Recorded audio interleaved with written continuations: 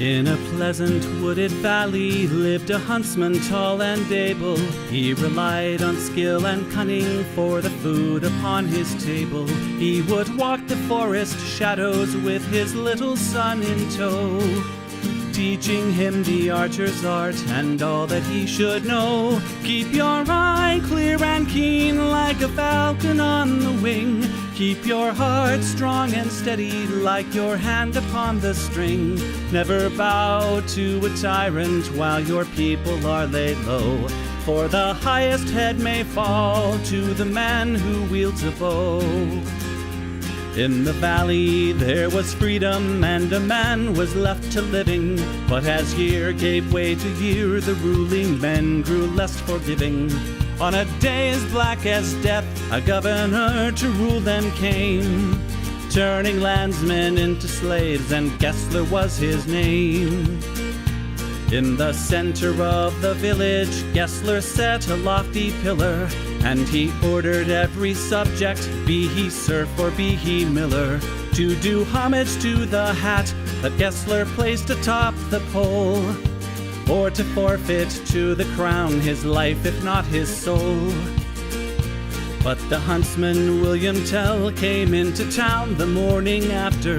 William heard of Gessler's order and could only roar with laughter. Honest men should hold a rank above a petty autocrat. I would never bow to him, I'll not bow to his hat. Keep your eye clear and keen like a falcon on the wing. Keep your heart strong and steady like your hand upon the string. Never bow to a tyrant while your people are laid low, for the highest head may fall to the man who wields a bow.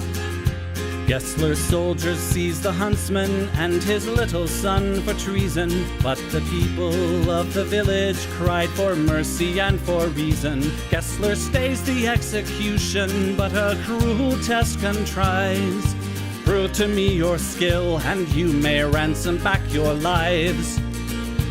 I have heard it said you have no peer with longbow and with arrow, that your shaft can find the quickest hare and fell the smallest sparrow. On the head of your young son I'll place an apple ripe and red. Split it with one shot, or at my word you both are dead. William Tell went to his son and said, I swear I will not hurt you. Courage will not bow to fear, nor shall this evil conquer virtue. Turn your face towards our home and stand as still as any tree. I will split the apple, we shall soon be home and free. Keep your eye clear and keen like a falcon on the wing. Keep your heart strong and steady like your hand upon the string. Never bow to a tyrant while your people are laid low, for the highest head may fall to the man who wields a bow. Every tongue was still and silent as the archer paced the distance. Gessler's soldiers lined the square, and there was no hope of resistance. William knocked a single arrow, put his shoulders back and drew. Then the arrow sang and split the apple clean in two. All at once the crowd erupted into cheers and into chatter, and a second arrow fell from William's quiver with a clatter. Gessler said, why hold two arrows when I bid you shoot but one? That one would have found your heart if I had shot my son. Take the archer now and hang him, Gessler to his men was crying. But before the soldiers moved, the archer and his son were flying. From the shelter of the wood, the hunter loosed a final dart. Gessler died with William's arrow buried in his heart. Keep your eye clear and keen like a falcon on the wing. Keep your heart strong and steady like your hand upon the string. Never bow to a tyrant while your people are laid low, for the highest head may fall to the man who wields a bow. Keep your eye clear and keen like a falcon on the wing. Keep your heart strong and steady like your hand upon the string. Never bow to a tyrant while your people are laid low. For the highest head may fall to the man who wields a bow.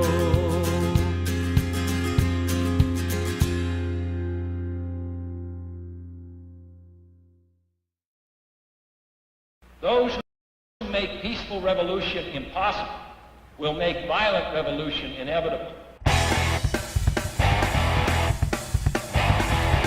Yes, we have to deny so many claims from us to meet our shareholders' expectations.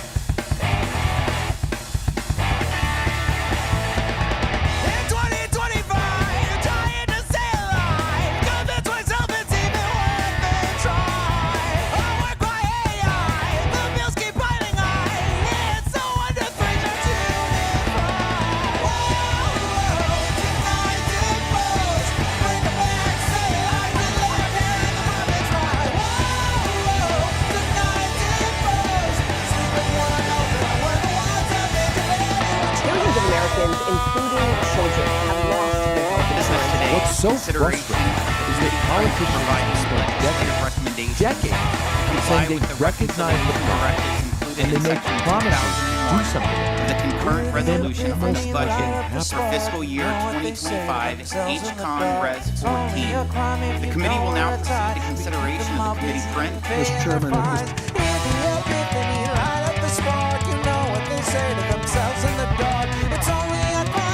Seniors are the fastest growing segment of the homeless population. And this is a great thing because it inspires everybody, gets the motivation to look up to the 1% and say,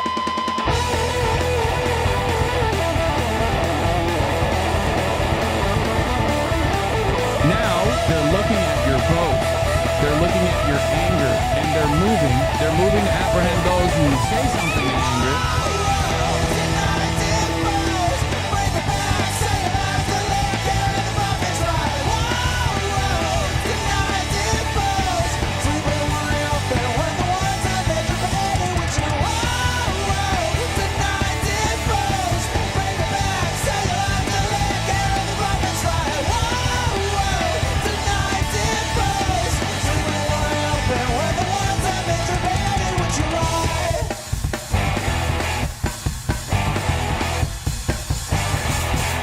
Increasingly by choice or by accident, this is the role our nation has taken, the role of those who make peaceful revolution impossible by refusing to give up the privileges and the pleasures that come from the immense profits of overseas investments.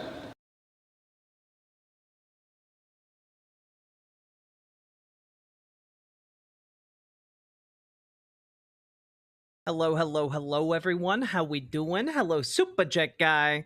Hello, Banana Brains. Hello, Erica. Hello, Sleepless Kitty. Hello, Brutus Magnuson. Hello, Summer Lovin' XX. Hello, Blueberry Bumblebee. Hello, Erica. You got two hellos. Hello, Comrade Girl 2018. Hello, Abyssal Anath. Hello, Hammock 1. Hello, Preston 55577. Hello, Danger Days. Hello, ACAB includes Tone Police. Hello, Nethercat. Hello, Sweet Blasphemy. Hello, Snoogan. Hello, Hammock without the _1. Hello, Punky Gal. Hello, Malachi. Hello, Metal Kitty Mom. Hello, Story the Bard. Hello, Salty Turtle Cupcake. Hello, Somnio Static. Hello, the Profane Priestess. Hello, Spherical Man. How you doing? Hello. Find any reason for playing the song Couch Fucker, it would make my day. We can make that happen for you at some point today, I'm sure. Hello, Jonathan Ayello. Hello, Ashley J. Curtis. Hello, Nelson JD.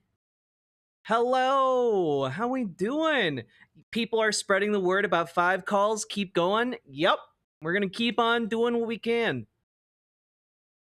Understand that a lot of these politicians that hole up in their offices, they're cowards.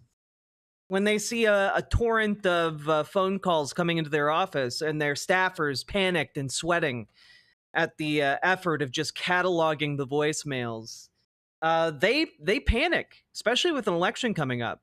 Hello, Johnny Ramo. Hello, Penny Ann T. How you doing, lovely? Have a W to share in my background? Hell yeah. What's this? Texas Democratic Party removes Fort Bend County Party leader Fred Taylor. He made more than $97,000 in unauthorized purchases and refused to work with the treasurer who later resigned. Damn. See, you guys can do a better job than that clown. You guys can do a better job. Start doing stuff in the Democratic Party. Start doing stuff in the DSA. Just start doing the things. You guys can do better than spending almost $100,000 that is unauthorized. You can do it. Hello. What? Remember, they're panicking because of a call volume of 10? Yeah. So many people just don't call because they figure out what's the point. What's the point? What's the deal with this new governmental statement or whatever on the dangers of HRT? Oh, well, you know the bullshit CAS report that they commissioned in the UK from a bunch of transphobes? They want to they did a US version of that my suspicion is they wrote almost entirely with AI because they put out like a 500-page document in the span of like, I don't know, 3 weeks. And I don't believe that they're competent and can do that. And two, like it's basically all, as far as I understand it, and I haven't read the entire thing, but I did skim it.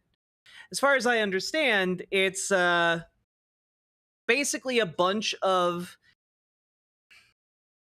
well, let's just say they took a bunch of studies that agreed with where they wanted to go with it. So you've got like some of the all-time bangers, like the Lisa Littman study that had to be like pulled like 5 times because it kept misrepresenting its results. You know, the study that that coined the term rapid onset gender dysphoria, that was actually not a study of trans people at all, but of parental responses to trans people, and not just any parents, but like parents sourced from openly transphobic hate groups. So yeah, it's like that level of bullshit. I'll spend $100,000 unauthorized, just not my money. Kind of burnt out on our political involvement right now, yet it has to be done. Yeah, absolutely. But also, remember to take care of yourselves. You know, if you guys are getting burned out, it's okay to like go take a walk. It's okay to like watch a movie. It's okay to play a video game. It's okay to do things that recharge you, you know? And I will personally vouch for walking and or running, sweating and exerting my body in response to stress that triggers my fight or flight response. It feels good to enact the flight, you know? I'm so fucking sick. I hope you feel better. Please, please, please rest, Lady Raincloud. I know you're going through the ringer right now.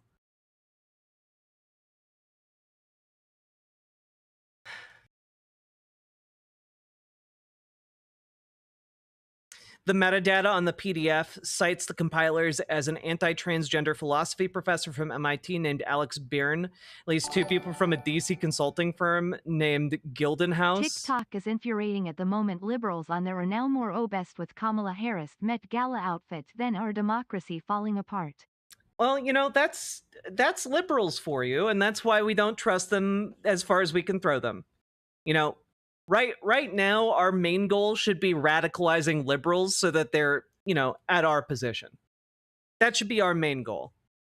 Also, Story the Bard, thank you for subscribing and for being getting a tier 1 sub and for being the first person to support stream today. And Maxwell, thank you for the $2 super chat. I appreciate that a lot. Hello, Midas Kevin Anderson. We've got introvert batteries to recharge. Absolutely.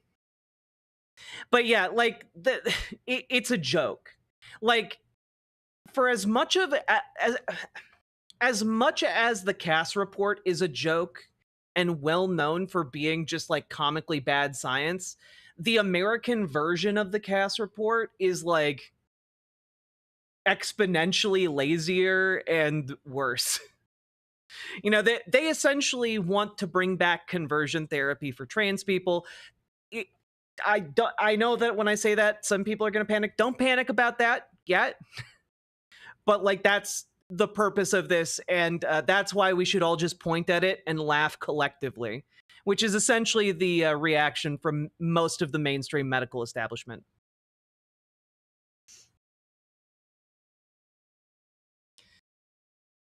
Yep, we're like, you guys realize this show's about like politics that are currently happening, right? Like, chances are, if you're like, hey, did you hear about blank?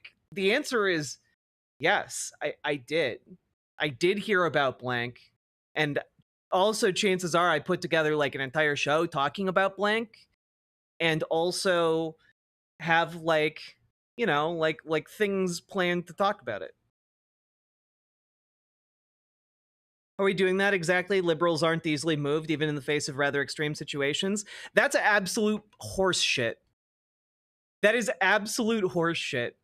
And I know that because my 70-year-old mom and all of her like lib friends who are also 70-year-old moms have been like going out and going to protests and like talking about the need for Nuremberg trials. Like, don't fuck with me here about like, oh, they're so hard to move. They're not.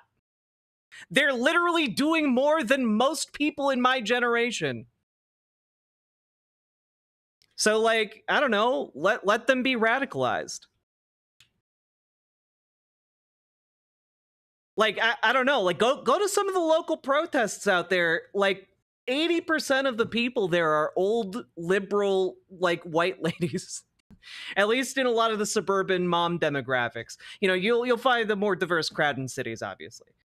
But like yeah, like seriously, some of like the craziest rhetoric I've seen is coming out of like these like ostensibly liberal like bastions in the suburbs, where they're like calling for like executions of like of like government officials. Like they're like on a fucking another level, because they've never been like the target of like repression from the state. You know, like they'll just say any fucking thing. It's nuts. We'll talk about the DNC today, guys. Don't you worry. They are bloodthirsty, Ashley. It's true.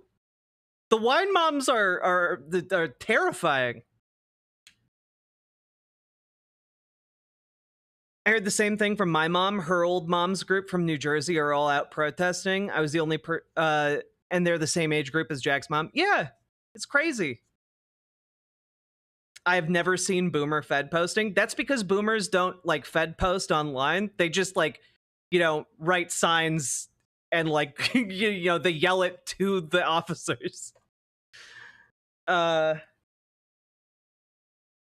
least they're on our side. Ostensibly.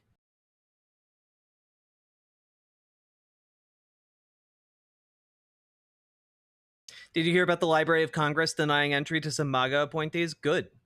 More people should do that.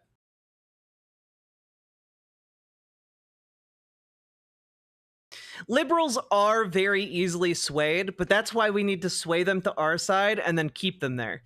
Because also, the thing you have to remember about liberals, guys, is that a lot of them are high information about very niche and select things. Right? So, like, my mom, again, I go to my mom because I know my mom well. My mom, high information individual, very aware of politics, right? But she's very aware of things in kind of like the liberal sphere, right?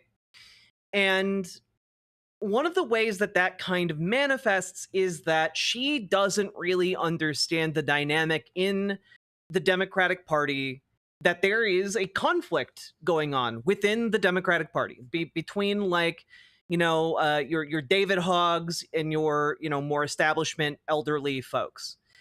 And so she hears like a phrase, and she doesn't know where it came from, but like, oh, well, you know, Trump voters are too stupid to like understand what oligarchy is. You know, the working people of America are too stupid to understand what oligarchy is. And she just kind of is like, yeah, that's probably true. Like we got here after all, so that's probably true. But like, then I'm like, well, Mom, that came from Alyssa Slotkin. That came from another Democrat in the party as a way of attacking Bernie Sanders and trying to like rip down this populist progressive workers movement that he's building, you know?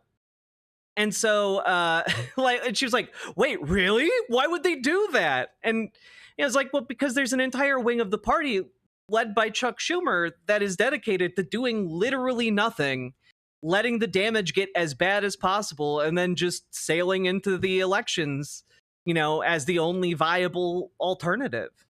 And like, she was like horrified by that, you know? And again, I just want to emphasize a lot of people just don't fucking know, you know? There aren't that many mainstream commentators actually laying out what the dynamics are. Hell, there aren't even that many, like, not mainstream commentators laying out how this all works, right? Like, it's just not a thing. Like, you know, I was listening to a podcast today, Law and Chaos. I highly recommend it to stay on top of like all of the fucking insane legal stuff that's happening right now. But in their latest episode, they mentioned Hassan Piker being detained by Customs and Border Patrol. And like, one of the co-hosts is like, I'm not very online. I have no idea who that is. And the other host is like, well, you know, he's like one of the most prominent leftist commentators currently working. I was like, you know, I hadn't really thought of it like that, but that's probably true. Like, for all intents and purposes, like the pool of people actually communicating genuine leftist talking points is insanely small. You know? And I don't know, it kind of puts it into perspective, right? There's just not a lot of outlets to get outside of that liberal bubble.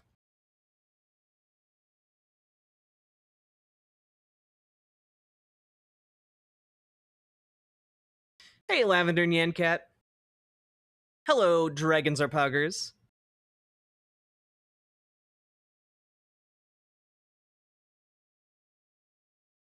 I truly appreciate it. You're welcome, Johnny Ramo. I'm glad it's useful. You've clicked the goddamn button? Hell yeah. I took a friend to Costco the other day and we got to talking about politics, introduced them to 5 calls, Facts 0, 5051, and Tesla Takedown. Travis T, that's what I fucking love to hear. You guys are out there actually building up more awareness, and I love you guys for that. I love you guys for being a community that actually does shit. The time where it was just enough to know things is long past. I think for like a solid period of time, a lot of people were content to just have the correct political positions. That's no longer enough. You need to like be talking about it. You. Every time you stream, debunk one anti-trans argument. Sure, give me an anti-trans argument. I'll debunk it right now. My mom is now fans of you and Dead Domain, and she made 5 calls. Damn, that's awesome, Story the Bard.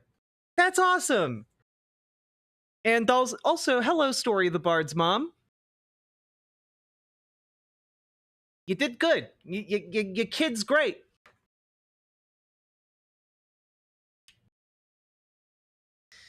Also, C321 D9Q, thank you for the $5 super chat. Appreciate it. I mean, for like a segment. Yeah, but then I have to like, I don't know, like I don't know what anti-trans argument I want to engage with today. Helps when I like find content that is making the argument. Hello, Barnabas. The myth that trans women are always stronger. I mean, it's just like objectively true. Not every man is stronger. Like you can find any man You know, like if you find like the weakest man and have him arm wrestle the strongest woman is going to win. Like, just that's just a fact. Like, for whatever reason, there are some people that just get it in their head that like all men are stronger than all women, and that's just absolutely not true. Theory, because right-wing rhetoric is more fun, because it's simpler, you can turn your brain off just listening to Joe Rogan, but you can't with actual reality because it is nuanced. That's partly true. I think that is partly true. It's not quite the whole thing. We've talked about this before, but basically there is a core problem in the production of factual and truthful content, which is that it's way easier to just make up lies out of your ass, and you can put out 1,000,000 lies far faster than you can put out 1,000,000 truths. So that's the other problem. And that is all compounded again by capitalism, which makes it profitable to put out the 1,000,000 lies, which then makes it a lot harder to find like the one, you know, the 1,000,000 truthful things, because again, by the time you've made 1,000,000 truthful things, you know, you've got 1,000,000,000 lies. So like it's, you know, this all like keeps compounding by numerous different factors, you know? Yeah. I was gonna stop and make a crack at Truth Social, but I thought maybe it'd be too deep of a cut. I don't know. I think we need to, like, as a society, reevaluate how much we value truth, but I don't think that can really happen until we realize it after these AI hallucinations kill, like, our economy. That's kind of where I'm at. Like, I just think that like too many people have been shrugging and being like AI's great while being fed endless lies. And at some point, the chickens come home to roost on that. I just don't know when.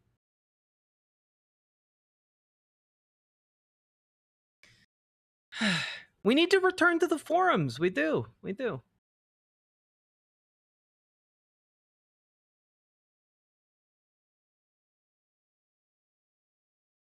It's starting with the cis women getting harassed at bathrooms because they don't look like Barbie enough, by the way.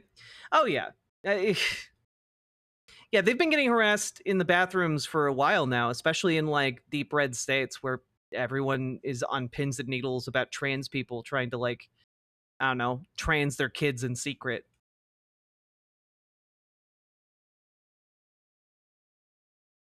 Did I see Senator Kennedy this morning in a hearing? He said, skip the foreplay, get to the sex. It's on his most recent YouTube post at a minute and 4. He actually said it twice during the hearing. I don't care. We have so many things to talk about. Also, folks, hello. I feel like enough people have filtered in. Let's get started, shall we? Also, you know, hit the like button, hit the subscribe button, hit the, you know, to drop a comment, do the things, do all the things. Hit the button.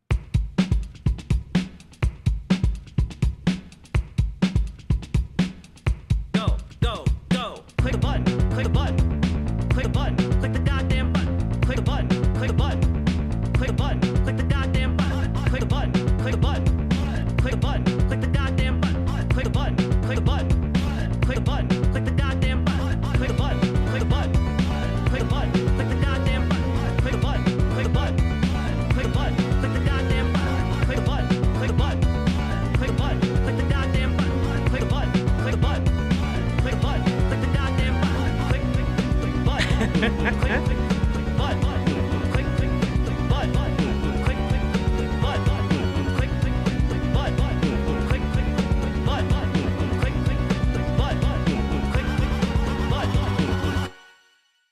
Do it. Also, Benjamin Kessler, what hell are you referring to when you say politics is hell right now? Of course I'm referring to Dante's Onion Hell. You know, I'm talking one with layers, baby. Layers. Goes all the way down to the nice frozen core. Jack play the song, I click the butt. Riverboat's strongest warrior.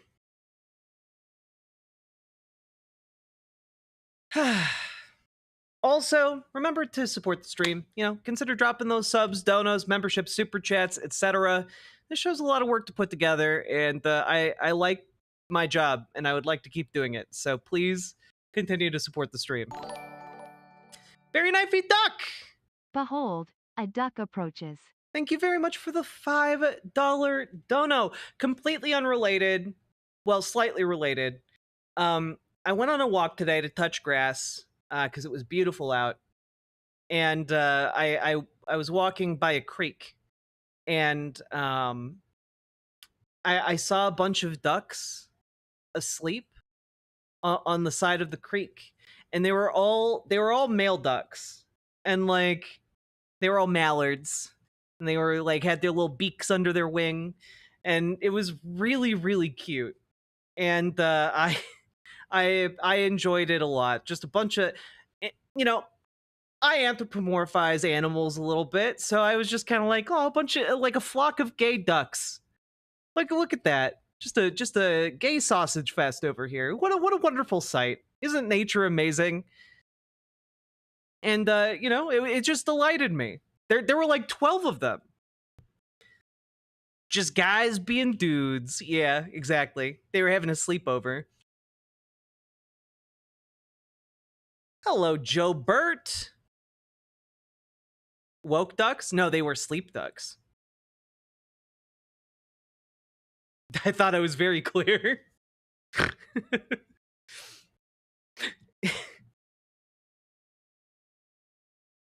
Unrelated, but it pains me to see more people saying anti-trans laws will harm cis women than trans men. Sometimes I think society for real cares more about cis women than trans men. Well, society does for real care more about cis women than trans men, sadly.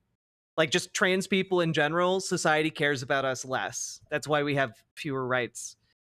I don't. I care about trans men. I care about trans men a fuck ton. But like, yeah, we're a minority group that is having a lot of bigotry thrown our way, and it sucks. And we're gonna do everything we can to push back on it.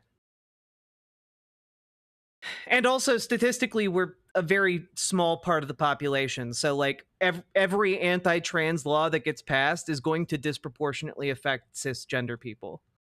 You know? Trans men? What are we? What even are we? Do we exist? I don't know why I read that in the Dave Rubin voice. I think I read it in the Dave Rubin voice because this has just been looming off on my other monitor the entire time. I don't know why. I still have it up. Maybe it's so I can have some high level ideas.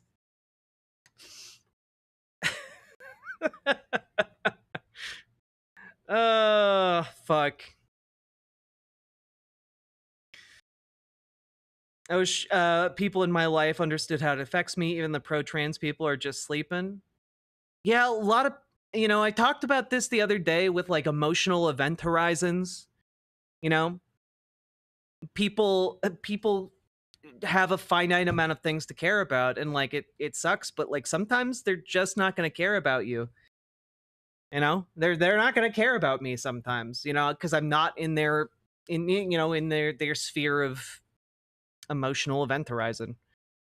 You know, kind of like how you care a lot more if your kid gets hit by a car versus like a kid on the other side of the planet that you've never even heard existed. Like, if you saw that in the blurb in the news, you might feel a bit bad. You'd feel a lot worse if it was your kid. So that's just like, that's an example of like an emotional event horizon. I'm even just referring to family. Yeah, that's what hurts a lot. I 100% understand how you feel. I performed stand-up on a show Dave performed on. Got to see the master himself at work. Holy shit. Winners and losers, I need to know, did he make you laugh once? Did he get one chuckle out of you or that audience? Delete that tab, force close the browser. It is tainted. Look, sometimes I need to have a little corruption seeping into stream. Otherwise, how am I going to threaten you guys with a good time? By a good time, I mean a bad time.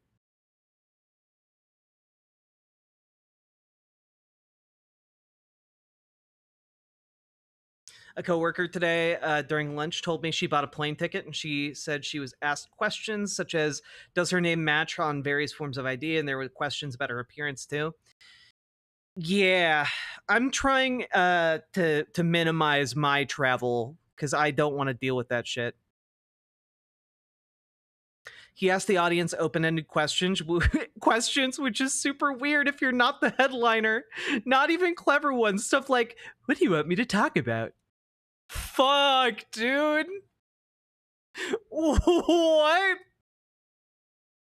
I would actively be mad if I walked into a comedy club and that was the comedian. So like, what do you guys do here? What do you guys like to talk about here at the comedy club? I wouldn't know. Damn, dude.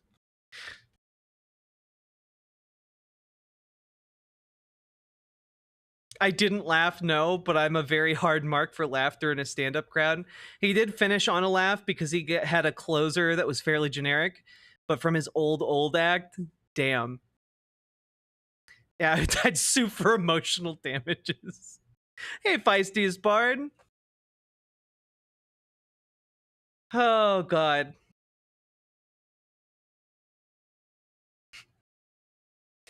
All right. So let's see. Where are we going to start today? Let's start with Medicaid, shall we? How you doing, baddie? I'm doing bad. I look good today, and I feel good. Creamy Hamster, thank you for gifting a tier 1 sub. I like you. Thank you for supporting the show and helping me to afford food to eat.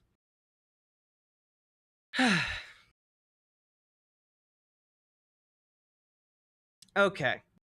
The hamster strikes again. Okay. Let's free up some tabs. Okay. Cool. Cool stuff.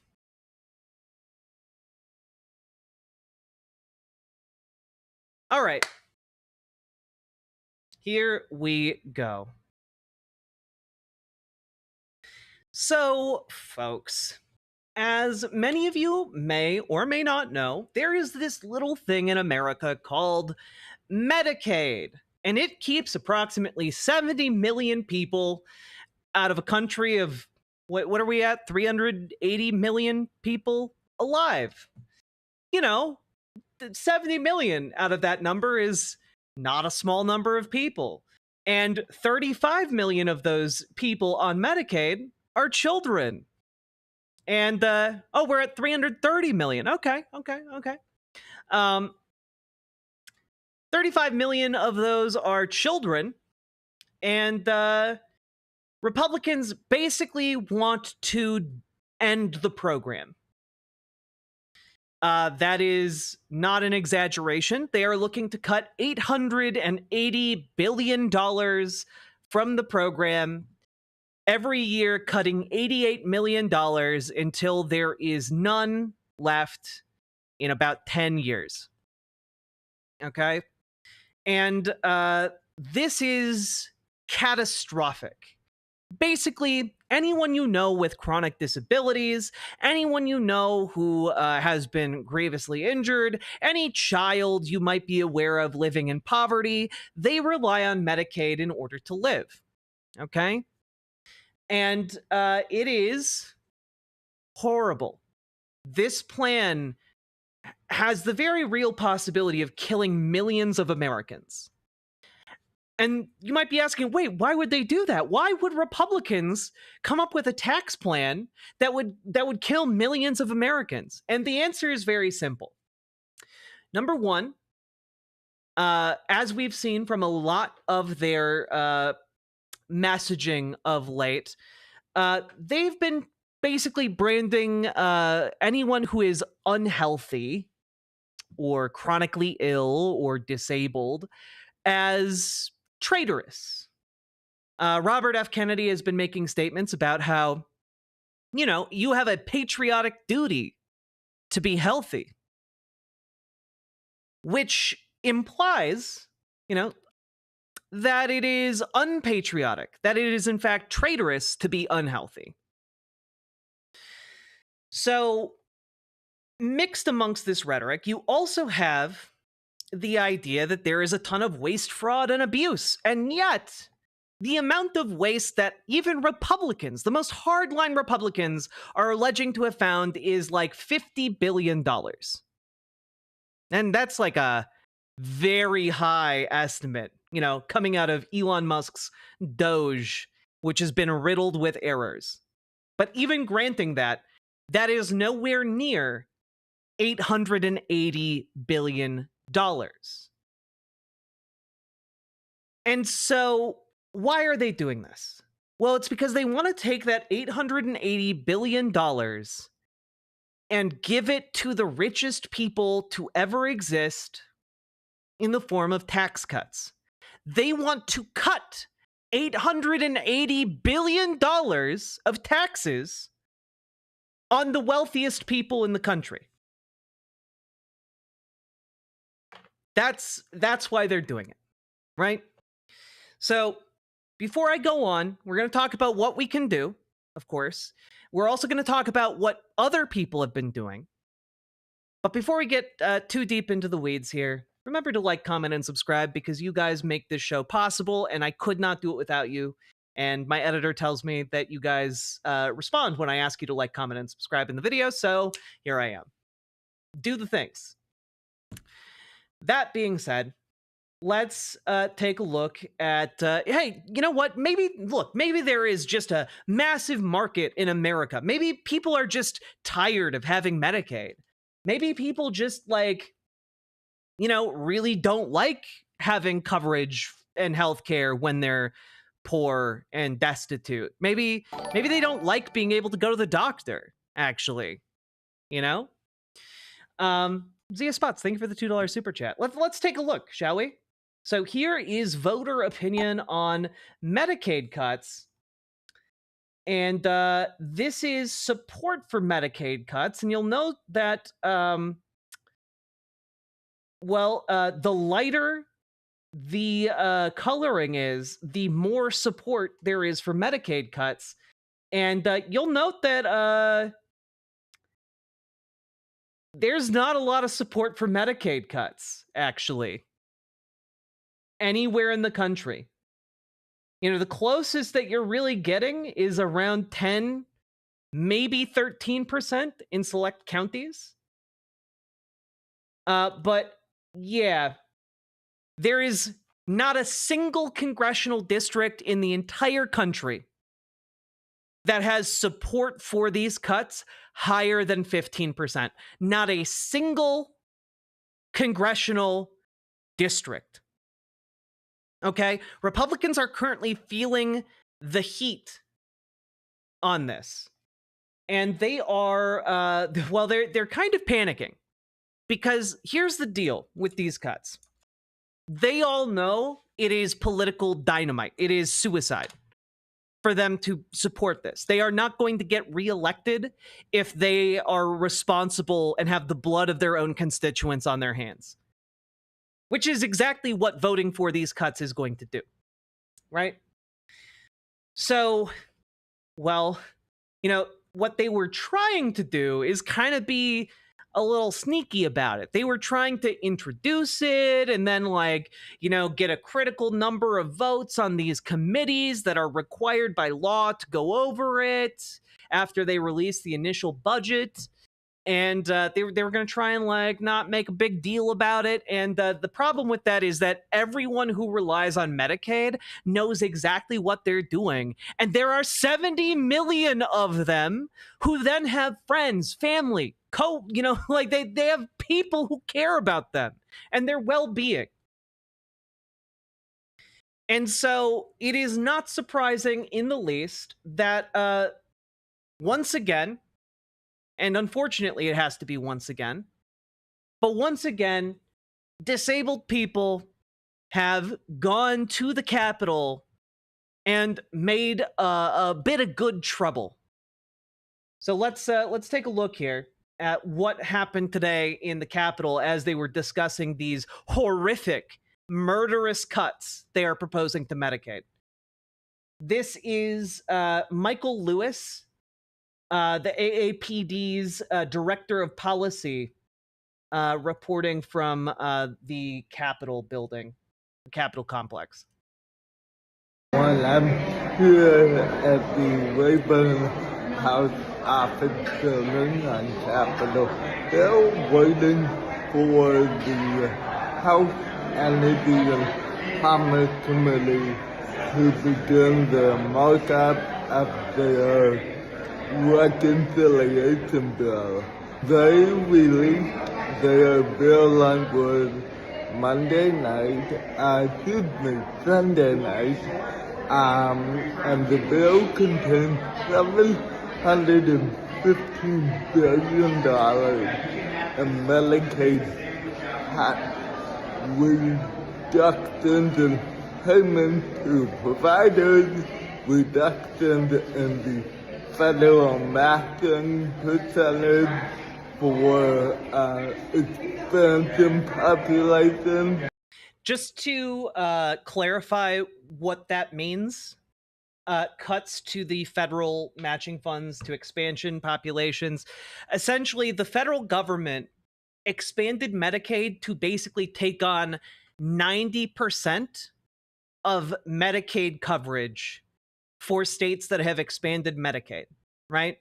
Meaning that the federal government pays 90% of the Medicaid while states pay 10%. These reductions from the federal government are basically trying to get the states to nuke their own budgets in order to try and support Medicaid recipients. Okay? That's what he's talking about when he's talking about these changes, right? Because part of what they are hoping for is kind of a domino effect of cutting Medicaid, and then all these other states kind of topple over and don't have the funds to really function anymore. It's part of like a longer term power grab maneuver. Okay? Gain Medicaid is part of the Affordable Care Act expansion and a sunsetting of enhanced premium tax credit for people who buy health insurance under the Affordable Care Act extension. These proposed cuts would be devastating for people with disabilities who rely on Medicaid for not only health insurance but also for home and community-based services, everything from personal care assistance with going to the bathroom and getting dressed, help with housework and cooking, help with getting to work, employment support. These are vital services that people with disabilities rely on. Let me show you, we have a bunch of people here lined up in the hallway with a dad with the disability activist group that is most famous at the Capitol Fall back in 1990. Let me just Veneroso, like something like 60% or 80% of babies born in America are covered by Medicaid. All these people that are lined up, that are fighting for their right to live in the community. And the hearing doesn't even begin until 2 p.m. Stay tuned, everyone. We'll be here all night. So, yeah, a lot of people started showing up today, specifically because basically the hearing on this bill, on this reconciliation bill, is going on through tonight, I believe. It might go into tomorrow. We'll see. But yeah, more Zia Spots, exactly. More people need to learn about the Capitol Crawl. If you guys don't know what he mentioned there, the Capitol Crawl, what is that? Let me see if I can bring up a picture so that you guys can appreciate it. Right? This was what got the ADA passed. Okay, the Americans with Disabilities Act. And you know, let's just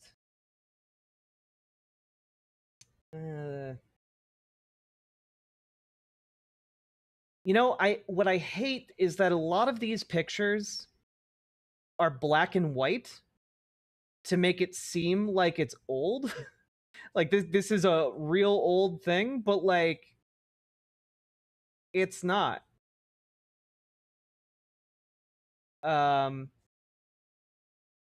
Here, can we just here we go.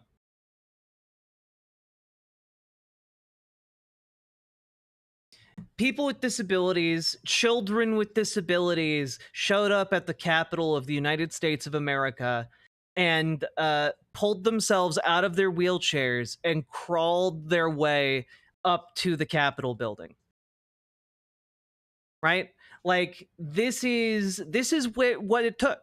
Wasn't it like 1992? Yeah, it's not that long ago. People making the photos black and white are making a deliberate choice.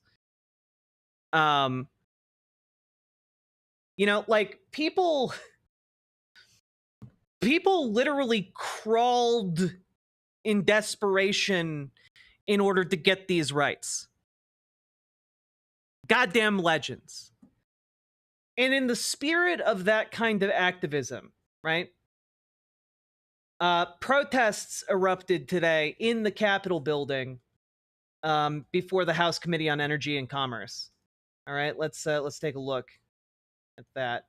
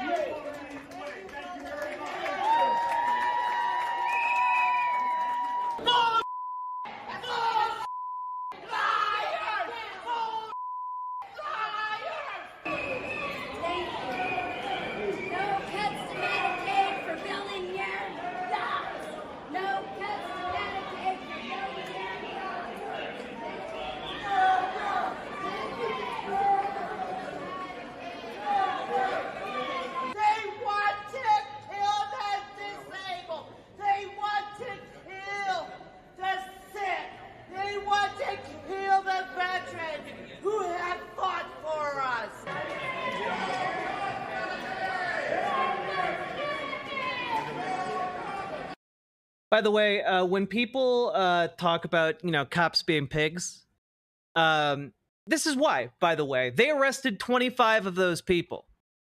They arrested 25 disabled people for showing up and having the audacity to scream at the people who want to kill them.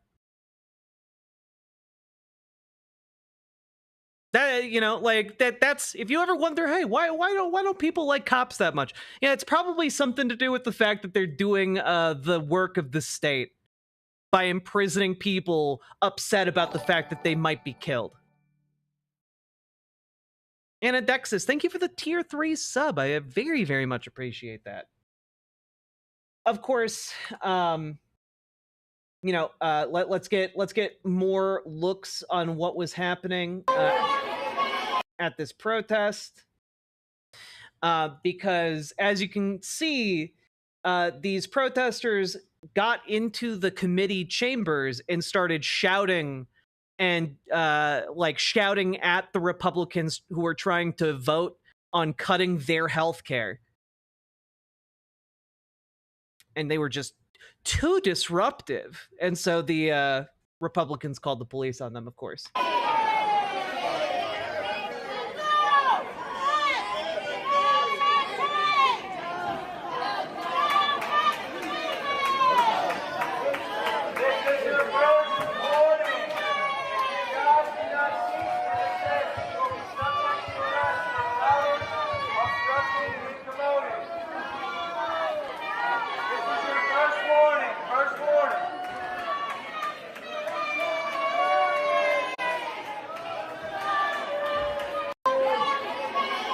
Badasses.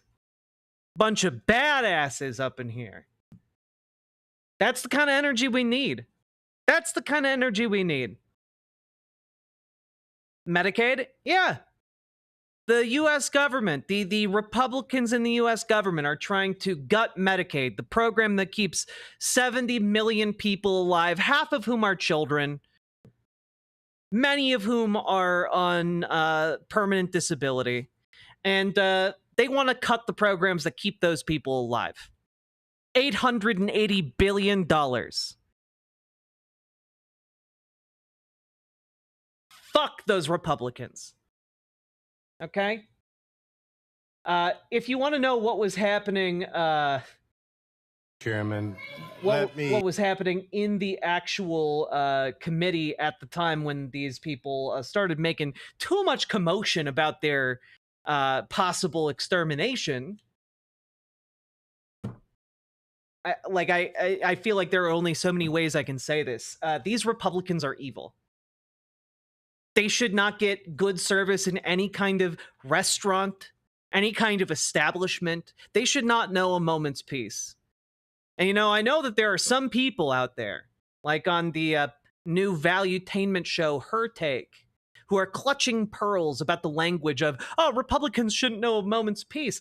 Yeah, no, I think people who are voting to kill the disabled don't deserve a moment's peace.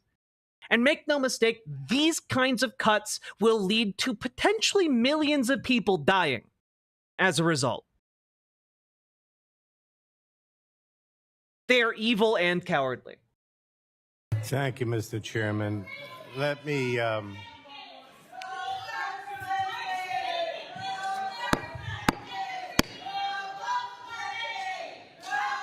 The committee will come to order. The chair will advise the audience that disruption of a congressional business is a violation of law and is a criminal offense. Please come to order. It's a criminal offense to disrupt an official proceeding of the U.S. government. Tell that to everyone who got pardoned for January 6th. Motherfucker. The chair advises the audience that violations will not be tolerated and the violators will be removed from the room. Hey, how dare you have any kind of input on the thing we're voting on here? You know, our ability to take away your ability to live. You know, we just want to take that away. We want to take away your ability to live. What's so wrong about that? Why are you being so uppity about this? Fucking asshole. And may be subject to arrest.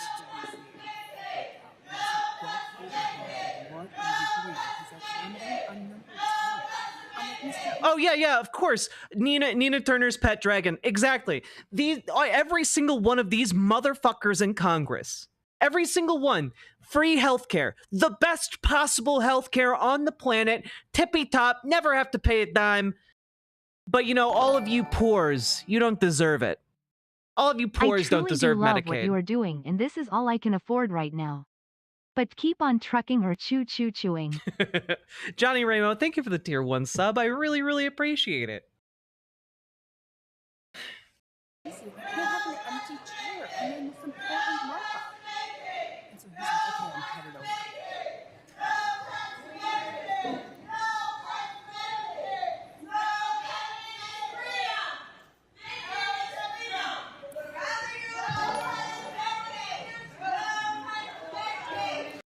should give these ghouls the Luigi treatment by sucking them up in a magical spirit vacuum. Like the hit game, Luigi's Mansion. And nothing else. BWA. Luigi's Mansion is a great video game. 10 out of 10 video game right there. Okay? You know, I also liked Luigi in like Mario Brothers Wonder. I liked his slightly taller character model. You know, like Pneumatic Toaster, thank you for the tier 1 sub. Arrest, you're trying to take their lives away. What do you think they have to lose compared to that Republican scum? Exactly. Exactly. Ugh. You know, it just really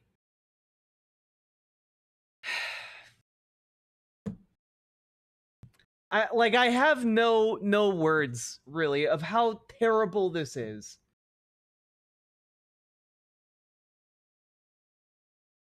No sooner had the House Energy and Commerce Committee kicked off its markup of the GOP's big beautiful bill than protesters descended upon the proceedings. U.S. Capitol Police was forced to quickly arrest. Yeah, it was forced to quickly arrest 25 people and remove several protesters in wheelchairs from the hearing room amid chants of "No cuts to Medicaid" and "Waste, fraud, and abuse my ass," which is that's funny on multiple levels. That just works. You know, like it doesn't. You know, "Waste, fraud, and abuse my ass." That translates well in the form of like verbally, but if you just read it out, it looks like it's saying "waste, fraud, and abuse my ass," which has a very different meaning. Pneumatic Toaster, thank you for the 5 tier 1 subs. I very, very much appreciate that. God.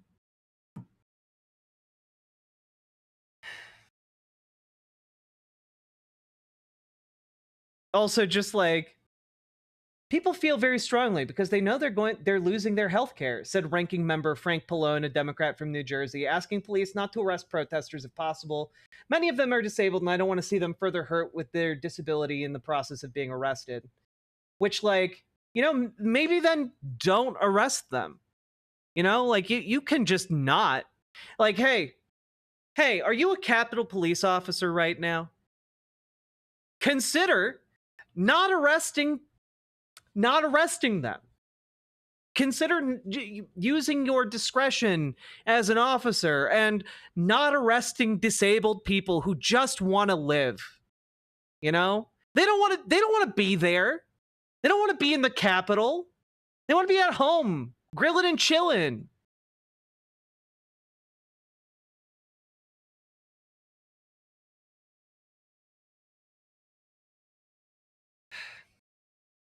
I just wanted to read the words of I think Julie Farrar, an activist with Adapt Disability Rights That Organization. chatter from yesterday would be down for paying $10K to have Jack waste, fraud, and abuse his asterisk. Abuse! It's different when you pronounce it. Thank you for the $10 dono, Paladin. Crystal You Hazer. deserve so much more than I can give. Thank you very much for subscribing with Prime. I hope you're doing well. Yeah, here we go. An activist with Adapt, a disability rights organization, said there were about 90 people with her group, many of whom are on Medicaid, and some who are direct care workers. They were fighting literally for our lives right now, Farrar said. I'm weary of fighting for the right to exist. We've been fighting for making the system better, and now we have an administration that completely wants to dismantle all of the spider web of support that we have. I don't know how to explain more to people that, like, this program is what keeps these people alive. Without it, there is nothing remotely comparable. You can say, oh, well, what about charity groups? Charity groups do not have the ability to manifest $880 billion, almost $1 trillion out of thin air. Like, I'm sorry, that's just not in the system, and it will never be in the system. The reason we had to have Medicaid in the first place was because there was nothing there to support these people. Okay?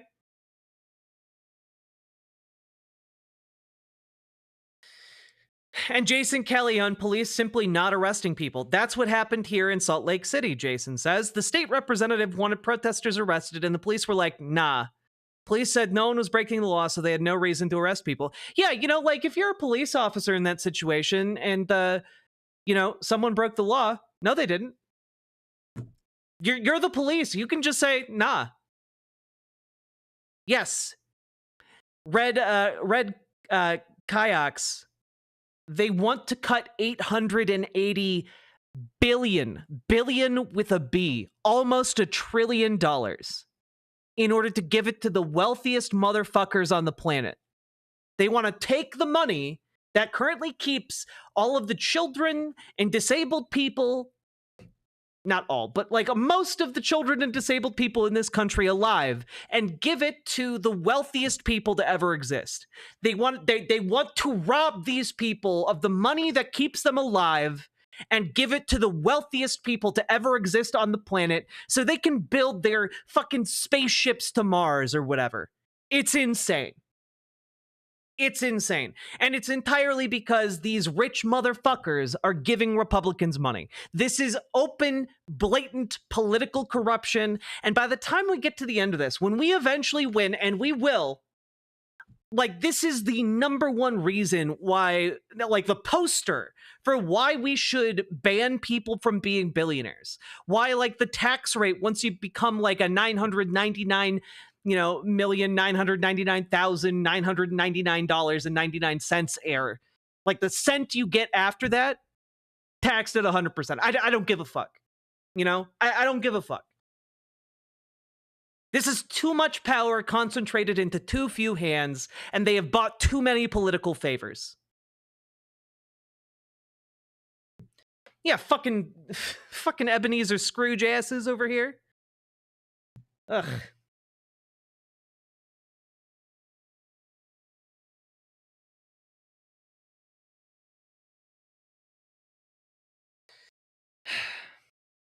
And just as an FYI, like, this is all happening as the Trump administration is just cutting programs right and left.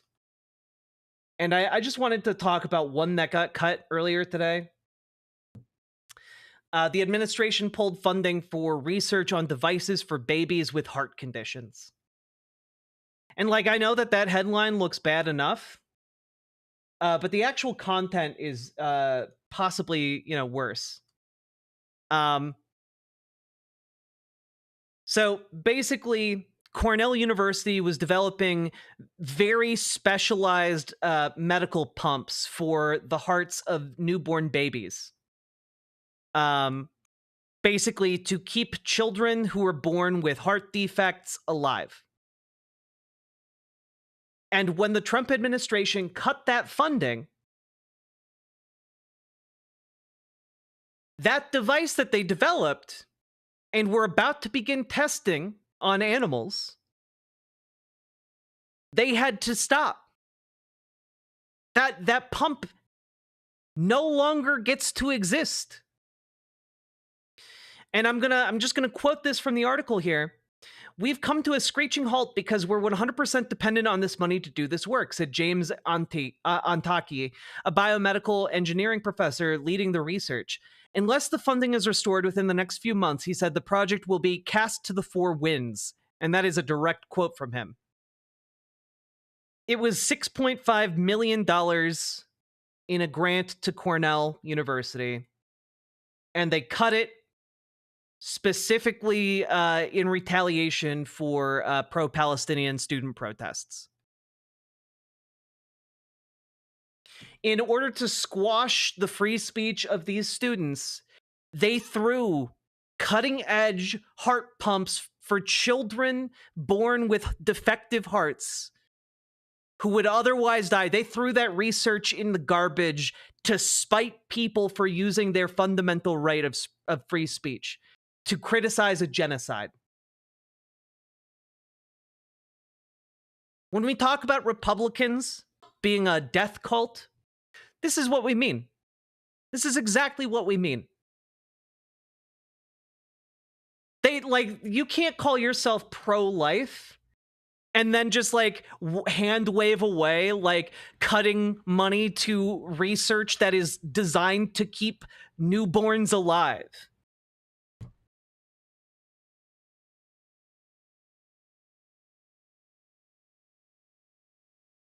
This professor was working on that pump for the past 30 goddamn years. Because it's not easy to create a machine that keeps a newborn alive when they don't have a heart that works. Why are they doing this? It just seems unnecessarily cruel. Number one, because they don't care about the cruelty, they care about exercising power. To them, this makes they feel like this makes the administration feel powerful. And number two, it's so that they can, spend that money on things that they want. Essentially defraud the government. All of these people are using their government positions to profit themselves at this point. It's insane. And we're going to get to that in a different story in a little bit here. But they think that inflicting suffering is the same as being able to wield power. That the violence is the message, right? And if they can save 6.5 million and have one more, bomb to drop on, whatever defenseless force they so choose, that's, in their eyes, that's great. That's a net win. So, that's what is happening in the world of Medicaid. Now, if you're upset about it, like I am, you can call to try and save Medicaid. I believe that the Committee on Energy and Commerce is going to be working on this until the wee hours of tonight. I'm linking this in chat. Please use this tool. Alexandria Ocasio-Cortez and her team developed it. Basically, you can check to see if your elected representative is on the committee, the Energy and Commerce Committee, that is currently looking at this bill and is currently going to, if we do nothing, rubber stamp it and say, yep, looks good, $880 billion in cuts. You can check if your elected representative is on that committee, and you can then call them. All right? Super important. We need to maximize the pressure that these people are under by basically every means at our disposal. Additionally, if your elected representative is not on that committee, then please consider using 5calls.org to call your elected representatives to see if they can do anything about this, to try and put pressure on them to act in their capacity. Okay? Again, it's real easy. You go to 5calls.org. I'll link it in chat. And here you go. All you have to do, put in your address or zip code. You get your elected representatives. And then you can choose from a list of things what's important to you. It'll have info blurbs about that.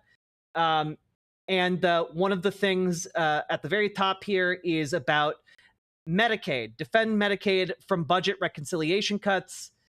Right there. You can also talk about the reconciliation budget bill in general. That's the top one right there.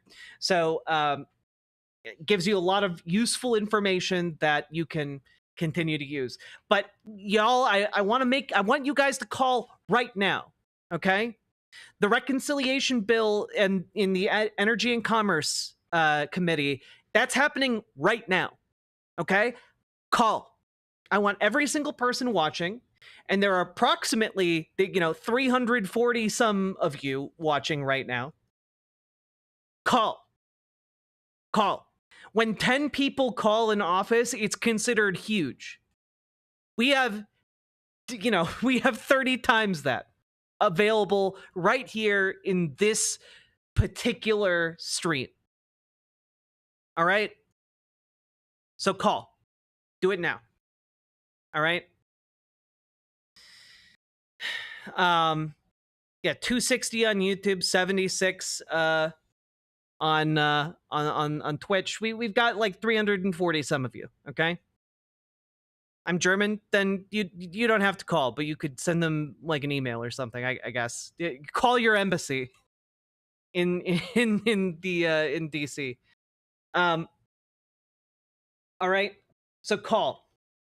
And then finally, one other thing you can do right now that will actually make a difference.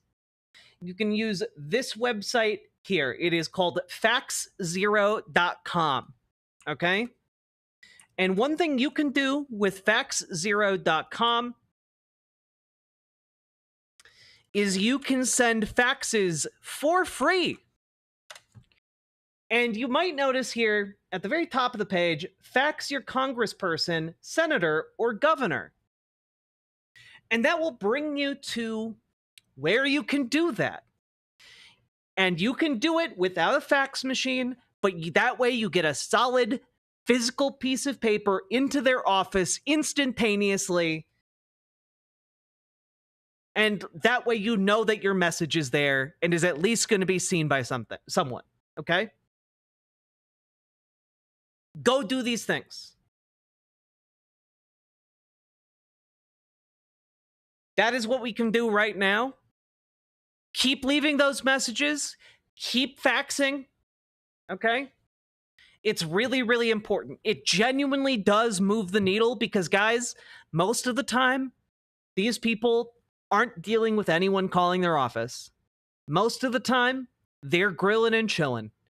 You know, they don't think that much about us until we start calling. And then 10 people calling is considered a lot. That's some inside baseball for you. My Congress people are Republicans. What do? Call them harder. You know, like, call them, ask them to do everything in their power to oppose these Medicaid cuts. Tell them that you're paying attention. Tell them that everyone you know and care about and love is paying attention, and we will be watching what they do.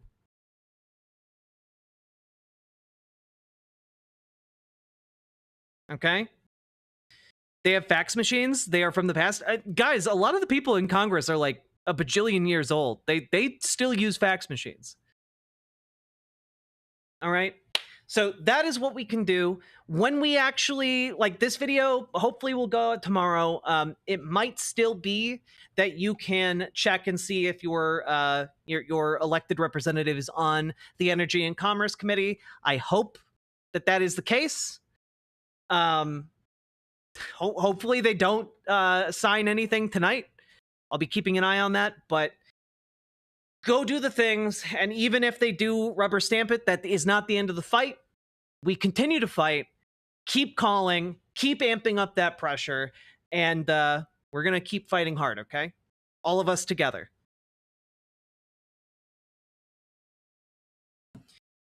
There we go.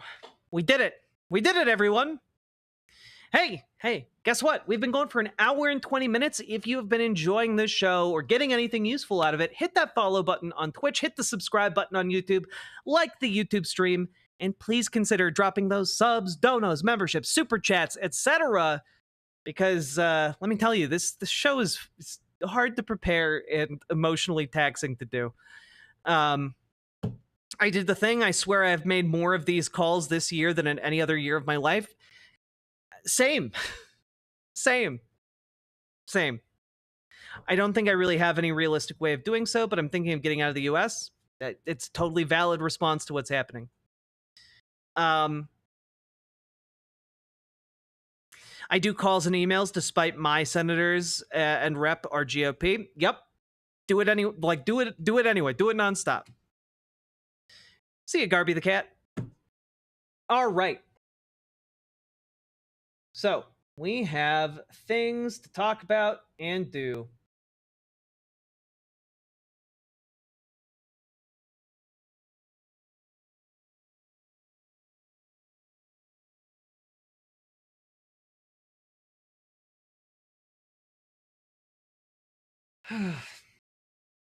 I just we'll talk about this, I guess. God damn it.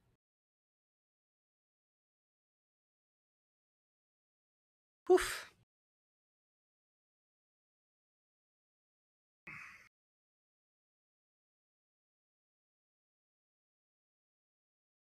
What's wrong? Just the news is bad. We live in hell world. That's what's wrong. Have you met Cirrus? I have met Cirrus, and I like Cirrus a lot.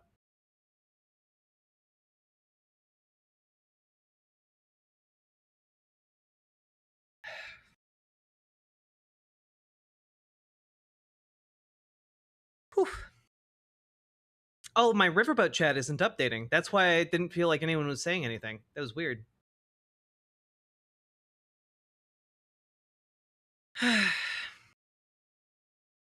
Love your fit. Thank you, Johnny Ramo. I did try and do a little bit of a fun outfit today. Made my calls today. My house rep's office is so nice. I always get a live person. They always interact with kindness. She's doing a great job too. Medicaid is important to her. Hell yeah, Amber Brains. I love to hear that.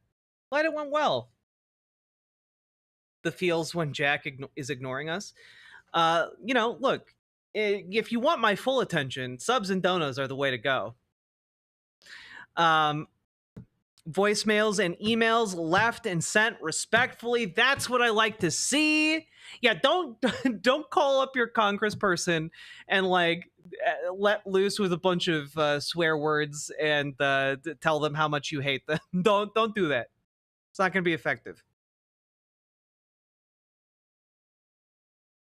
No good news. I mean, I think people protesting valiantly is good news. Jack, hypothetically, if this regime succeeds, which let's say stay hopeful, of course, will you be leaving the US? I mean, maybe. It depends on a lot of factors. I do have like a contingency plan if like something really bad happens, you know? Like I don't know. I was watching season 1 of The Handmaid's Tale not that long ago, and I was just like, I like turned to my partner. I'm like, like if all of like the dissent in Congress gets like killed off in a terrorist attack, we'd leave, right? Like, and like, yeah, I think that would be on the table for me.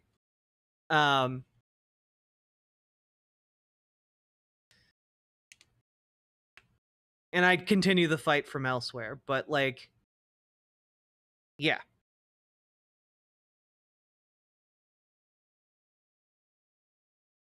You did the call? Hell yeah, comrade girl.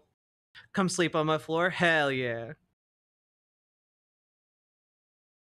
I get voicemails because both Ohio senators are MIA. I mean, both are MIA, but also it's 9 o'clock at night. Like, it's pretty late. Prepare for the worst, hope for the best, cursed chaos. And fight for the best, too.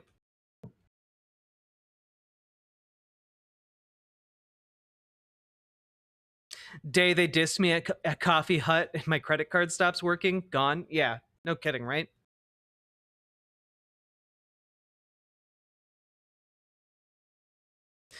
Lol, no. Jack subs and donos only happens with the dono ghost. Call to action. Also get your paperwork together. Already got my paperwork together.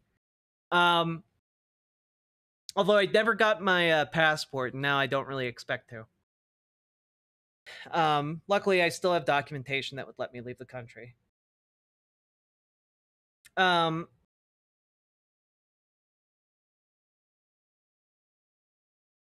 see.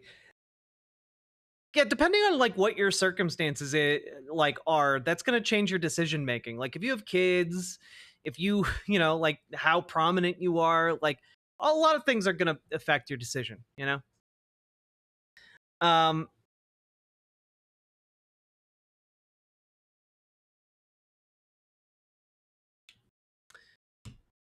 Do we have any BWA energy out there? We got any subs, some donos? Let's see.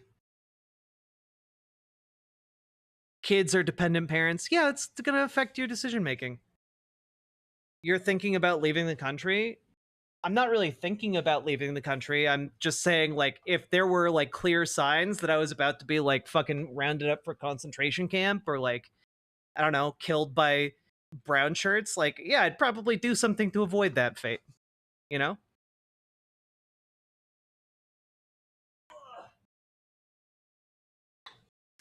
I would do something to avoid that and, you know, like, do my best to fight back elsewhere. 2, 3, 4, 5.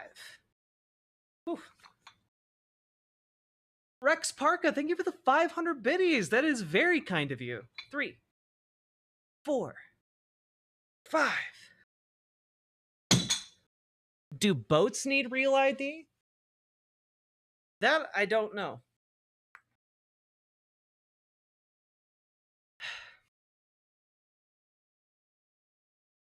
Oof.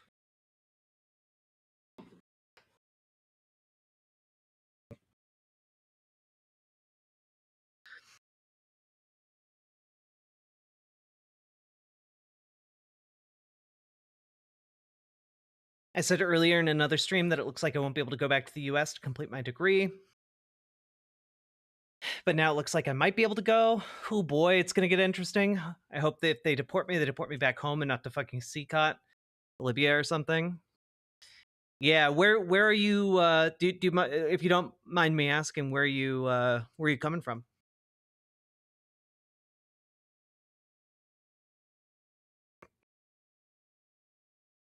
I'd probably just drive up to Canada and go over the border there. This is scary. Yeah, it's fucking terrifying to be trans in America right now. An openly trans socialist. From India? They'd probably send you back to India, I imagine.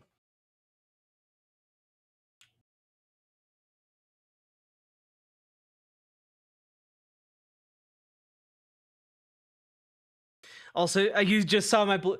Look, okay, just as a moment of levity here, as a moment of, you know, just enjoy, you know, find joy where you can. Can we just like talk for a moment? Like, genuinely, when people talk about billionaire Mark Andreessen, I had an image in my head of who Mark Andreessen is and what he looks like. And I dead ass, I did not know or ever picture him as as like an egg with a face painted on it. But like, dude's literally an egghead. That is a perfectly egg-shaped head. Like, I don't know, like, dude, you're a billionaire. Like, at least find like a fancy hat to put on your head. Oh my god. How is that real? My entire working theory on this man shifted like overnight to just being someone who's aggrieved at having a head shaped like that. Is that real? This is real. Damn, he's a One Piece character. Yeah. And like, I don't feel bad shaming him like this because frankly, he's a fascist. You know, like he's like a fascist, like genuine, like goose stepping guy. And it's just like, you know, this guy really throws off the the Nazi phrenology, you know? Like how on earth are they going to bring back eugenicist pseudoscience when he's walking around with a big old noggin like that? All that money and all the Kingsman can't fix that head again. He's changing the game. I don't know. I just...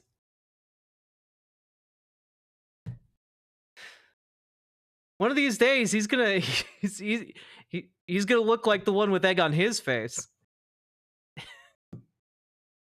Fuck this guy.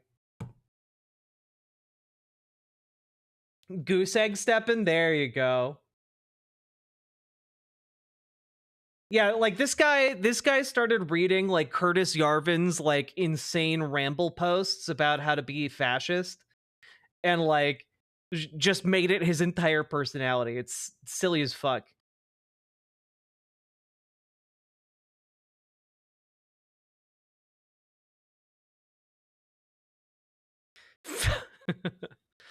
I should call him Egg Whites. Look, if the fascists are ever running out of bullets, they can just load him into the gun. Okay? He's perfectly aerodynamic. Fire him out of the cannon.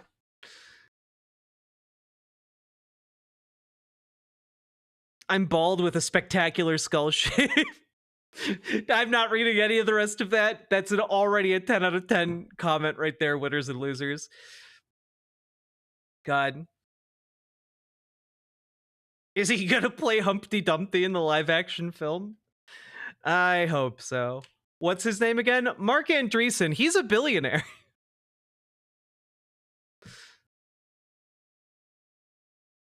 Skull shaped like a torpedo, right? All right. That was fun. I enjoyed that.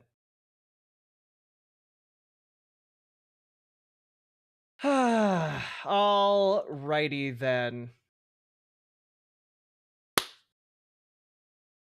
So here we go.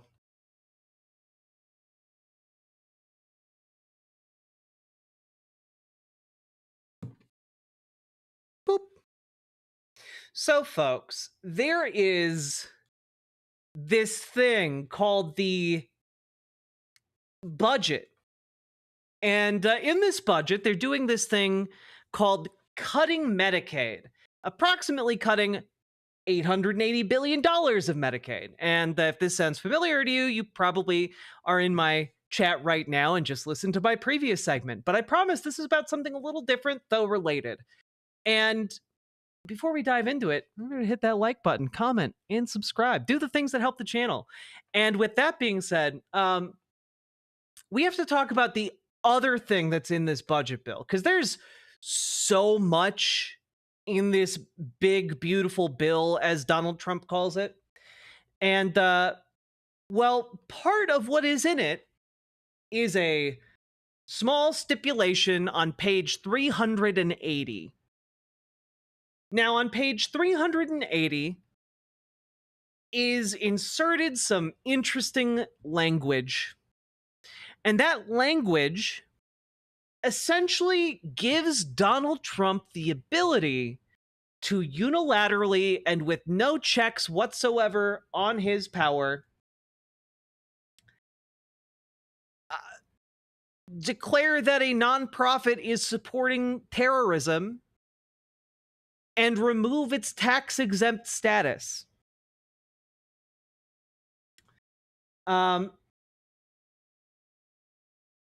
you might say, that seems insane. What are the checks on that? And the checks on that are that there are none. Basically, any group that the Treasury Department designates a supporter of terrorism just doesn't have tax-exempt status. So NAACP, you know, like any of these nonprofits out there, they're now under threat if this winds up in the finalized budget. Okay. And yeah, it's as bad as it sounds. It's as bad as it sounds. Now, Fight for the Future is dubbing this the nonprofit killer. And I just want to say, hey, conservatives, you really, really, really don't want to pass that bill. Okay? This is my pitch. If you're conservative, you do not want that bill to pass. You might be saying, oh, but Jack, why would I not want that bill to pass? I want the president to have the unilateral authority in order to, like, remove tax-exempt status. Do you really want that? if a Democrat is in charge? Do you really want that? Because remember, all of those churches, all of those religious groups and institutions are nonprofits.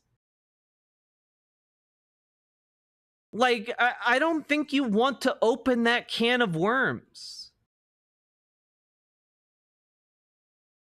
And like I think that this is going to be one of those things where, like, if this passes, you're going to be all patting yourselves on the back and you're going to be horrified in approximately 4 years.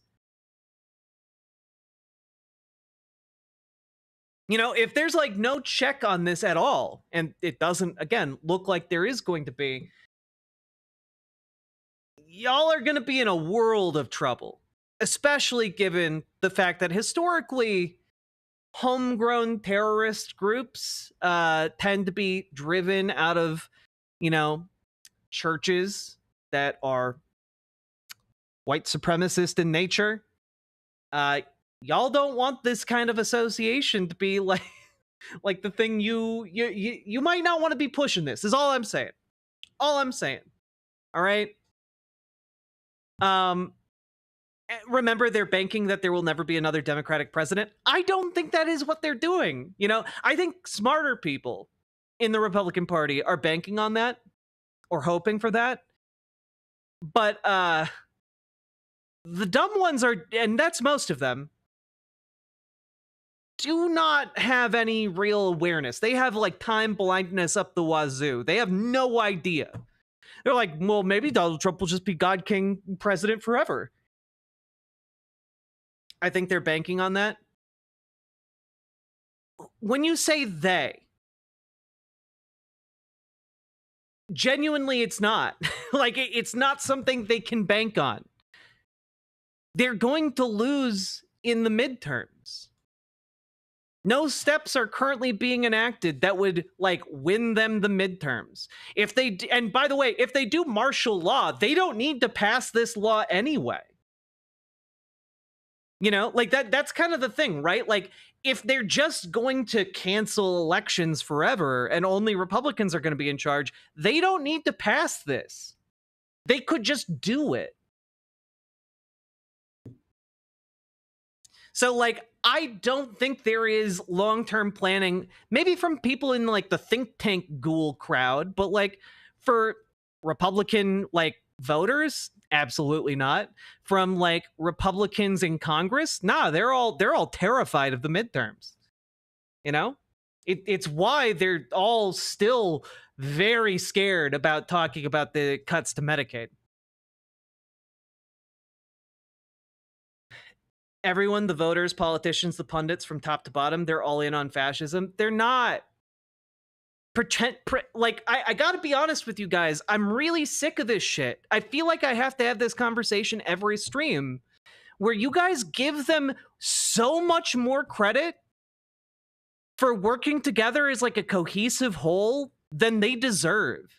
These people are incompetent, like, numbskulls. They can barely tie their shoes. They do not have the coherence that you attribute to them. Like, they are not that smart. And you can find, like, individuals who are, but, like, when you're saying everyone's in on it from the top to the bottom, no, they're not.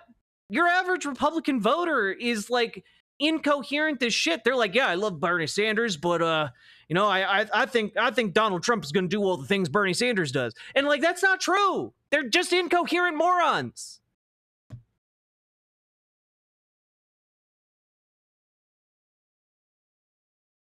And, like, you can be a fascist without understanding what fascism is, but, like, when you're saying, like, oh, their long-term plan is to not have an election in 4 years, no. They're incapable of planning that far ahead in the vast majority of these cases. And I don't mean that in the sense that, like, oh, they're uneducated and poor and therefore they're dumb. No, I mean, like, a lot of these people just have not spent a lot of time thinking about politics.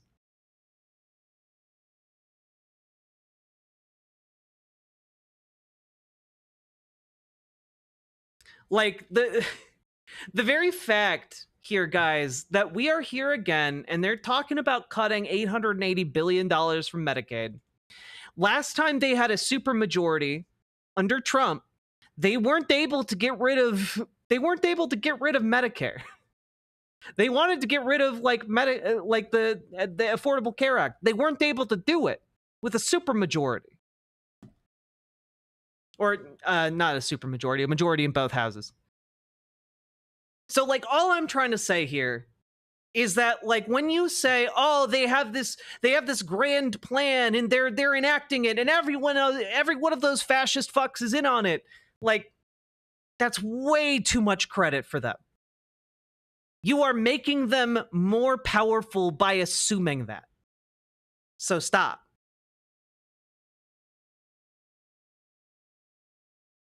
The thing is, they are incompetent and they might not be able to destroy democracy. Exactly. That's my argument.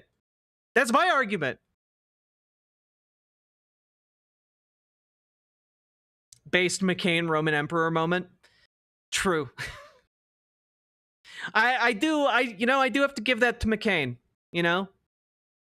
I hated that bastard, but showing up in one last act to like thumbs down his vote and save the Affordable Care Act, that was pretty funny.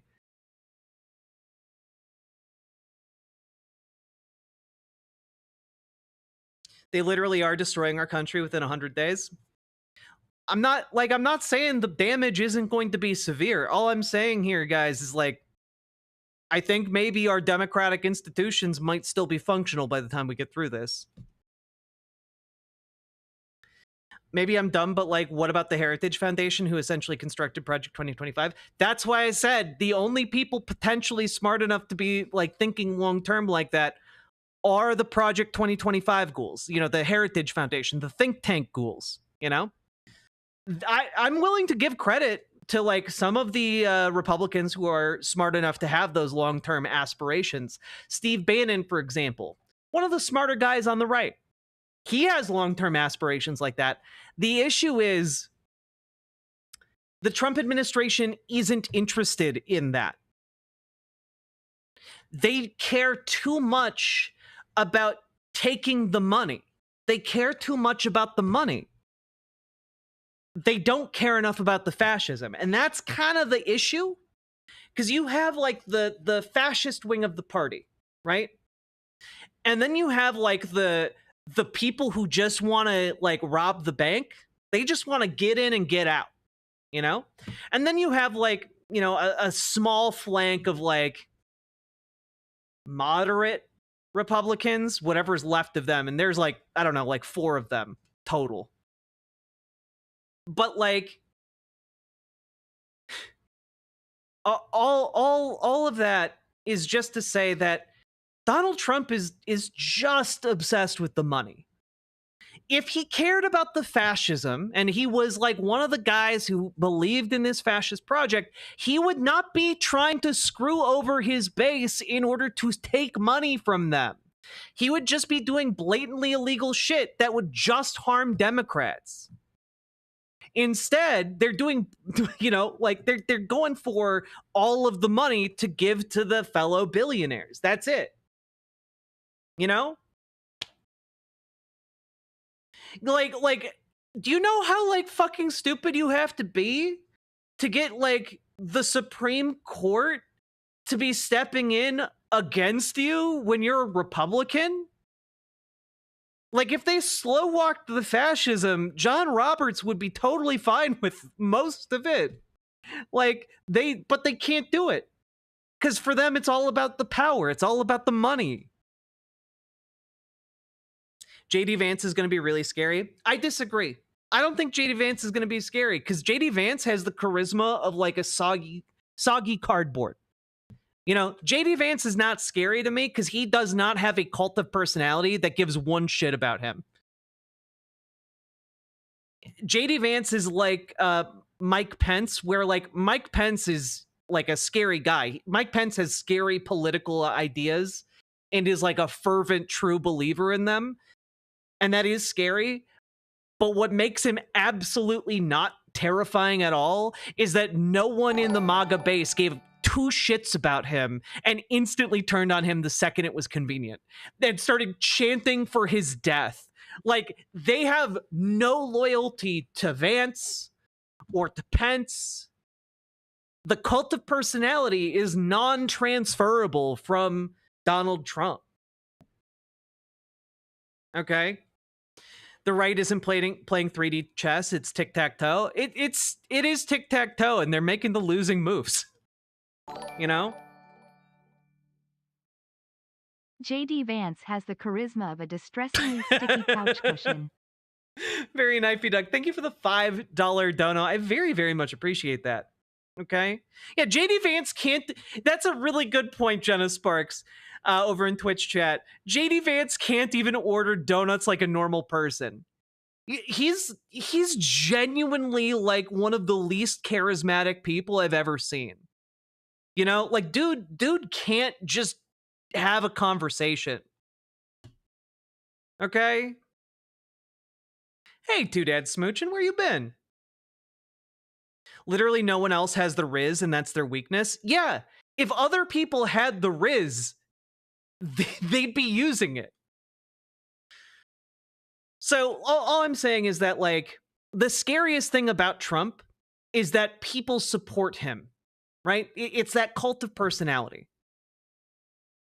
If he didn't have that, he would just be like some crazy lunatic who goes on TV sometimes. And we'd all like him a lot better. But people have this cult of personality belief about him and empower him that way, right? That's what's scary about him.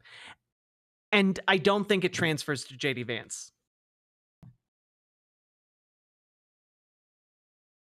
So, all that being said, hey, do you want to stop this nonprofit killer, this thing that would basically make all of the nonprofit groups that enable resistance more effectively and like coordinate resistance? It would basically render them all null and moot if the president wanted to misuse his powers, say. Do you want to do something about that? Well, I've got a website for you here. Fight for the future, vote no, or tell your reps to block nonprofit killer bill. The House Ways and Means Committee will vote Tuesday, May 13th. I don't believe that this vote has happened yet. Although let's check real quick. Let's take a little gander at what may have happened earlier here. I think it's here. Business today is consideration of the committee print providing legislative recommendations to comply with the reconciliation directives included in Section 2001 of the concurrent resolution on the budget for fiscal year 2025, HCon Res 14. The committee will now proceed to consideration of the committee print. Mr. Chairman, at this point, I want to reserve a right to object to your unanimous consent request and raise a point of order concerning its consideration. So the next line is without objection? It is with objection, with a reservation of objection. Hopefully, I can not object. State your objection. See, this is good. This is what every single one of these people should be doing every single day. Every single day, our elected representatives should be throwing wrenches into the gears, should be gumming up the work, slowing all this shit down. Make it take that much longer, because when you revoke unanimous consent, you basically force votes on literally every single step of the process. You slow it all down. And usually that makes all of your colleagues think that you're a huge asshole. But you know what? We need Democrats who are willing to be huge assholes. We need that. Okay? Surely. Mr. Chairman, I just asked to be heard briefly about the amendment and the nature State of your my point. objection. My point of order is under House Rule 16, Clause 7, in that your 28-page bill that you filed Friday night is now a 389-page bill, that it includes multiple provisions that were not in any way referenced on Friday night, from the SALT cap to the $20 billion voucher plan, to just one provision after another. And under House Rule 16, Clause 7, it is designed to help the members. I'm seeing some people ask, like, what is this? What are you talking about? This guy is, I believe, I think he might be the ranking Democrat on the House Ways and Means Committee, and I think he represents Austin, Texas. I think. So basically, we need to be seeing this all the time, because every minute, every hour that we can waste of Republican time throws them up against the clock and limits the amount of harm that they can do. Okay? That's what's really important. Members of Congress properly legislate by knowing what's going to be considered before we act. I have people in my district who will spend months researching a $40,000 car. We're being asked to consider a $5 trillion tax bill where we don't have the information since this bill deviates so much from the one that was filed Friday night. I have, Mr. Chairman, the House Practice Manual, and it makes very clear that on page 565, cool, that the burden of proof is on the offerer of an amendment that deviates so fundamentally, and that this applies to amendments in the nature of a substitute. So I just... You know, one of the things we need to elect slow-talking Democrats who just, like, you know, who have, like, that Southern drawl, but that drawl that just takes forever. You know, like, they're on, like, I don't know, 0.25 speed on YouTube. We need, like, that guy needs to be, like, our #1 guy in the ranks of the Democrats in order to just, like, slow all of this down, you know? Hey, can someone get me my iced tea? Oh, I'm sorry. I'm so sorry. Like, just, I don't know, like, just slow it all down. Do as much as you can. Slow it down. Ask you to re-elect Joe Biden and let him cook. Oh my God. That would truly be one of the funniest fucking things to ever happen in US politics. Perhaps your broad definition of germaneness, if that is your position, will be applied similarly to any Democratic amendment that would be offered, but I'm trying to ensure that we don't have one standard that applies to your amendment and another standard that applies to mine or the others that might be offered. So perhaps you could just explain why you think this is germane to what you offered on Friday night. Oh, Doggett was the first person from the first sitting Democratic congressperson after the presidential debate to call on Joe Biden to drop out. Well, that's cool as fuck. That raises him in my esteem. Honestly, I will also say this is the first Democrat I've seen revoke unanimous consent in Congress so far, and that's huge. I want to see so much more of that. Yeah, like a slow foghorn leghorn. Exactly, C321. The House substitute that we provides with all House rules. And so the gentleman is more than happy to discuss any of the conversations when we move forward within. Alternatively, what if we got like one of those dogs from YouTube that like uses a mat to communicate? What if we got one of those? You know, we could have you know, there's no law against a dog holding office in Congress. You know, it'd be cute. Like they could run around pressing the mat buttons. Daisy does not like Daisy. Hungry. Daisy hungry. The substitute. So your position is that our amendments, for example, to deal with the Affordable Care Act enhanced credits, though they're not dealt with directly in your bill, that germaneness will permit us to debate all of those matters on the merits. Daisy, walk. Daisy, walk. Daisy yields.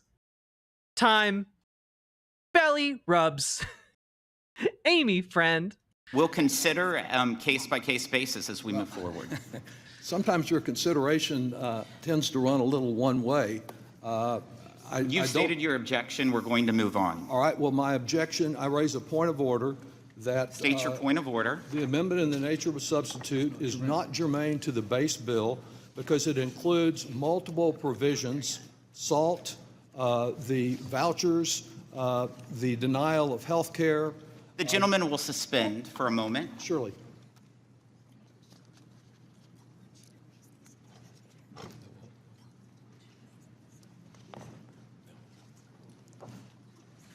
The amendment as a nature of a substitute hasn't been called up yet, so it's not timely to raise a point of order at this moment on. Well, you're about to make a unanimous consent request that we dispense with any objection. So if you want to make that request, I will renew. I was about to say the measure will be considered as read and open for amendment at any point if there's no objection. Are you referring to the amendment in the nature of a substitute?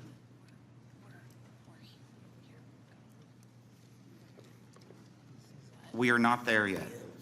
I don't know. Okay, can I? This might not be like totally like PC of me to say. This guy gives off sassy gay vibes, and I don't know if he's gay, but like he has the sass of a gay man. When you're there, I have a reservation of objection, and it will be somewhat similar to the one I just stated. What a scamp!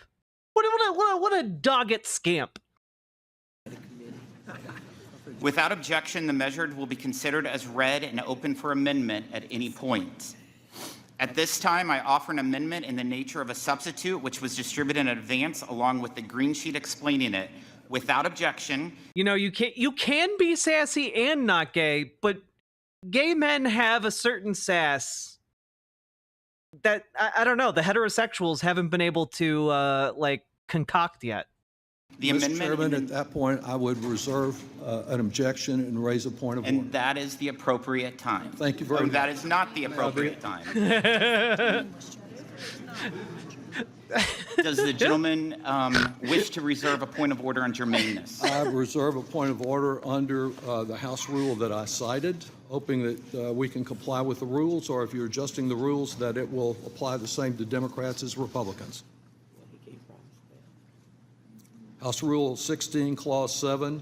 The committee is complying with all House rules, and we will continue to comply with all House rules. Mr. Chairman, you're not Captain Sassy, stop. Complying with House Rule 16, Clause 7, which applies to amendments in the nature of a substitute of this type. And it's obvious from your expansion. This is what we need, by the way. Like, I know that for a certain kind of person, for like a lot of people, right? Like, this is some eye glazing shit, right? But this type of like procedural, like goading and stickler-ing here, we need it. We need so much more of it. Spend your time doing this and like shit talking Republicans to their faces about how their bill is going to kill like industry in your town or like, you know, kill your constituents, you know, like that. We need like gum up the works and use the time while they're like trying to ungum it to like shit talk them. This is how you play goddamn politics, with some hardball. From 28 pages to 8. Would the gentleman suspend? Surely.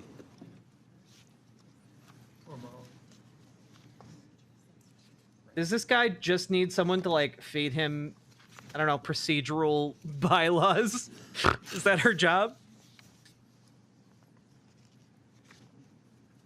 I don't know, Paulie has his cracker. I think you might be a little sassy. After I read this next line, the gentleman would have the opportunity to make the objection. So, Sorry to jump or the gun, to raise but the it's point of order on germaneness. Without Sorry to jump the gun. I'm just such a young whippersnapper. I couldn't hold it in. I'm so eager. Objection, the amendment in the nature of a substitute shall be considered as read, open for amendment at any point, and considered base text for purpose of amendment.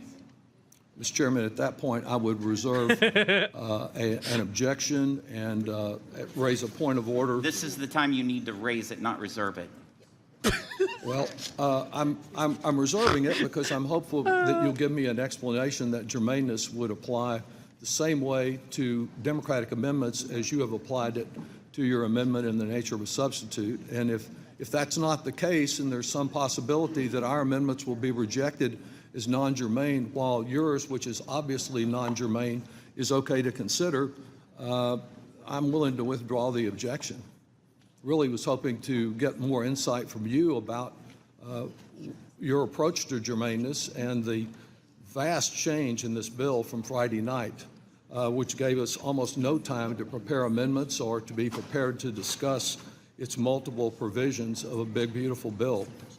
I'm hoping that the House rules will be followed more closely than the rule of law has been followed by the administration. It's just so big and beautiful. You know, we need time to properly go over it. So the amendment in the nature of a substitute is germane, and we'll move forward as it being germane. Mr. Chairman, I raise a point of order against further consideration of the amendment and request a vote on my point of order as described, that the amendment in the nature of the substitute is not germane to the base bill. It legislates on a different subject matter and has a different fundamental purpose from the bill that you noticed, and the burden is on you to show germaneness, and you've done nothing to show germaneness here. You've not only not met your burden, you've not even offered an explanation as to why you deviated from a bill of 28 pages and went to 389 pages with more new provisions than you had old provisions. Okay, so the chair is prepared to rule that this is germane, so you're objecting to that and you want to... I want a record vote on it. Okay, so... Yes, demand as many votes as you can get. Like, even if it fails, why did you do that? Because fuck you. You know, like... Well, we're gonna make, you know, this might have only taken us like 3 minutes. We're gonna make it take 30. All right. Point of order, Mr. Speaker, Mr. Chairman. You can't entertain another point of order while this is. You can't have multiple points of order. It's against the rules that I'm trying to break. Can I ask a question about this vote before us before we vote? It's not debatable or discussion. We're going to it. No discussion of germaneness, in other words. You're just... Can you or Senator Daisy make a post in the Discord to call your representatives about this issue, like something I can share? Yes. Let me get this real quick. I'm going to post it in chat, and then maybe we can get a mod to at everyone in the Discord and tell them to do something about this. There you go.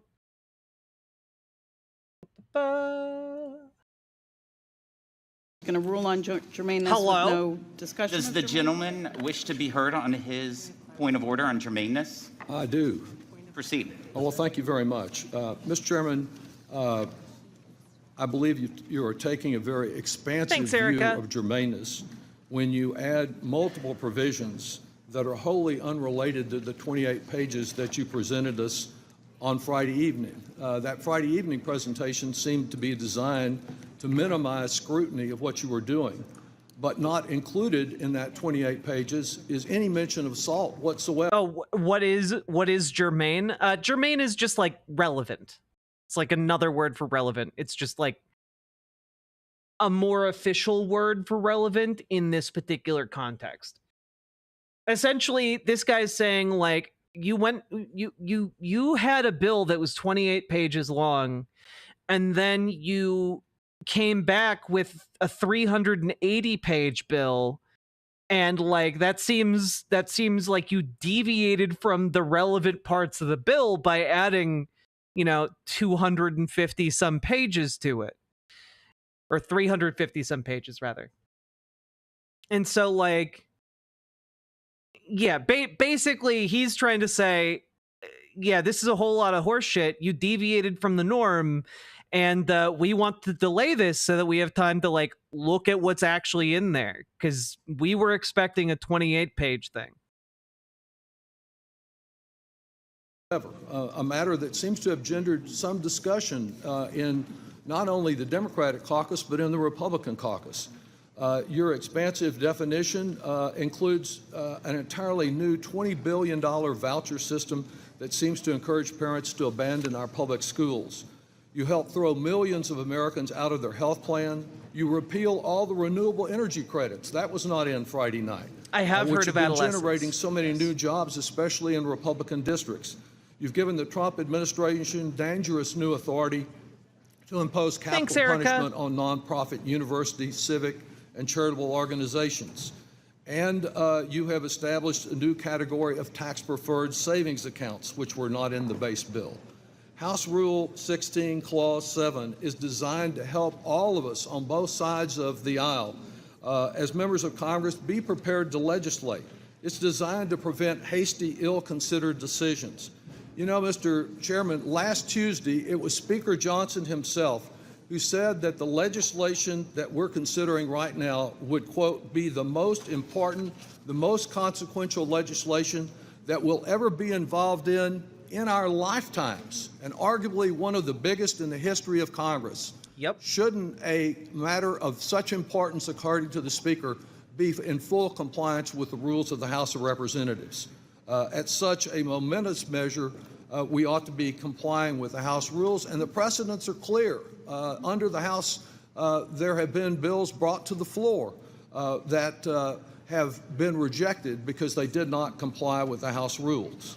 On Friday night, you set out what we were supposed to be prepared to legislate on Tuesday, and then hours ago, you totally altered it. If, as you and the President have been describing it, this is one big, beautiful bill, I have to say it's certainly hidden beauty. You certainly didn't want anyone admiring the flawless beauty very closely. By introducing a new subject matter not contemplated in I do love him, just like this is good. I like this. More of this, please. Friday's base text and changing the fundamental purpose of measures before us today, this proposed substitute is manifestly non-germane. If you're rejecting the bill that you introduced on Friday night and asking us to consider this monstrosity, that is your right. But it is a right that can only be exercised after proper notice to us, which means giving members the requisite time to read, to understand it, and to prepare any necessary amendments, and to have the information that the ranking member referred to that we lack from the Joint Committee on Taxation. Mr. Chairman, I would just particularly address your attention to page 565 of the discussion of this rule in the House Practice Manual, which I brought along with me. Oh, hell yeah, he's breaking out the literal rule book. Let's go. This is what I've been waiting to see from Democrats. No more of this, just like, I don't know, rubber stamping Trump appointees. Stop. Like, throw actual wrenches in the works. Withhold the unanimous consent. Like, make them vote on this shit. Bring up points of procedure and rules. Like, grind it all to a halt. Since under the House rules, you as the sponsor of this gigantic new amendment bear the burden of proof that it is germane to the underlying 28 pages, I would just ask you to explain how it is germane and assure us that if you're applying what appears to be a very liberal and on page 556 of this rule book that tells you how to be a U.S. representative, it says you have to do this, actually. Interpretation of germaneness. I have found the old magics. You must obey it. That you do the same for any amendment that may be offered by any member of the committee. The chair is prepared to rule. The gentleman from Texas makes the point of order that the amendment proposed is non-germane. The amendment is in order and the point of order is overruled. Mr. Chairman, on that I would ask for a record vote. Could I have a point of clarification, please, Mr. Chairman? Have to. Oh, pardon? You have to. This guy's really bad at running committees. Like, this lady has basically been spoon-feeding him responses. Appeal the decision. I'm appealing the decision of the chair and asking for a record vote on that. Mr. Chairman, may I have a point of clarification? It's no discussion, a pending motion. I can't make ask for a point of clarification? No. What What is the, I mean, we can. What is the clarification? He's really bad at this. I would like you just to clarify why the bill that you put in, the amendment in the nature of a substitute, is germane. Because it is germane. Mr. Buchanan. So there's no rationale behind it, just because you say so. Go ahead. The gentleman, Mr. Buchanan, is recognized for a motion. I move to table the appeal. Because I said so? The chair. The clerk will call the roll. Mr. Buchanan. Yes. Mr. Buchanan, yes. Mr. Smith of Nebraska. Yes. Mr. Smith of Nebraska, yes. Mr. Kelly. Yes. Mr. Kelly, yes. Mr. Schweikert. Mr. Schweikert, yes. Mr. LaHood. Mr. Arrington. Mr. Arrington, yes. Mr. Estes. Mr. Estes, yes. Mr. Smucker. Mr. Smucker, yes. Mr. Hearn. Mr. Hearn, yes. Mrs. Miller. Mrs. Miller, yes. Dr. Murphy. Dr. Murphy, yes. Mr. Kustoff. Mr. Kustoff, yes. Mr. Fitzpatrick. Mr. Fitzpatrick, yes. Mr. Stubbe. Mr. Stubbe, yes. I refuse to acknowledge that these people are real. These names aren't real. Miss Tinney. Miss Tinney, yes. Mrs. Fishbach. Mrs. Fishbach, yes. Mr. Moore. Mr. Moore, yes. This is on a point of Miss order, Van Dyne. Kalen. Miss Van Dyne, yes. Mr. Feenstra. Mr. Feenstra, yes. Miss Maliotakis. Miss Maliotakis, yes. Mr. Carey. Mr. Carey, yes. Mr. Yakum. Hey, Malachi. Mr. Yakum, yes. Mr. Miller. Mr. Miller, yes. Mr. Bean. Mr. Bean, yes. Mr. Moran. Bean. Mr. Moran, yes. Mr. Neal. Mr. Neal, no. Mr. Doggett. Mr. Doggett, no. Mr. Thompson. Mr. Thompson, no. Mr. Larson. Mr. Larson, no. Mr. Davis. Mr. Davis, no. Miss Sanchez. Miss Sanchez, no. Miss Sewell. Miss Sewell, no. Miss Delbene. Miss Delbene, no. Miss Chu. Miss Chu, no. Miss Moore. Miss Moore, no. Mr. Boyle. Mr. Boyle, no. Mr. Byer. Mr. Byer, no. Mr. Evans. No. Mr. Evans, no. Mr. Schneider. Mr. Schneider, no. Mr. Panetta. Mr. Panetta, no. Mr. Gomez. Mr. Gomez, no. Mr. Horsford. Mr. Horsford, no. Miss Plaskett. Miss Plaskett, no. Mr. Swazi. Mr. Swazi, no. Mr. LaHood.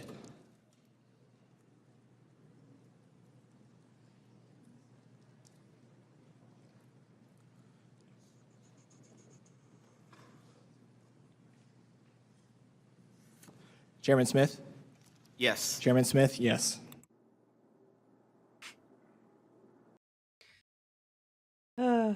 God.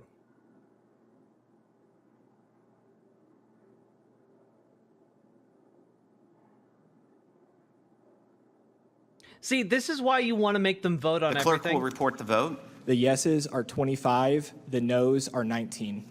There being God, what an asshole. But see, like, this is from 5 hours ago, right? From Forbes Breaking News. It's considered like newsworthy when Democrats like throw one wrench into the works and force one vote. That took 16 minutes of their valuable time. 16 minutes they could have used to make things worse for everyone in America.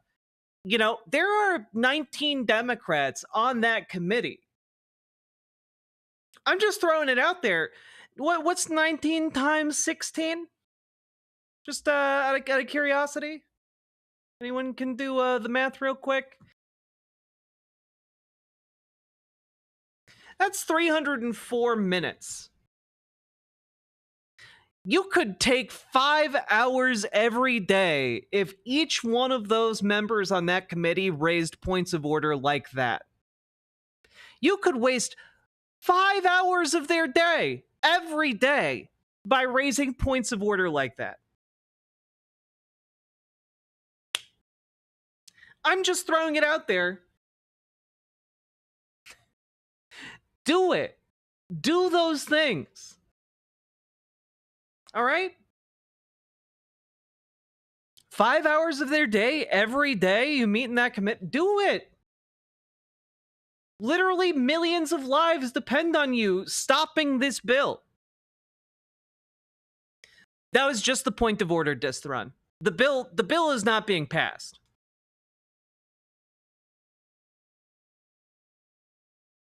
I mean, they're trying to pass it, but like that was not the vote on whether or not the bill is going to be passed.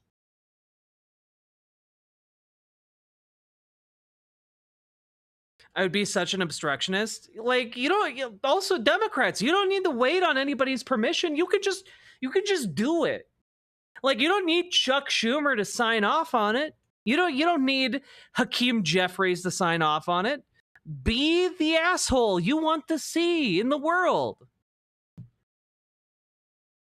Hold it all up.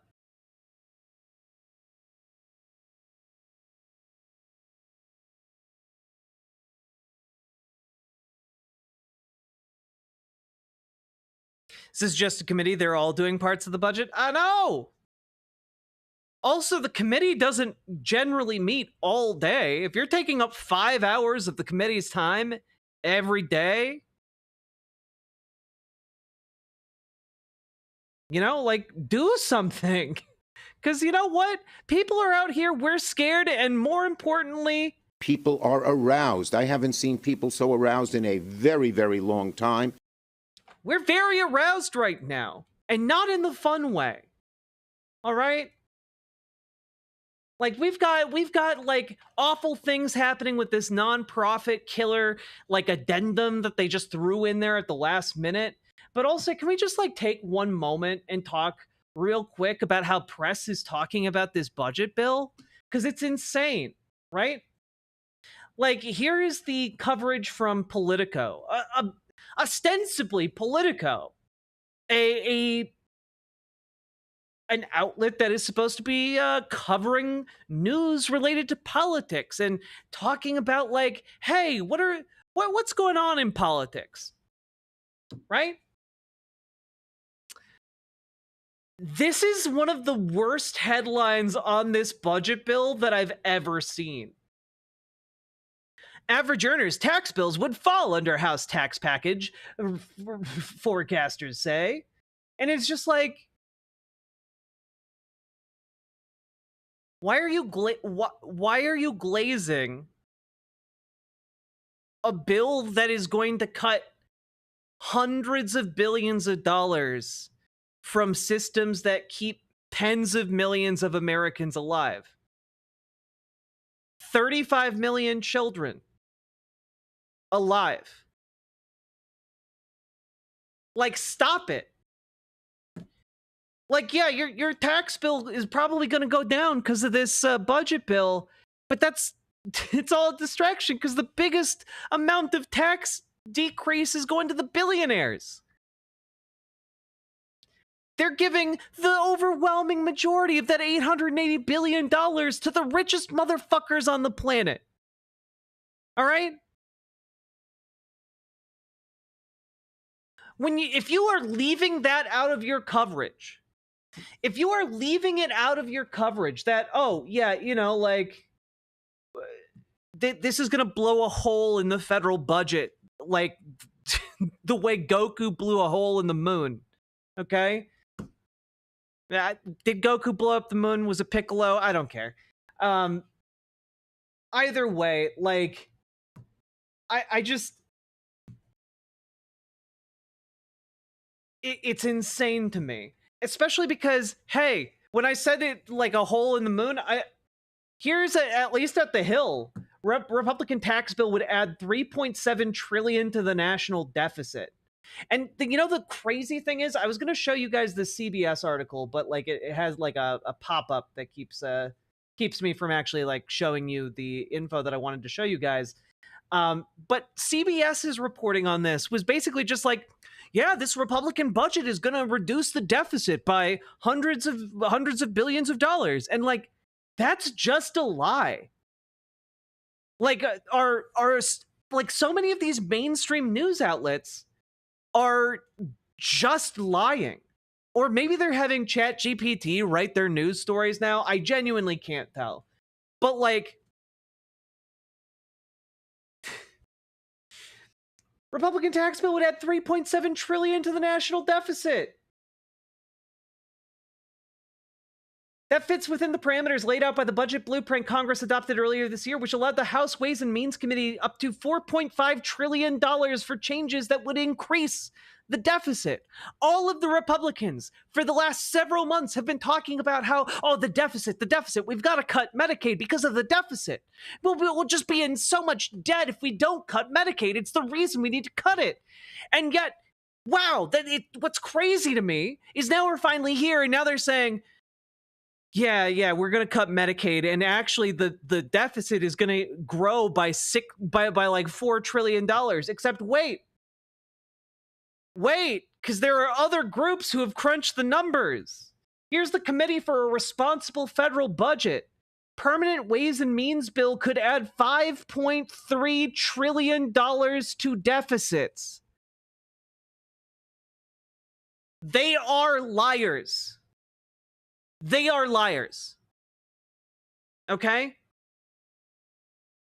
And you guys need to like let every single person you know that like this budget bill increases our national debt. It steals from the poorest people in society to give to the rich.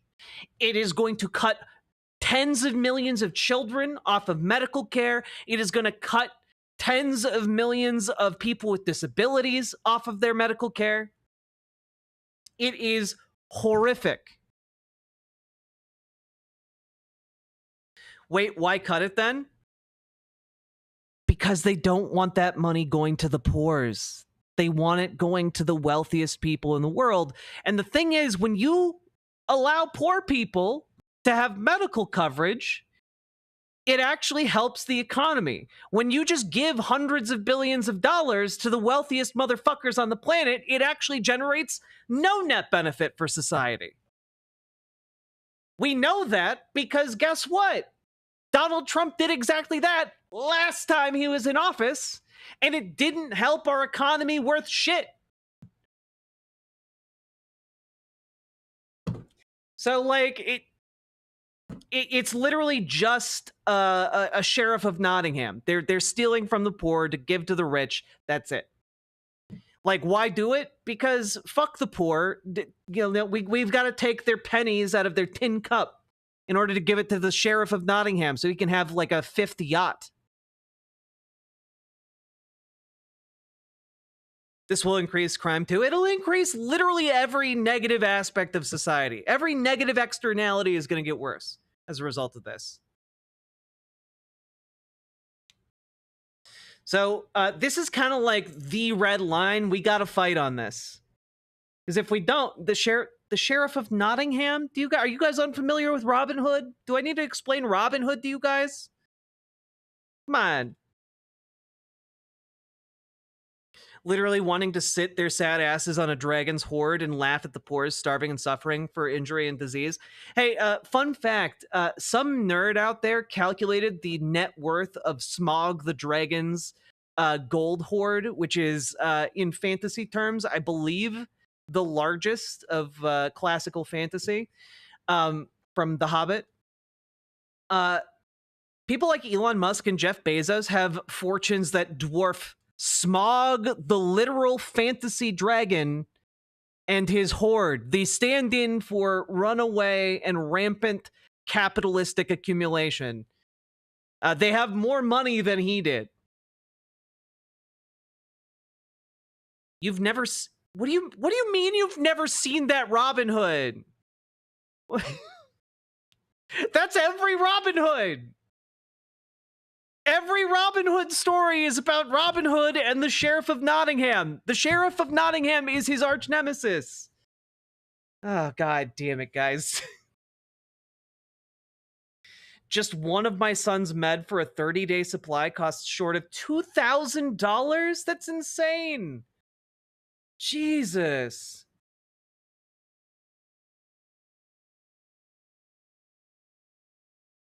Was he in Men in Tights? Yes, he was in Men in Tights. Who is Rob?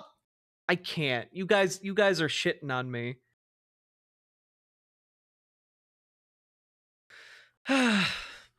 Anyway, yeah, all of this is lies. And Republicans are going along with it because they think they can trick their constituents long enough to fuck all of us over. That is the long and short of it. We must fight them with everything we have. You must call. Use 5calls.org. Use the tools. Call about the addition of the nonprofit killer. Call about the rampant cuts. Call about what it's going to do to the deficit. Call about what it's going to do to the disabled. What it's going to do to children. Keep calling. Okay? We gotta do anything and everything we can do. So, that being said, let's move on. Got a lot to talk about today. So, folks, if you've been enjoying or getting anything out of this stream, we've been going for 2.5 hours now. Please hit that follow button on Twitch, hit that subscribe button on YouTube, like the YouTube stream, and please consider dropping those subs, those donos, those memberships, those super chats, because folks, that is what allows me to do this coverage. I can't prep the show and make the content and yell about sheriffs and Nottinghams and Robins and Hoods. I couldn't do that without you guys supporting me with subs, donos, memberships, super chats, because you guys make this show possible. Okay, this is my job. This is the one thing I do, aside from also helping my partner launch a lingerie business, which, by the way, wearing our first style, the Camille, and we are going to be launching June 1st is kind of our tentative launch date. So keep an eye out for that. All right. Salmon Moose. I lost my keys, so I couldn't go to work. So here's my parking. Well, thank you very much for your parking. And thank you for the 5 tier 1 subs. How can we all have died at the same time? Did you just say Abe Lincoln? No, I said Hey Blinken. I do like Men in Tights. Thank you for the $5 dono, Pluvius. I love Carrie Elways. Is there a way to pre-order? There should be, but stay tuned for pre-order sales. And remember, folks, press the button. Click the button. Hello, Hecate.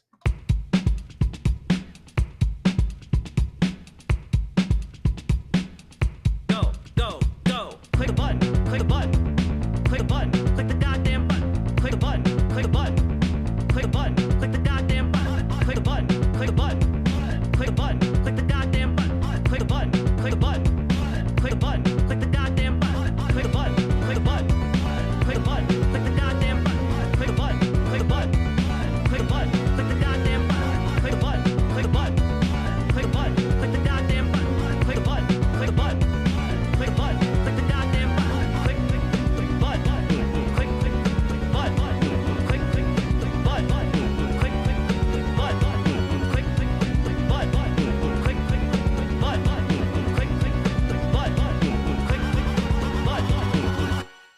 I was trying to point everywhere so that I could be pointing at the button.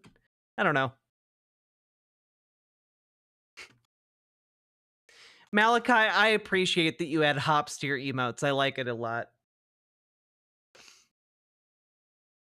Perfect time to join. Punk Monk, hello!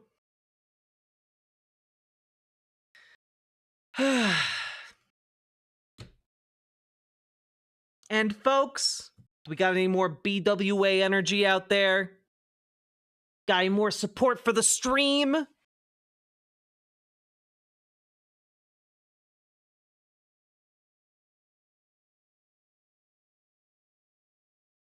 Get consent before clicking one's butt? True.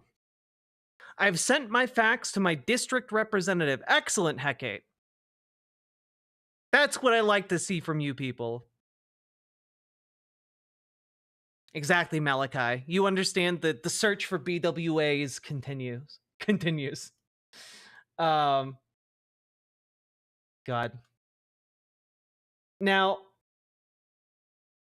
I went down a bit of a rabbit hole today. Actually, you know what? Let's just roll this into a segment, huh? Just roll it into a segment. That's why I made the corgi nod. It's giving enthusiastic consent. Yeah. All right. Here we go. So, folks, there are these things called tax cuts. And we're going to talk a little bit about them because I went down a little bit of a rabbit hole today. And before we get into that, hit that like button, leave a comment, subscribe, do the things you know help YouTube channels. Do them, please. I need to grow larger so that I can be bigger than Hassan physically. Every time you do those things, I become larger. Anyway, so I wanted to know what's up with Dennis Prager, right? So I went over to PragerU to see if they had any updates about his physical health condition, because I believe he like slipped and fell in the shower or something, had to go to like urgent care, like the hospital, like fractured his spine, got pneumonia. I was like, did he die? Like, I haven't seen him in a while. Like, what's his deal? And so I watched through an entire 10-minute video, so you guys don't have to. And like, apparently he's in like a special hospital, where he's recovering from the spinal injury. He doesn't have pneumonia anymore, I guess, but like, I guess he's not good enough to like call or something. You know, I don't know. He's not doing great. Just graduated from my ethics and rhetoric bachelor's on Saturday. Enjoy a lil of my celebration money. Purple heart. Let's get bigger than Asmongold. Smile with horns. Ivory Valentine, thank you for the tier 2 sub. A rarer type of sub. Thank you so much. And yes, let's get bigger than Asmongold. That weird, filthy freak. Anyway, as I was learning more about Dennis Prager, my eye happened to wander over to the rest of PragerU's videos, and I saw hilariously a video titled, "Do Tax Cuts Work?" And I thought, what better way to like cap our discussion of a gigantic tax handout to the wealthiest people to ever exist in America than to go over a 5-minute long PragerU video about the efficacy of tax cuts that they made almost certainly to peddle pro-billionaire propaganda. So let's find out, shall we? Let's go take a look. Let's go take a look. Do tax cuts work?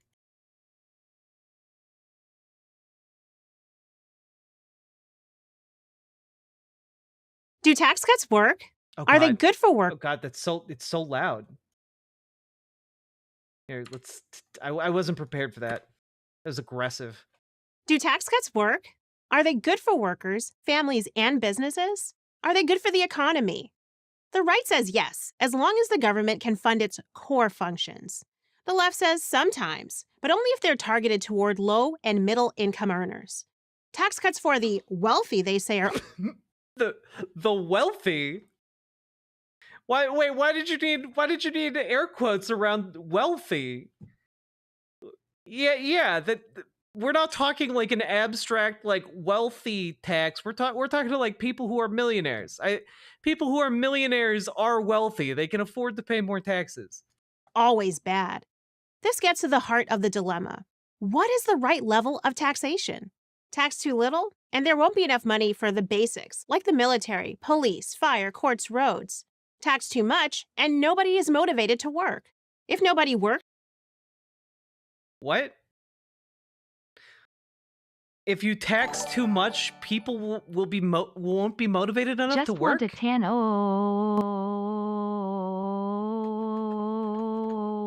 Oh, it's the Dodo Ghost!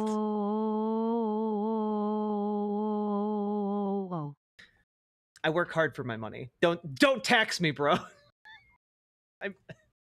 I pay my taxes. Malachi, thank you for the tier 2 sub. I very, very much appreciate it. Yeah, those basics seem to be missing a few things, right? I was about to observe that. Midnight I'm a All Night. billionaire in spirit. Midnight All Night. Thank you for the sub over on Twitch. I appreciate that as well. But like, I don't know. I think we could maybe do better than the basics. You know, like, hey, you know, just a thought. Maybe the United States government, you know, the government of one of the wealthiest nations to ever exist in the history of mankind, maybe we can do a little bit better than providing just the most basic of possible services. Maybe we could actually have, you know, instead of that, maybe we could have a government that provides deluxe services, you know? Like, that could be a society in which, and I'm just spitballing here, people are taxed at a high rate, but the benefit of that is that we get deluxe services that allow all of us to live happier, healthier, better lives in general. While, you know, maybe some of us couldn't become billionaires, but we could all live a lot better. I'm just spitballing here. That seems like it would be better for most people. Hey, Social Warlock. Welcome, welcome, welcome. Not a regular watcher. That's all right. You're more than welcome here. But what if nobody works? Yeah, all these people would never go to work, you know, if they weren't, you know, if they were taxed too high, they would simply stop going to work. The firefighters would look outside and see all the burning buildings and say, I'm taxes too high. They could save themselves, and then like go back to grilling and chilling, I guess. Like, perfect time for marshmallow. Like, what are you doing? No, of course not. There's nothing to tax. Like Goldilocks' porridge, a good government tries to get it just right. Ooh, are we? I'm sorry. Wait. Are we about to get the what's it called? The curve? Not the bell curve. My brain wants to say bell curve. We about to get the come on, chat. One of you can pick up my melting brain pieces. The Laffer curve. Thank you, Knifeiest Duck. Right. So, can tax cuts create more prosperity? And because basically this video just described the Laffer curve, which is the idea that, you know, if you have too many taxes, nobody works. And if you have too little taxes, things don't function. So you need to have like a sweet spot, you know? And Arthur Laffer wrote that on a napkin at a restaurant. And it became like the basis of our economic function for like 40 years. And it turns out, like most things written on napkins, it was complete bullshit. Give the government the revenue it needs? If only we could study a real-life example. Oh wait, we can! The 2017 Tax Cuts and Jobs Act, also known as the Trump tax cuts. Man, I did not know we were going to go this hard. I thought this was going to be like a video, you know, trying to propagandize to children. I didn't realize we were going like full on propaganda world here. This is wild. It's not like higher wages would balance out higher taxes or anything, huh?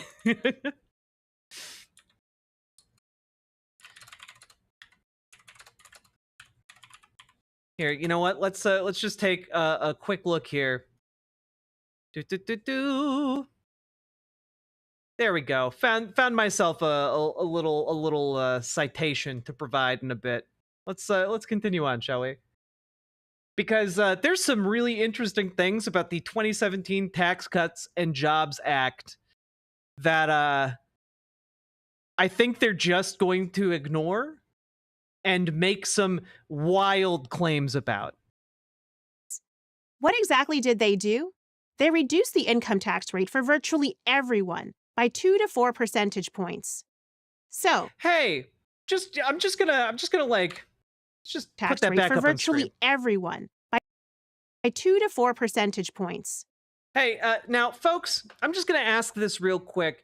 If somebody is making minimum wage, or hell, let's say they're making $80,000 a year. Let's say they're making $80,000 per year. Okay, their income tax is reduced by 2 to 4%. All right, so let's just say 80,000. I got my calculator app up. Times 0.0, let's say 3. You know what? Let's be generous. Let's say the 4 percentage points, right? So they save $32,000 per year. Oh, sorry, not 32. I meant $3,200 per year. I mean, that's like decent-ish, I guess. However, and I'm just going to throw this out there. What if someone's making $8 million per year? What's that? You know? Well, what's 4% of 8 million? Oh, that's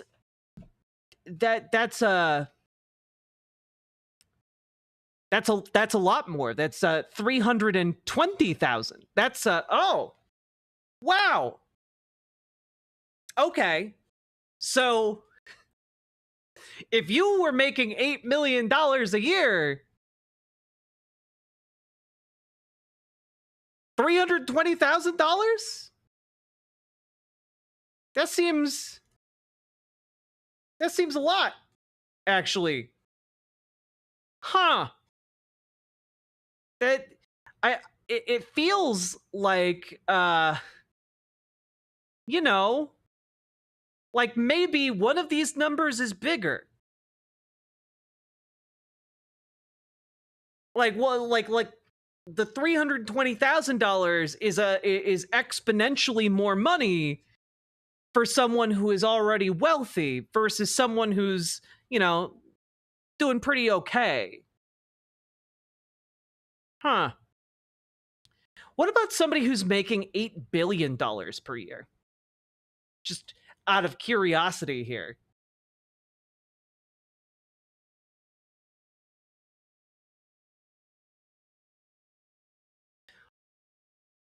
Oh, that comes out to $320 million.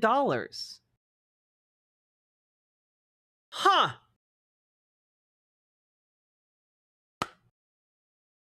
So, you know, and just as a point of reference, earlier today we were talking about budget cuts to breakthrough research on newborn baby heart pumps that got destroyed because Donald Trump pulled funding from that. And that funding was $6.5 million. Just out of curiosity, divided by 6,500,000. Just hear me out. So we basically gave around 49 times that to someone making $8 billion per year. Huh. Okay, so what it kind of seems like is that if you're not making a lot of money, 2 to 4 percentage points doesn't make that big of a difference to you. But if you're making a lot of money, 2 to 4 percentage points is a lot of money. That's so weird how that works. Like, percentages for rich people seem really small, but it actually adds up to a lot of money. That's wild. Who could have foreseen this? So, if your income tax rate was 15%, it is now 12%. Before 25%, now 22%. Before 28, now 24. Before 40, now 37. If you were a salaried employee, you got a tax cut. Small business owner, tax cut. Corporations, tax cut. From 35%, one of the highest in the world, to 21%. Hey, fun fact, we used to have it like 2 or 3 times this. That led to another benefit. Billions of dollars corporations held overseas. Actually, for that lower one, we had 4 times that in the past. In countries with lower tax rates came back to the United States. Did it? Did they though? Let's take a look. Reshoring U.S. under Tax Cuts and Jobs Act. Let's take a look.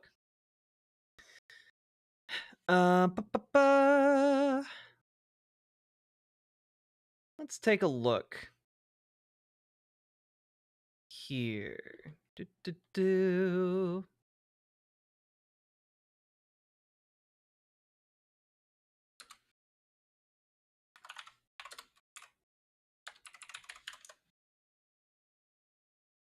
Okay.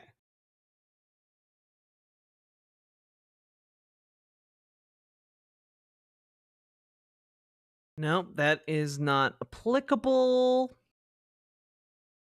All right.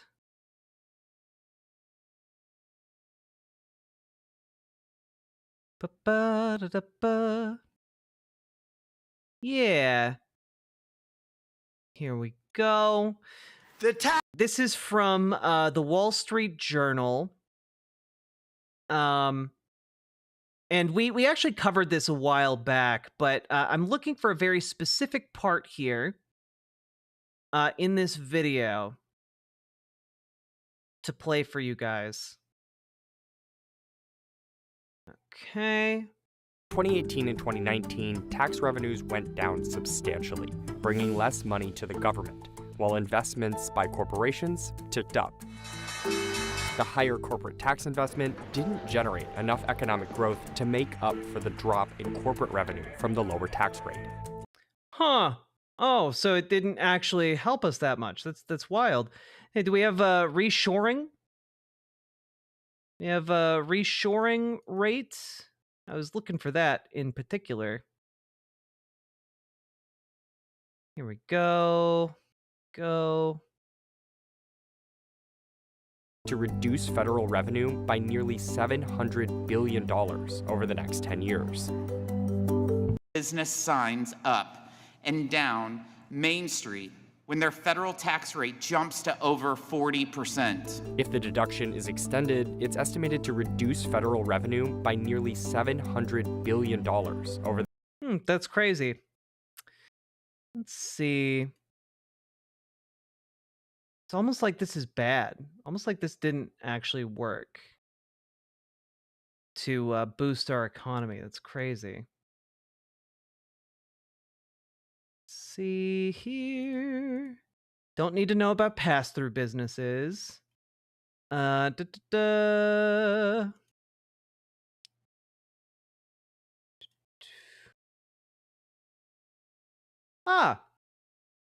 Yes, the reshoring response was far too small to offset the direct costs of the reform. Wowee! That's crazy. Excellent stuff. The bill also increased the child tax credit, further lowering household tax liability.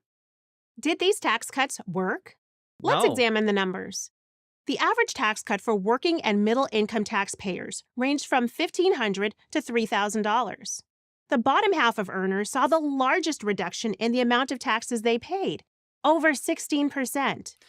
I wonder, does 16% in tax reduction to like the lowest income earners actually like translate into that much money?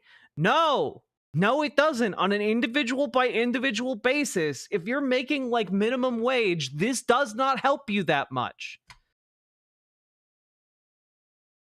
Conclusion: virtually everyone's taxes went down.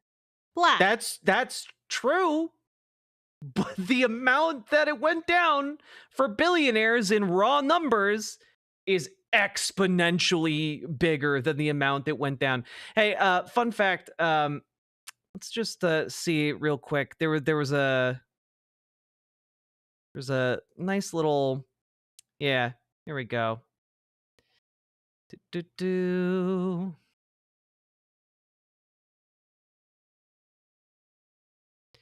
Yeah, if you were a full-time employee, on average, you saved $750, which, that's not nothing.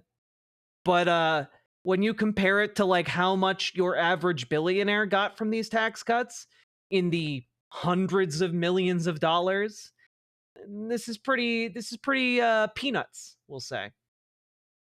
Also, let's just take a look. Hey, here is a wonderful thing from the Center on Budget and Policy Priorities.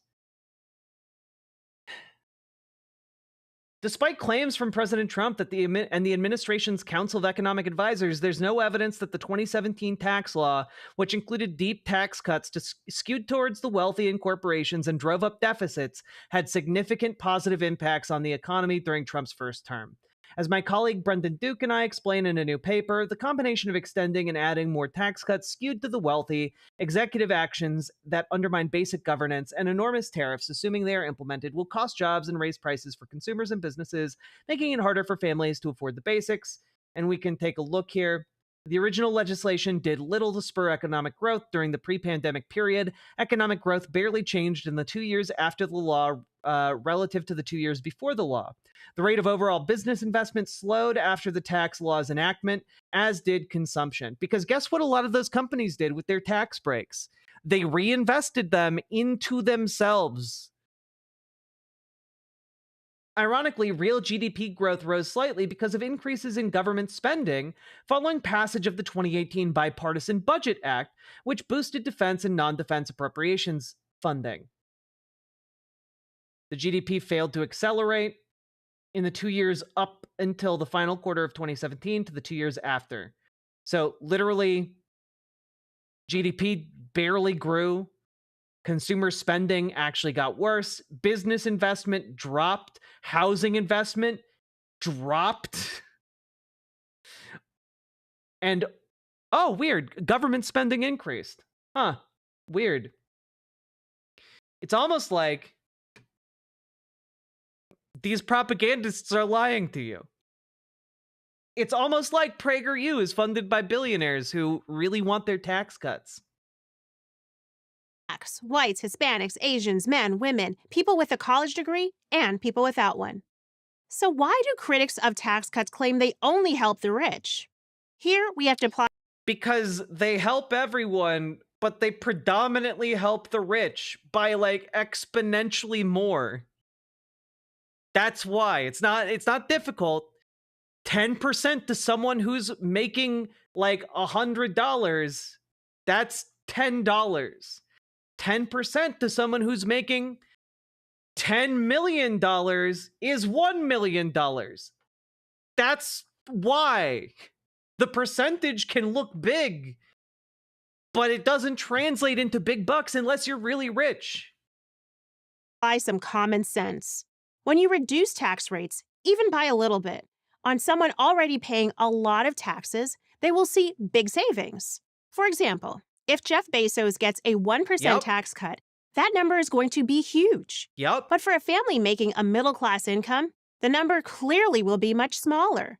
This is just math. Yes, it is just math. Which is why you should increase the tax rate on Jeff Bezos. Because that family is actually using their money and circulating it in the economy. Jeff Bezos is sitting on it like a goddamn dragon. Or using it on his weird personal pet projects like putting Katy Perry into space. Here's what is not in dispute. High earners pay most of our taxes, by a lot. In 2021, the top 10% paid 76% of federal income taxes. And you know what? They should pay more. Let them pay 90% of it. They benefit from the federal spending. Like, they are able to make as much money as they do because of the federal government. They should pay more. Historically, they did pay more. And the top 1% paid 46% of taxes. Yeah, and you know what? They should pay more. Make it 90%. Maybe instead of denigrating these people, we should be thanking them. No, because they are constantly paying off government officials to pay less and less taxes and shift the tax burden from themselves, people who have more money than God, onto working people who need to struggle to make ends meet month to month. Fuck you. They finance a truly disproportionate amount of government services and benefits. And they should finance more of it. But, critics will insist. What about those greedy corporations that pocketed the tax cuts and didn't pass it on to their employees? They didn't. Like, again, they didn't. Like, you can say, oh, but they did. They did. Yeah, a pittance. A pittance while they took the lion's share. Fuck you. First, you should be aware that corporations don't actually pay these taxes. We, the consumers, do. Corporations build them into the prices of the goods and services we buy. And that's true for some taxes. It's not true for all taxes. They did pass tax cuts onto their employees. In the year after the tax cuts took effect, also, companies will also choose not to pass it on to their employees. Most companies don't pass on, like, the tax cut benefits to their employees. Fuck off. Fuck right off. Like, when you talk about corporations passing on the benefits to the employees, generally, and I don't know that this is what is going to be brought up here, but generally what they actually mean is these companies do stock buybacks and boost the value of the stock, and that stock is partially how they compensate their employees. You know? And then they're giving back to the employees by, you know, boosting their own stocks and net worth. Median household income rose by $5,000, and wages grew 4.9%. You know, what about it's interesting you're using the median. Yeah, that's interesting. I wonder why. Probably no reason, right? Yeah, probably no reason at all. Let's look at don't Google what that means. Some of those big bad corporations. Chipotle invested over 1/3 of its tax savings in cash and stock bonuses. Yeah, I bet they invested in those stock bonuses. Hey, can anyone think of why it might be actually super beneficial for a company to give stock bonuses so that you know, their employees all start owning stock in the company? It's almost like getting more stock out there would boost the value of the company. Fuck. Yes, the CEO bonuses. Exactly. You got it, Liz Galahad. And enhanced benefits like... Yeah, also, just real quick, are the people making the burritos, are they getting stock options? Fuck off. Fuck off. Parental leave and short-term disability for its 71,000 employees. See, parental leave and short-term disability for its... Yeah, nah, they're doing that. They're doing that to retain employees because people don't like working in fast food restaurants. That's not a result of the tax cuts. It's not like the company got tax cuts and said, "Ah, yes, time to be beneficent for a change." No.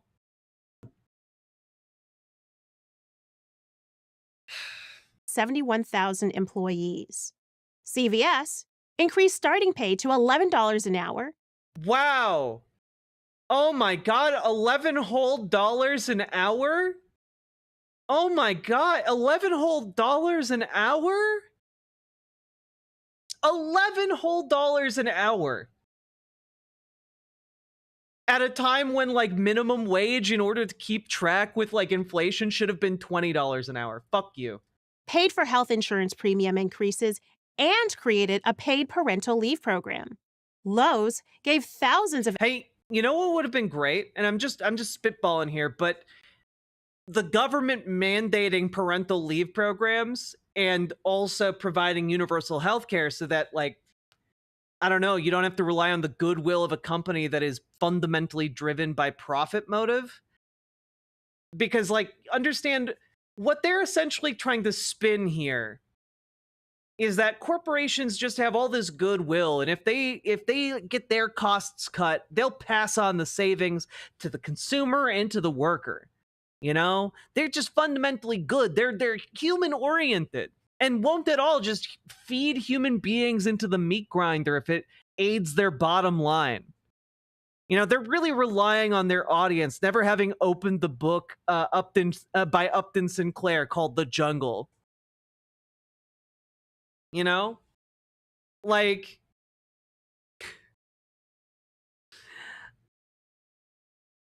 companies are driven by the profit motive. That's capitalism.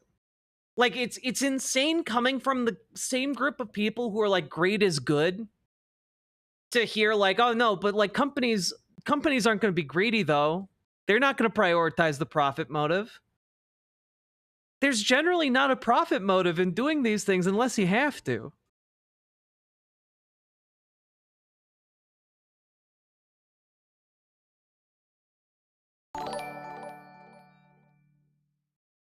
Fun fact. Giving stock bonuses allows companies to look like they are giving their stockholders bonuses without the risk of diluting their stock's value because stocks are dumb and silly. Bingo! You got it, very knifey duck. Hourly employees, bonuses of up to $1,000. 10 weeks of paid maternity leave to full-time work. Wow, bonuses of up to $1,000 whole dollars? Wow. That's crazy. 10 weeks of paid maternity leave for full-time workers. Hey, just out of curiosity, does Lowe's, for the majority of its workforce, have part-time workers? Just out of, I'm spitballing here. I'm gonna Google that real quick.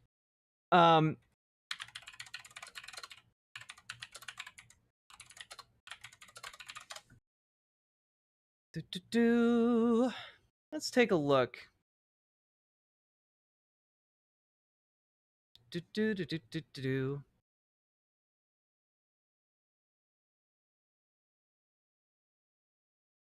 Oh, interesting. You can work 40 hours per week as a part-time employee at Lowe's, but after 12 consecutive weeks of working 32 plus hours, they are legally obligated to call you a full-time employee, but they frequently don't do that. Oh, hey, very interesting. Here's an article from 2019. Lowe's goes on massive part-time hiring spree right after laying off thousands in, again, 2019. Wait a minute, I thought under the Tax Cut and Jobs Act of 2017, Lowe's was doing all of these great things. What happened? Surely all of these massive tax cuts for the wealthy spurred nothing but innovation and the betterment of mankind. Oh, that's weird.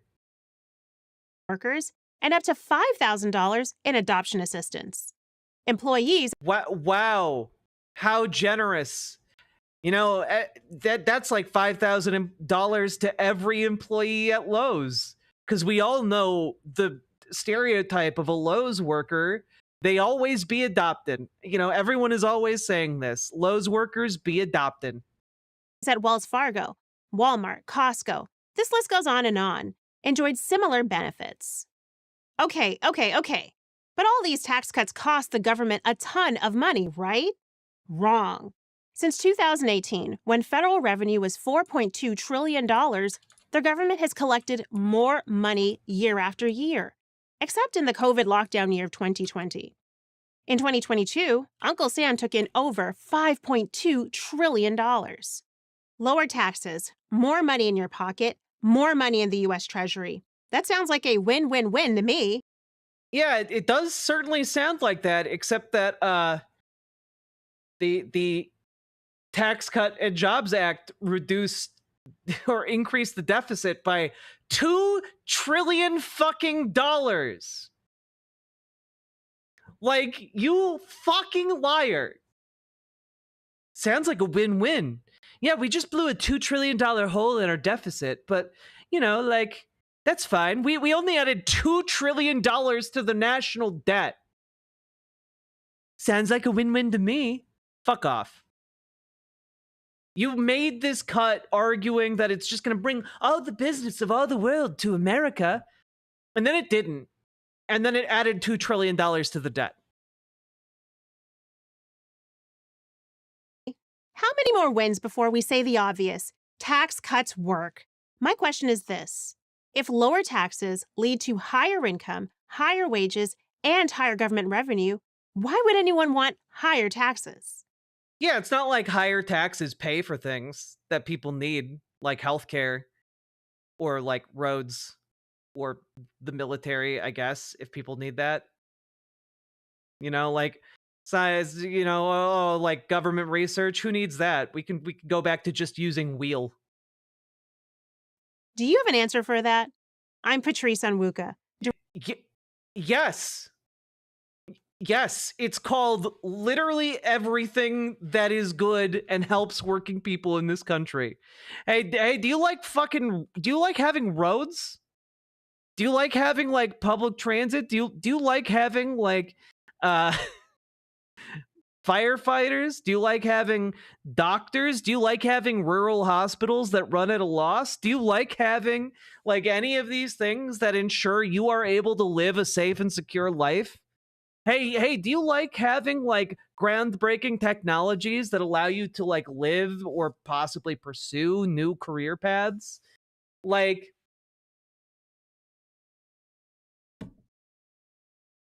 this was insane nonsense. I did not think this would make me as mad as it did. I have to be honest with you guys. Oh man, that's nuts. Look, I would be slightly in favor of tax cuts for like the working class.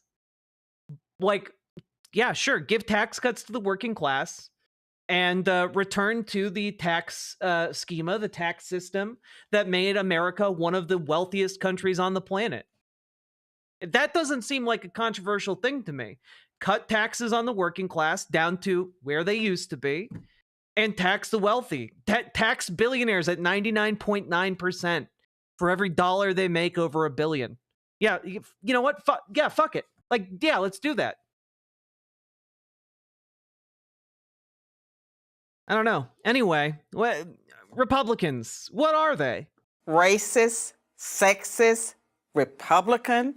These words are virtually interchangeable. It's true. I got that sound clip from a PragerU video, actually. Weird how applicable it is.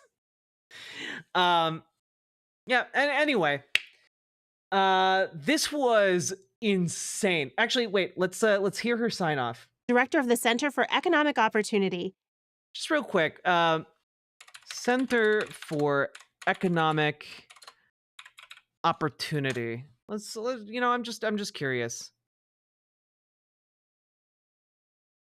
Do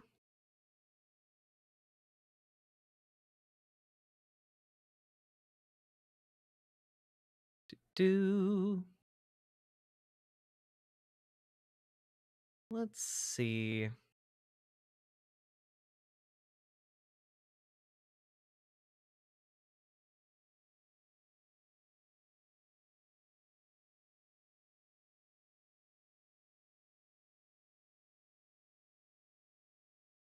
Oh, okay. I went to the Center for Economic Opportunity. I'm just kind of scrolling through the page.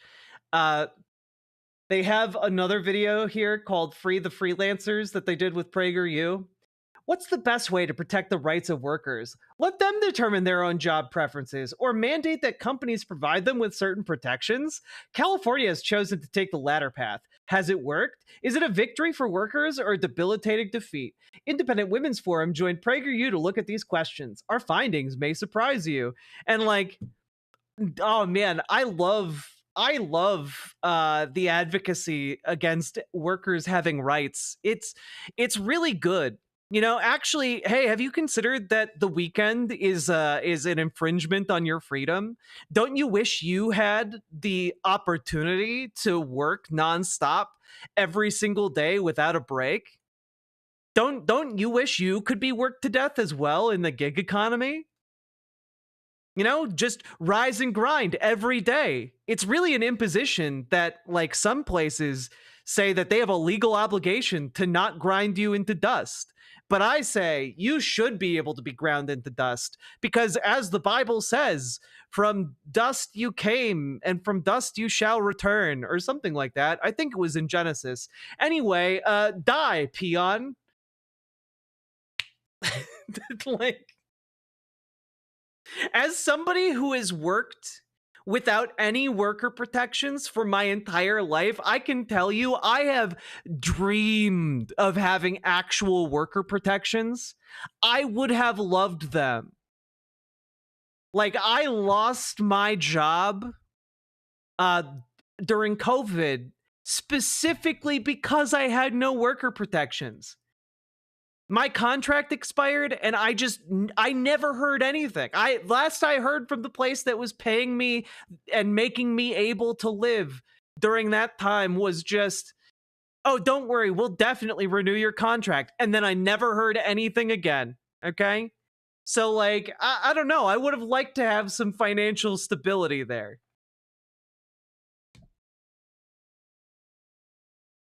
Ay, ay, ay. These people are insane. Like, I don't know, anything that Republicans or Republican think tanks are trying to sell you right now about how successful the Tax Cut and Jobs Act was in 2017, it's a load of horse shit. Okay, 2017 they added $2 trillion to the deficit. We, by and large, did not benefit from it, and the vast majority of all that money went to the richest motherfuckers on the planet, and they did jack shit for us. So we shouldn't let them do it again, you know? I'm just going to throw that out there. And with that, segment done.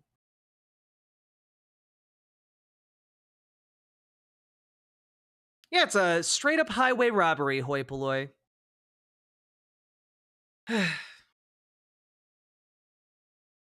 So, folks, we are now over 3 hours into the stream. If you are enjoying the show, getting anything out of this, hit the follow button on Twitch, hit the subscribe button on YouTube, like the goddamn YouTube stream, hit those buttons, and also consider dropping those subs, those donos, those memberships, those super chats, because, folks, you guys keep this show possible. You make it possible. It's thanks to viewers like you that I'm able to make this work. So, thank you so goddamn much. I really, really appreciate it. And, you know, I'm even going to play you guys a little song that I learned when I was a child in school.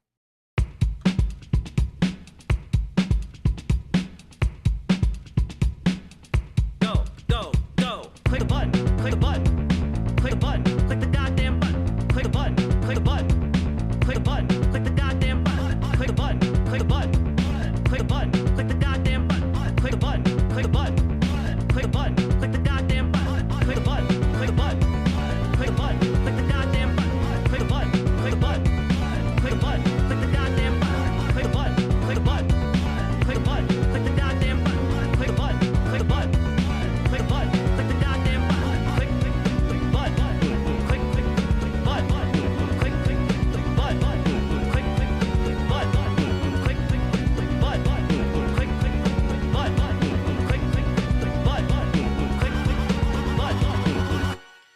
Yes, the classic children's ditty, Click Butt.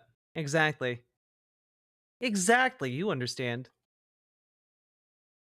Whew, boy. How we doing, folks? That's the love of my life. Happy anniversary. Thank you for supporting my show for the last 40 months. I appreciate that. That's the love of my life right there, chat. Thank you. I love you so much. And folks, consider dropping those subs, those donos, those super chats, those memberships, because hey, if you don't, the dono ghost will eat my bones. Anniversary of subbing to me on Twitch.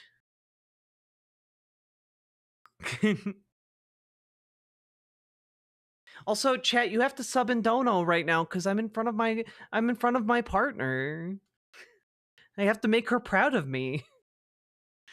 Appreciate the picture of Jack's butt, and also Imogene Olivia. I agree. I took some really good pictures of my butt, and so did Clarice the other day during our photo shoot. I clicked the button respectfully. Excellent, Simric. Thank you very much for your service.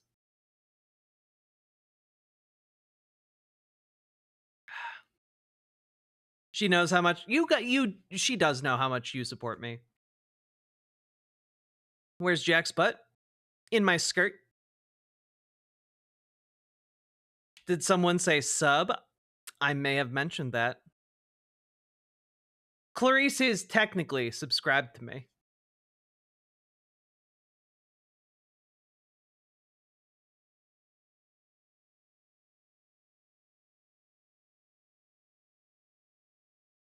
Are you both attached by the ACL? No. How much does she like trains? Clarice loves trains.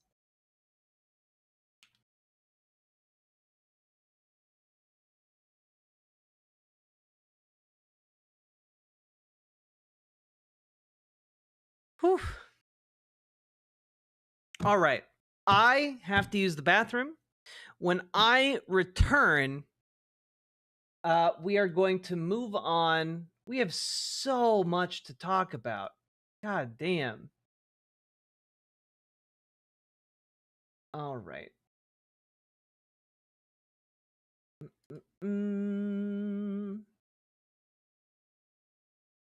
Okay. Just gonna do that. All right.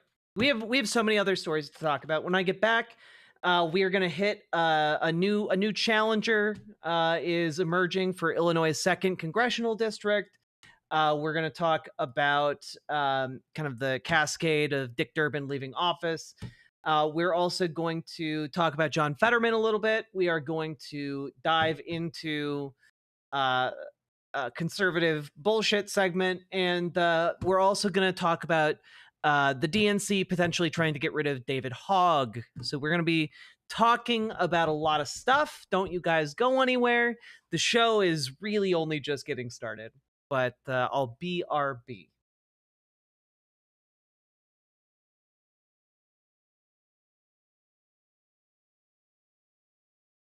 He called himself a hillbilly, wrote an elegy. His problem and his trouble is he went back and he doubled down on the fascism and the lies, and then he made a fatal crime.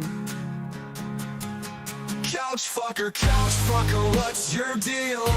J.D. Vance is cut by Peter Thiel. Couch fucker, why must he lie? We must stop Project 2025.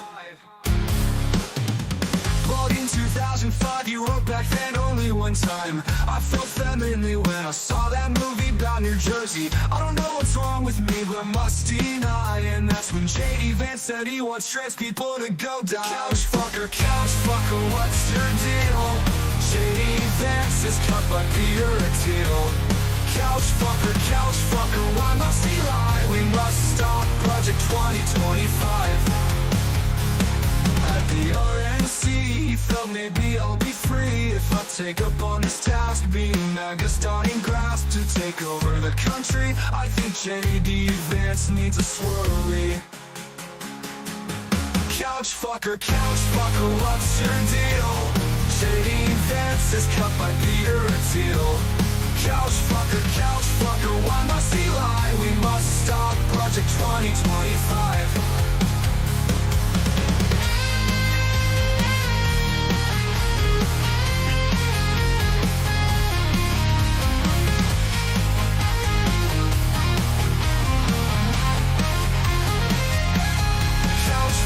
Couch fucker, what's your deal? J.D. Vance is cut by Peter Thiel. Couch fucker, why must he lie? We must stop Project 2025.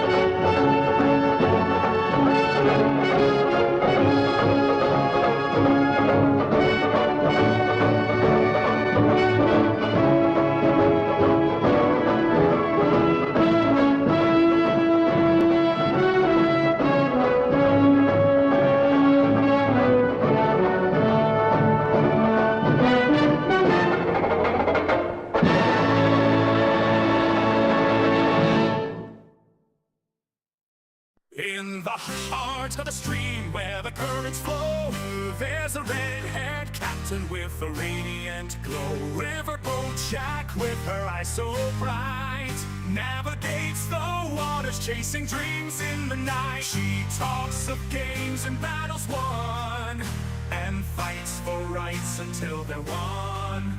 With her partner by her side, they sail the waves they won't abide. Get in the riverboat, hear her laughter sway. With every yacht and booger, it's a playful day. She'll say daddy or oh mommy in her unique way. Riverboat Jack, lead the way.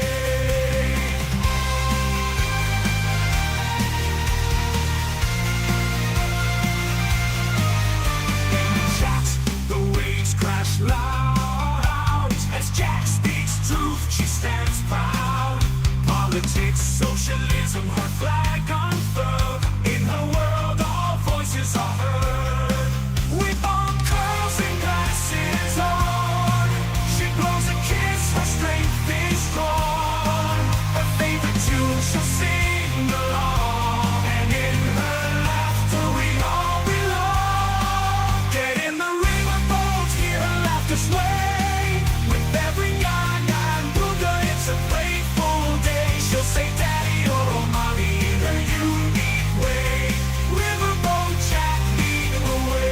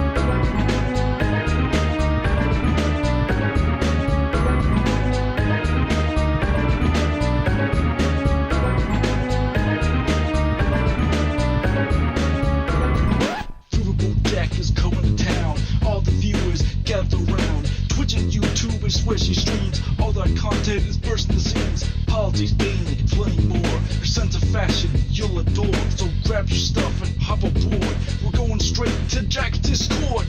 Riverboat Jack, Riverboat Jack, Riverboat Jack, Riverboat Jack, Riverboat Jack, Riverboat Jack, Riverboat Jack, Riverboat Jack. That's what I'm talking about. First time singing the songs for Riverboat Jack. Shout out. I don't know what I'm doing really, but I got passion. And that's what it's about. It's all about passion. Riverboat Jack. Riverboat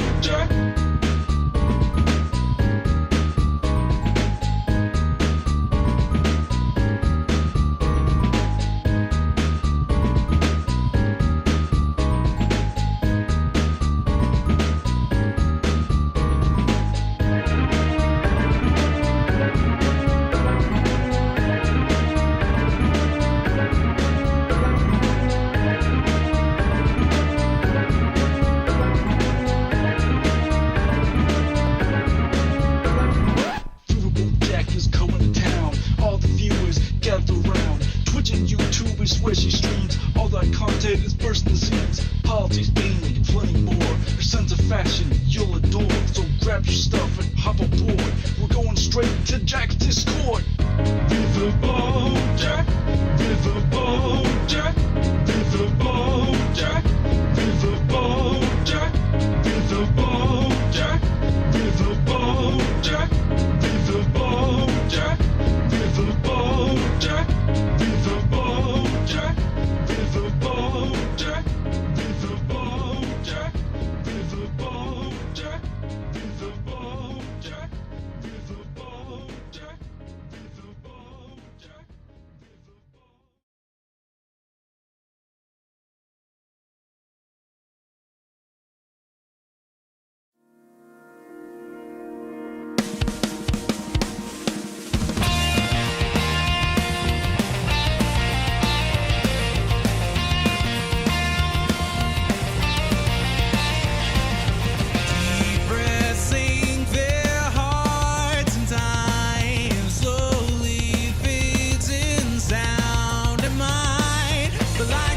signals, they seek their feelings quickly, blinking out of sync.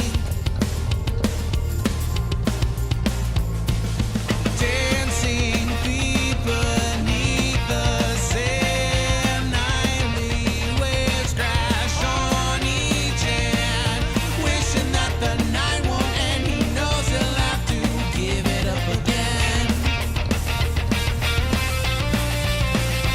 And he plays pretend, it's in his head, it's in his head.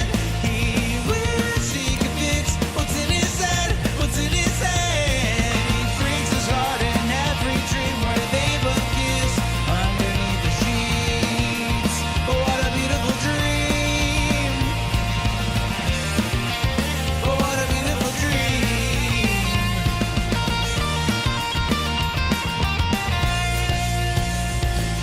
He sees the ship sail off to sea, knowing it was meant to be. If love is real, in the end he knows he'll have to let it go again. Let it go again. And he plays pretend, it's in his head, it's in his head. He wishes he could fix what's in his head, what's in his head. He breaks his heart in every dream where they both kiss underneath the sheets. Oh, what a beautiful dream.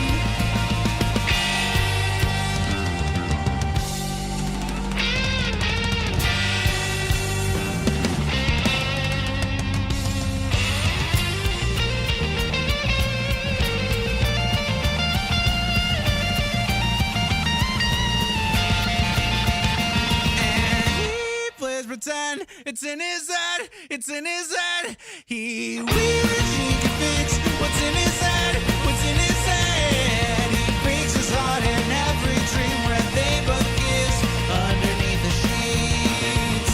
Oh, what a beautiful dream. Oh, and he plays pretend, it's in his head, it's in his head. He wishes he could fix what's in his head, what's in his head. He breaks his heart in every dream where they both kiss underneath the sheets. Oh, what a beautiful dream.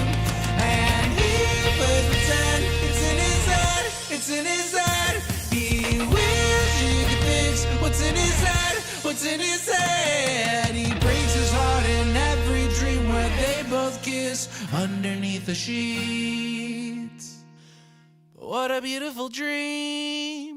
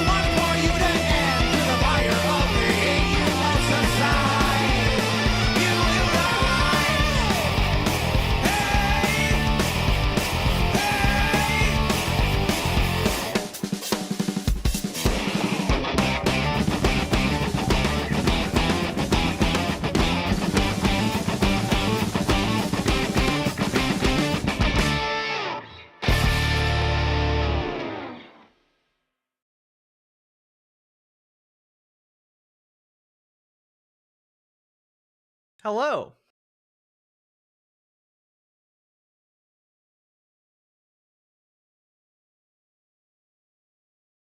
How we doing, folks?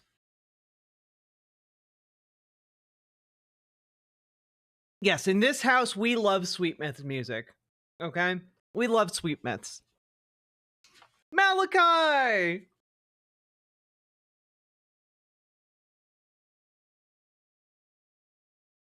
Literally just beat Elden Ring at the moment the last song finished. Felt real good. Fuck yeah, Soren Rising. That's what we like to see. We're winners in this house.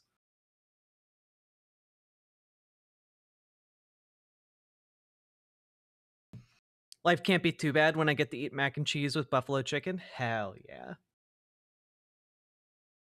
And I am stressed as hell from like putting together this gauntlet of a stream today. But after I finish stream tonight, I'm going to go take another run. I'm going to do 2 runs in one day, baby. And then I'm going to eat some goddamn beans. And it's going to be great.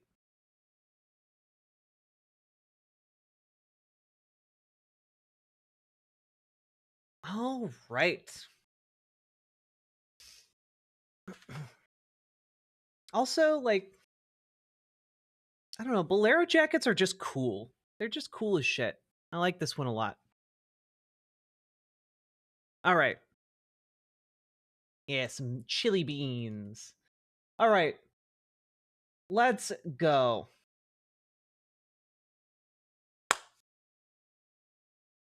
So, folks, there's this guy, all right, named Robert Peters. He is a state level politician in Illinois, and he is known for being a community organizer and a workers' rights activist. And hey, well, look at that. He's running for Congress. That's great. Basically, there's been a power vacuum left by the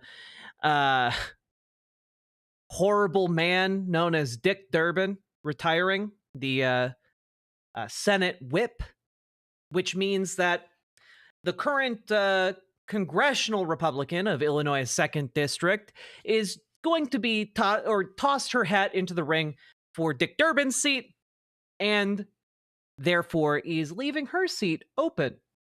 And Robert Peters is running for it. Who's Dick Durbin? He's the guy in the Democrats who keeps all of the senators in line and like makes sure they all vote right? All vote alongside the majority leaders, or minority leader in this case, party line. Okay? And he sucked. And so I'm glad he's gone. He was also like a bajillion years old. And it's about time we got new blood going into Congress. And it sounds like we got some good contenders coming in. Okay. Illinois' 2nd District isn't Durbin's district because he's a senator. But the congressional representative seat is open because the previous occupant is running for Dick Durbin's seat.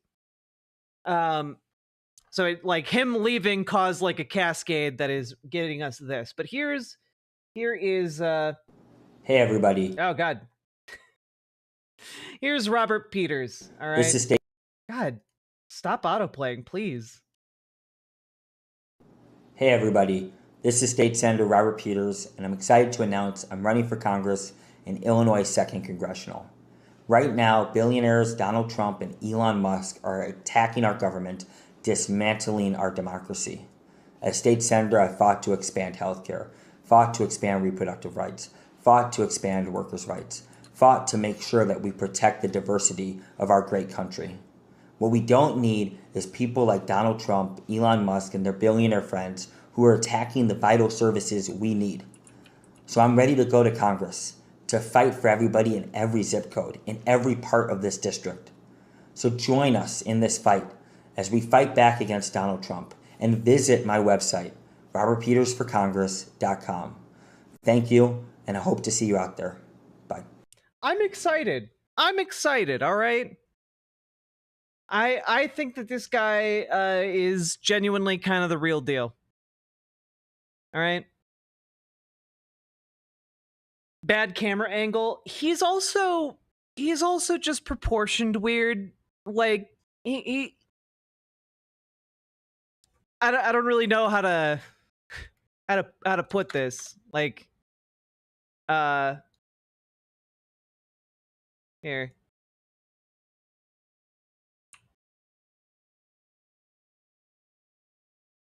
Dude dude just kind of has like a smaller head and longer arms with larger hands. And I think he's wearing a suit that like emphasizes like his it's you know, he just has slightly off proportions, and like that's fine. I think he's great. All right.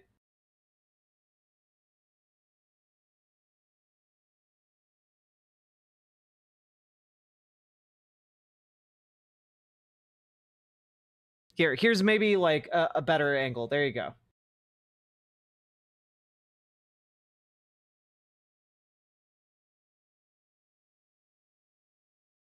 And like he suffers from Hassanism.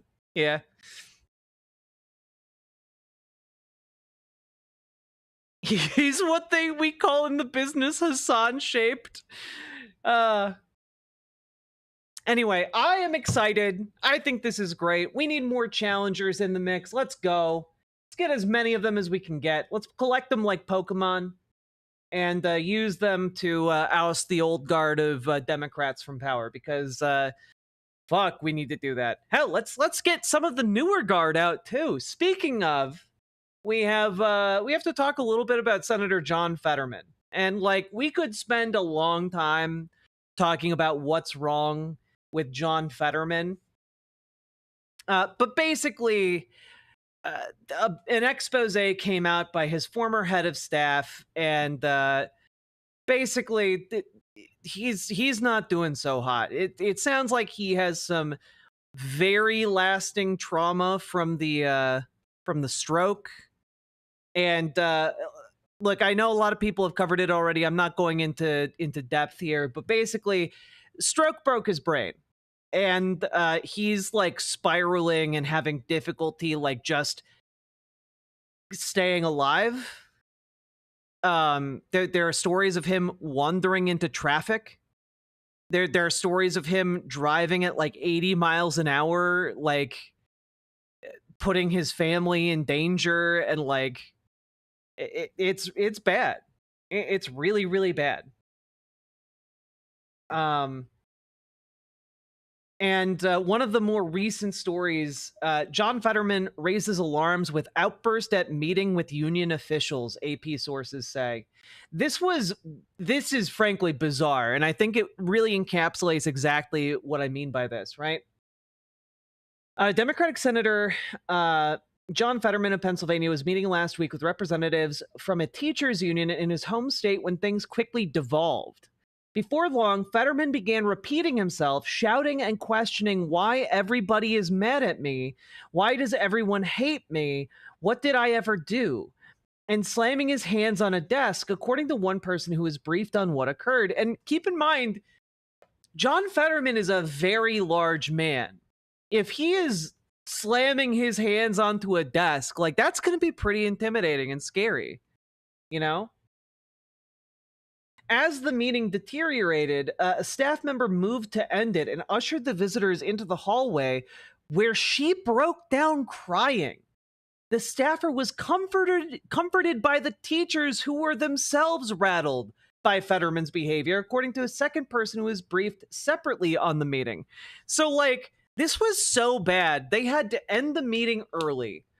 And the staffer, clearly under a lot of stress from like trying to contain this from getting out into like the wider public, just breaks down in tears.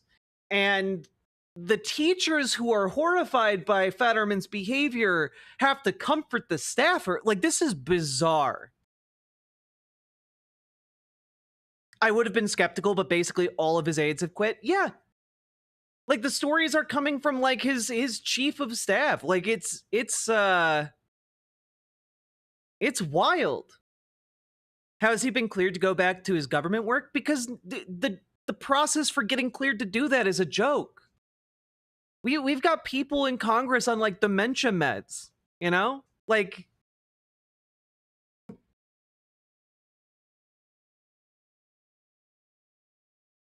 Yeah. The interaction at Fetterman's Washington office, described to the Associated Press by two people who spoke about it on condition of anonymity, came the day before New York Magazine published a story in which former staff and political advisors to Fetterman aired concerns about the senator's mental health. The story included a 2024 letter, also obtained by the Associated Press, in which Fetterman's one-time chief of staff, Adam Gentleson, told a neuropsychiatrist who had treated Fetterman for depression that the senator appeared to be off his recovery plan and was exhibiting alarming behavior, including a tendency towards long, rambling, repetitive, and self-centered monologues. Yeah.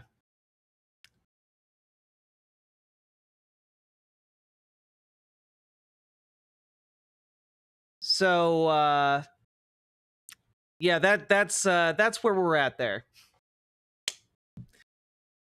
It's not great. Yeah, you can still work after a stroke, guys. This isn't like all stroke victims like are unable to like function in society, but like this guy is clearly not okay.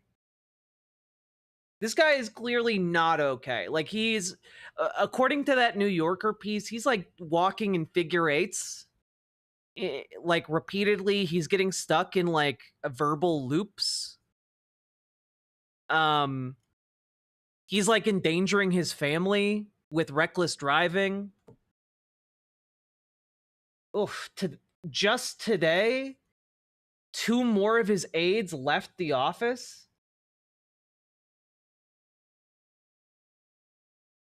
Madeline Marr and Caroline Schaefer parted ways with his team. Probably one of those ladies was crying in the hallway. Yeah, according to one of them, yeah, they're increasingly concerned about his health.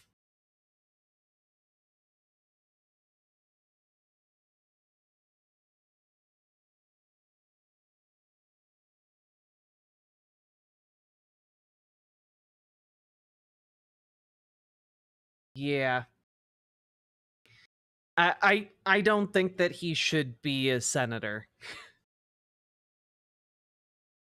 Like especially one of the details that stood out to me from that that piece that got published about his mental health, he's apparently off his meds, according to that piece. And he's also claiming that he is the #1 most knowledgeable source about the state of Israel. Like he's not okay.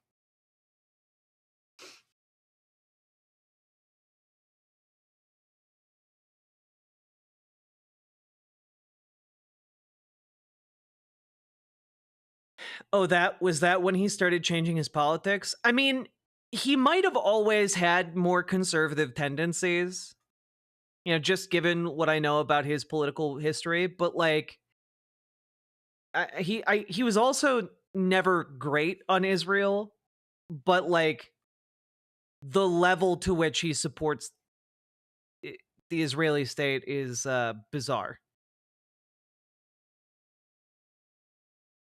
What is this?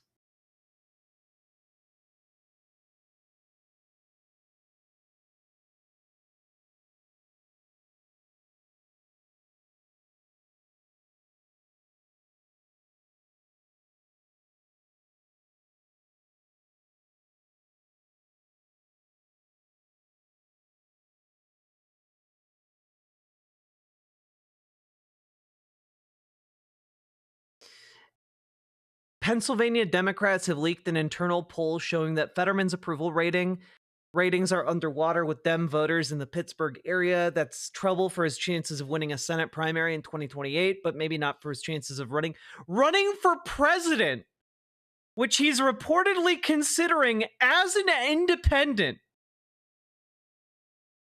Dog. That is fucking nuts. There is zero chance.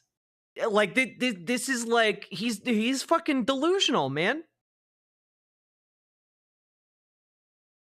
like all of his staff, like who's left to like be in his campaign?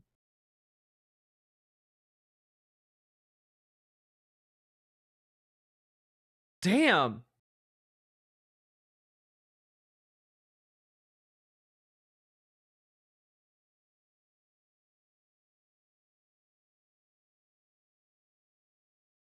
Yeah, like dude should like dude needs to be like in a hospital. You know, like he's gonna hurt himself or his family. Like I don't know. I don't know. Like apparently, like his wife has been like in tears in the office around like the staffers. Like it's bad.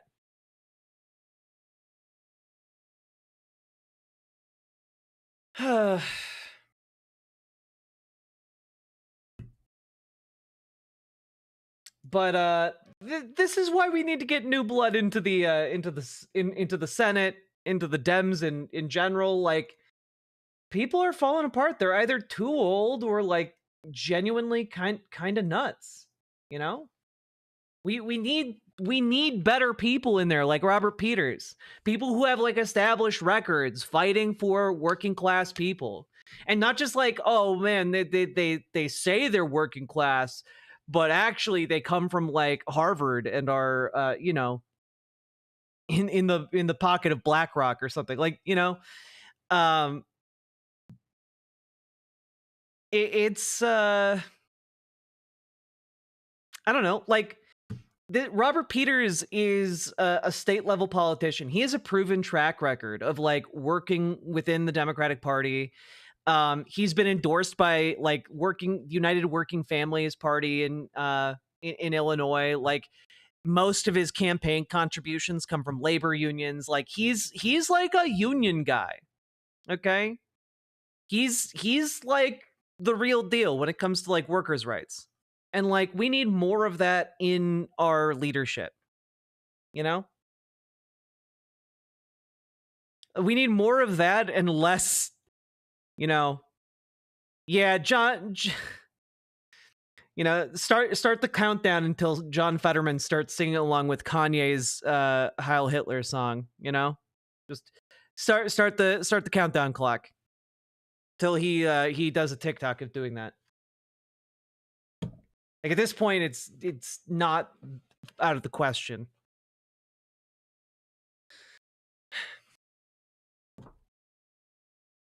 So there we go. Segment done.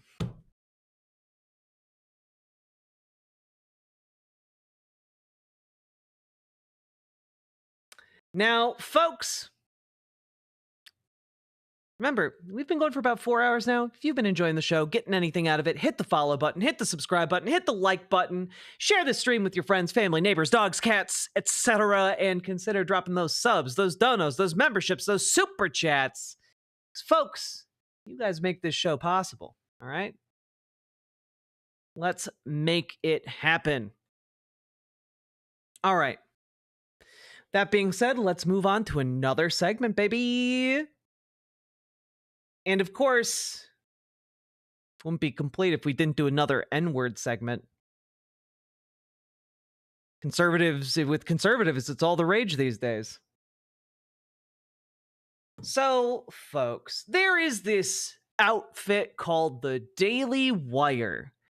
And they have a number of different show hosts. And you might be thinking, the Daily Wire, isn't that just Ben Shapiro and Matt Walsh? And yes, that those two people are indeed part of the Daily Wire, but so are others. Like, you know,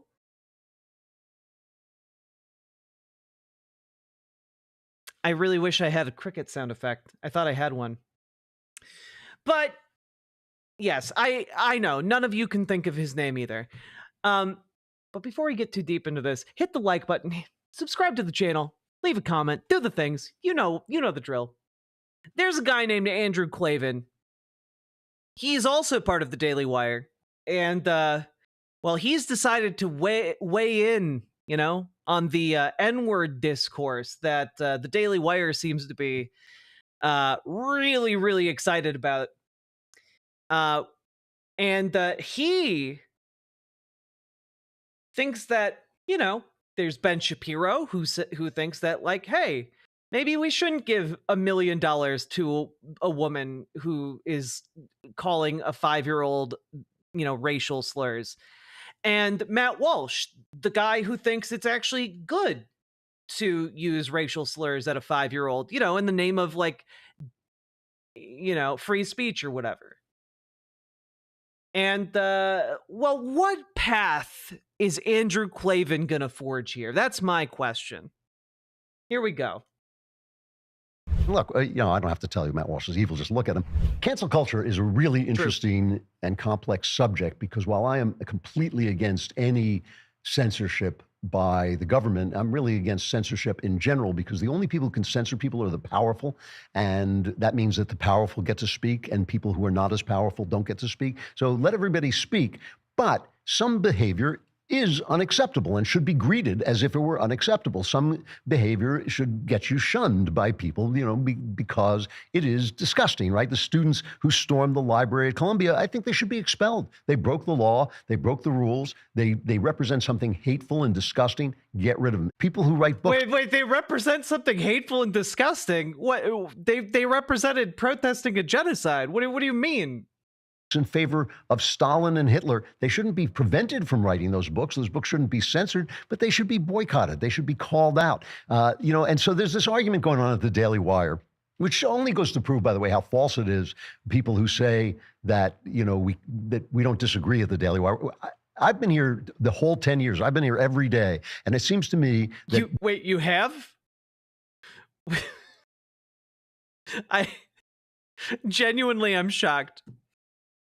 Ben and I like Ben very much as a human being, but we do nothing but argue. We do nothing but disagree. He has never, it's always Ben that they pick on first because he's the top guy, but also because he's Jewish. And then a lot of the people who hate the Daily Wire hate Jews. And, Ben tries to hide the fact that he's Jewish by wearing. Just to clarify, I do hate the Daily Wire, but not because Ben Shapiro's Jewish. That literally has nothing to do with it.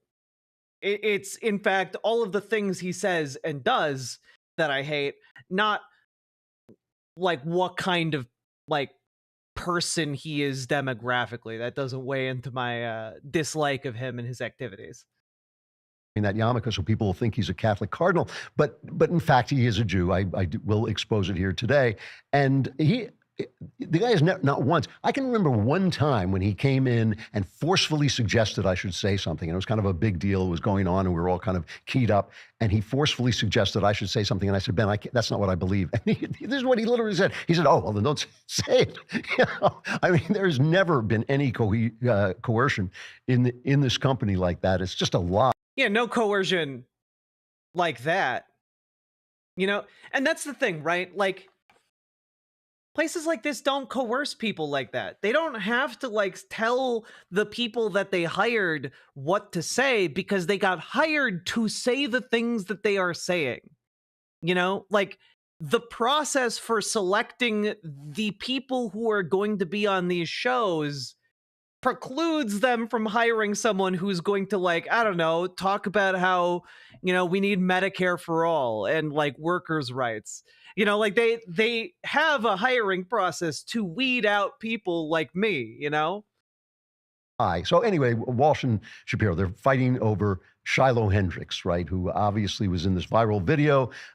She was in Rochester, Minnesota with her child at a playground, and a Somali kid started robbing the kid or going through his backpack. Wait a minute. You know how you showed us those Aqua drones? They're jokes? They're not jokes. Okay. Well, I wasn't joking about them. I think they're neat.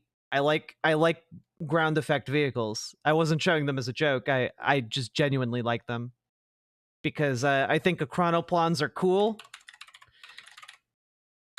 Can we just 1 second? Okay, 1 second. All right. This is one of the largest aircraft ever built by man. And it basically coasts along on a cushion of air. And they're cool as shit. And the coolest part about them is that they work better the bigger you build them.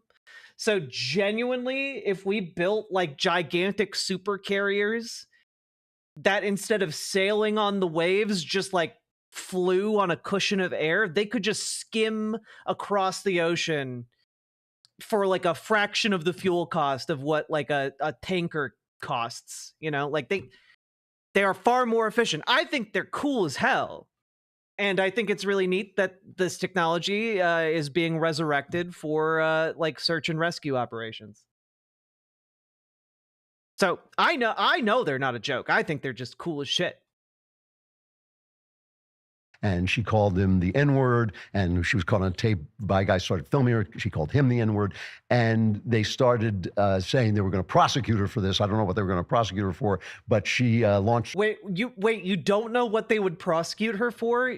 You think like it's fine to like chase a child and call them racial slurs? Like that's a crime. Like that.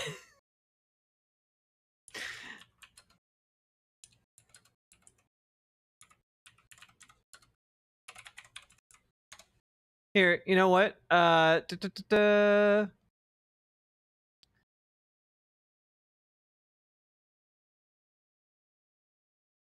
the police recommended charges a couple days ago. Trying to see do we have any updates about that?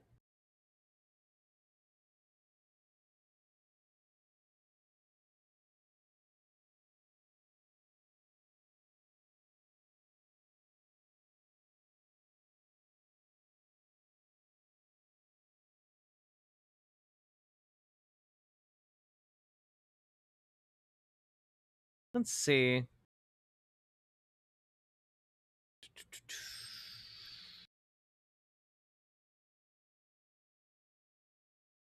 So basically, they have tracked down the family and the child who was the target of the harassment.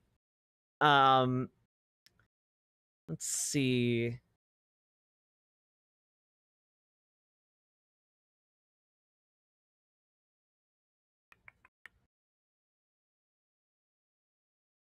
Okay, so the Rochester Police Department are still conducting their investigation. Local prosecutors are reviewing whether to bring charges. Okay, that seems to be the latest update from as of 6 hours ago. A crowdfunding campaign and called "Help Me Protect My Family," and she raised $700,000. I do all the So the fucking evil time. Matt Walsh, and look, I don't have to tell you Matt Walsh is evil. Just look at him. But the evil Matt Walsh said that he hoped he was glad she raised so much money, and he hoped she raised more. I mean, I know Andrew Clavin is saying it very tongue in cheek, but Matt Walsh is genuinely very evil. Like I don't know how else to parse a guy who defends like a known child molester. Like after evidence of the molestation comes out, you know, like dude did that with the Duggar family. And then he went like a step further and said like he doesn't know that he would report his his child to the police if his kid like sexually assaulted another one of his kids. Like yeah, that to me that seems genuinely very evil, like not in a haha kind of way. And he put the whole thing in the context of the fact that our government has wickedly flooded this area with people from Somalia who don't want to assimilate and who have caused crime to skyrocket there and shouldn't. And why should they be pumped in? This is the thing. Why is it good for America to have Somalians pumped in at a great rate? Holy shit. Whoa. Whoa. Dog. What the hell? Why is it I'm sorry, talking about Somalians being pumped into the country at a great why is it good for like refugees from war-torn nations to come here? Well, for obvious humanitarian reasons for one, for also obvious economic reasons for two, like for three, Somalian food is delightful. And for 4, they're really wonderful people. Like what like sorry, oh man, why are all these great people coming here? It's the horror. Like, genuinely, I can't think of why anyone would say what Andrew Clavin just said unless they were, like, super down to say the N-word. And, like, just as racist as a Klan member. Jesus. Before they can be assimilated and before anybody necessarily wants them in their neighborhood. So What do you mean? We allowed them here. We offered them to come here. As a state, shut the fuck up about what the policies of the place I live is. Like, don't talk about the policies here. If you don't know what the fuck you're talking about. We invited them. You asshat.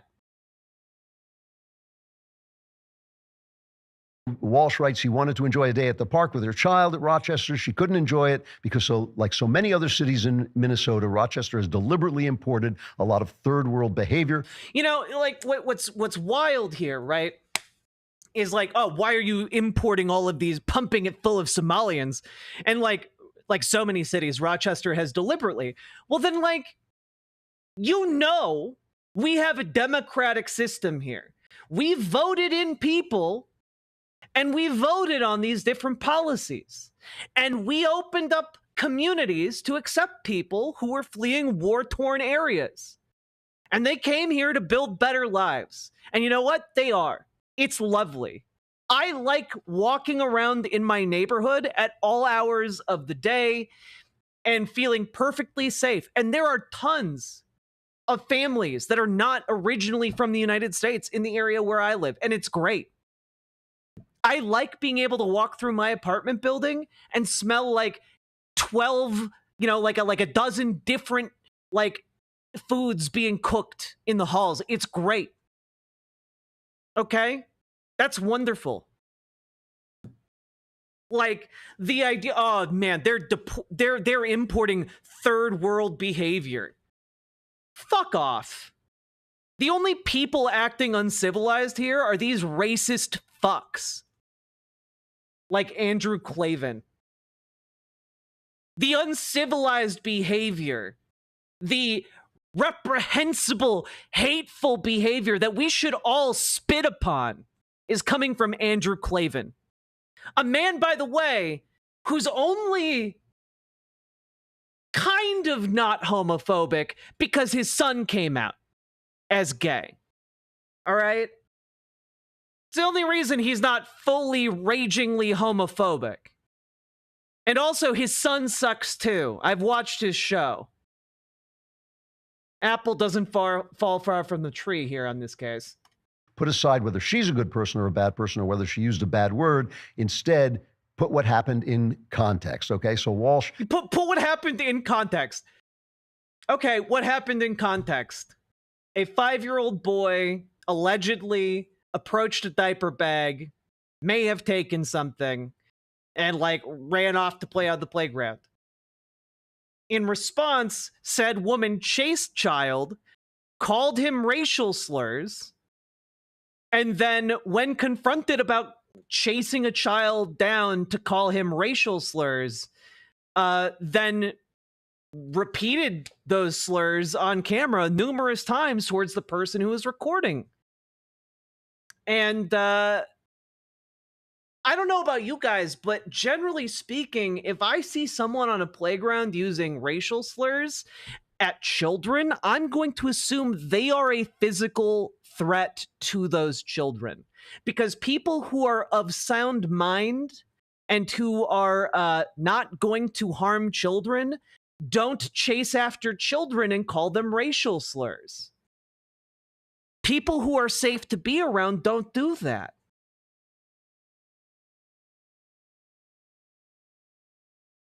This isn't rocket science, guys. Yeah, like chasing down a child to use hate speech is not an indicator of a safe person. Gets at the fact that her behavior is, that questioning her behavior, using the N-word to, I think, a 5-year-old child, questioning her behavior is the wrong question. And that's a valid point. That is a valid point. It's not, actually. You should question her behavior. It's abhorrent and, like, frankly, I would argue criminal. Like, that is very clearly, like, threatening children at a park. Just throwing that out there. Like, and by the way, I would also say this about any adult chasing down children at a park to call them racial slurs. Regardless of, like, the races involved here, that would be weird as fuck and dangerous. If I had a kid at that park, I would do anything in my power and everything in my power to defend them and other children.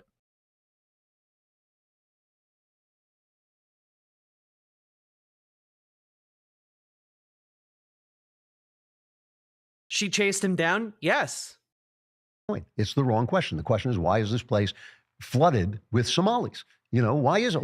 Because we voted as a state and Rochester voted as a city on those policies. Why are all these black people here? Because we voted to allow refugees to resettle here, because it's the right thing to do. Oh, why are all these communities opening up their doors to people fleeing an active war zone? Who can say, Andrew? It's truly a mystery. Why would people choose to be good? No one can say. Why did that happen? Why was that good for Rochester, Minnesota? And how did it happen? And who let it happen? Why would it be? Why would it be good to bring in a bunch of people who are looking to do work and, like, be safe and build communities? You know, why might it be good for, like, places to bring in people who are eager to work and build lives? Who can say? You know, it's not like labor is a resource that fuels the economy. You know, setting aside all moral considerations, it's not like labor is a very useful resource, I guess, in the world of a conservative. Oh, I forgot. In the world of conservative, the CEOs do all the work. That's right. The CEOs work 10 billion times more efficiently than workers. That's right. I forgot. And why? Those are the right questions. But Ben Shapiro has an equally valid point. This is the thing. We have arguments, but everybody's so brilliant here that they only make valid points. But Ben has an equally valid point that does not make this woman a guiding light that we want to give our money to. I mean, Ben just said, stop giving your money to bad people. And he Yeah, stop giving your money to bad people. Like the Daily Wire. And give it to good people like me. JK, you don't have to do that. As you know, Benny has that wonderful lawyerly precision, and people were saying, well, they gave a lot of money to Carmelo Anthony, that black kid who was accused of murdering a white kid, and a lot of people started giving him money basically on the basis that he was black.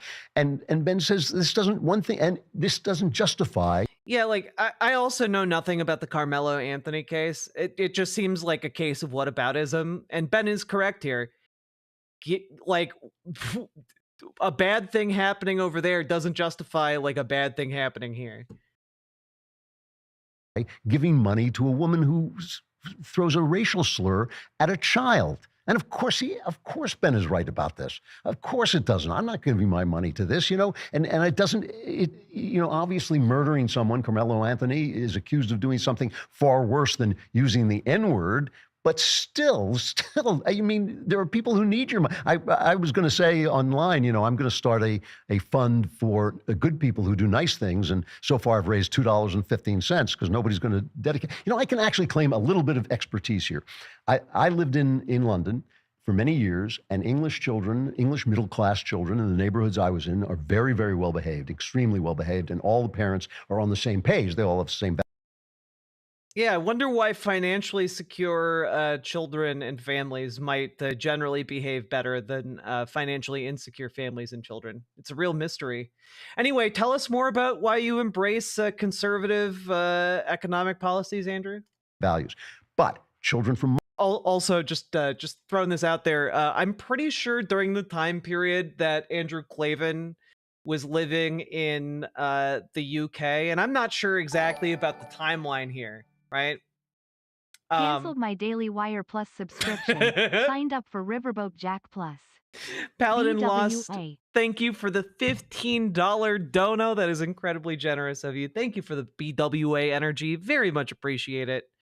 But I'm pretty sure during the time period that Andrew Klavan lived in the UK, that was maybe, and I'm speculating here, around the time that the fear of chavs rose in the UK.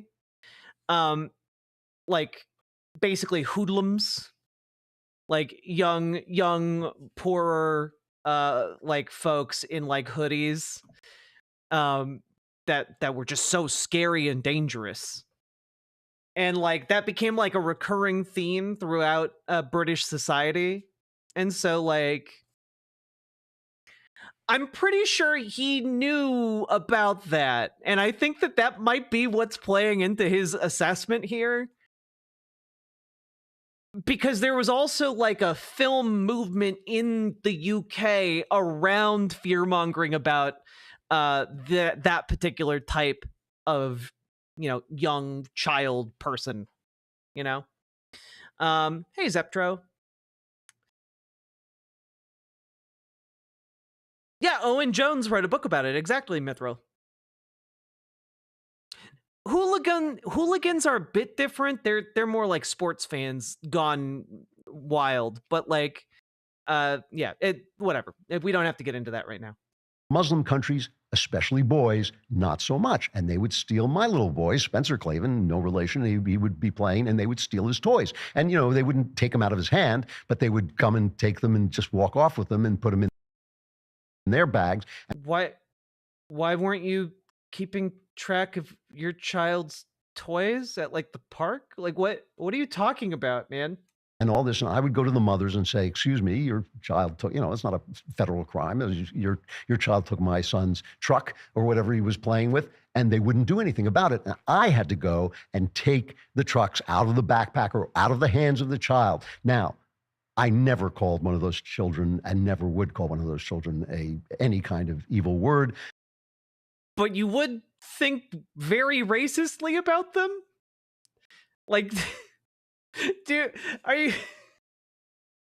Come on, dude. Any kind of introspection here?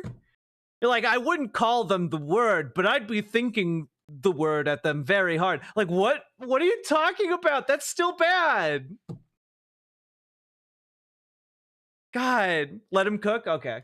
I never yelled at the mothers. I was always polite to the mothers, but I got my kids' toy back. Obviously, you have to do that.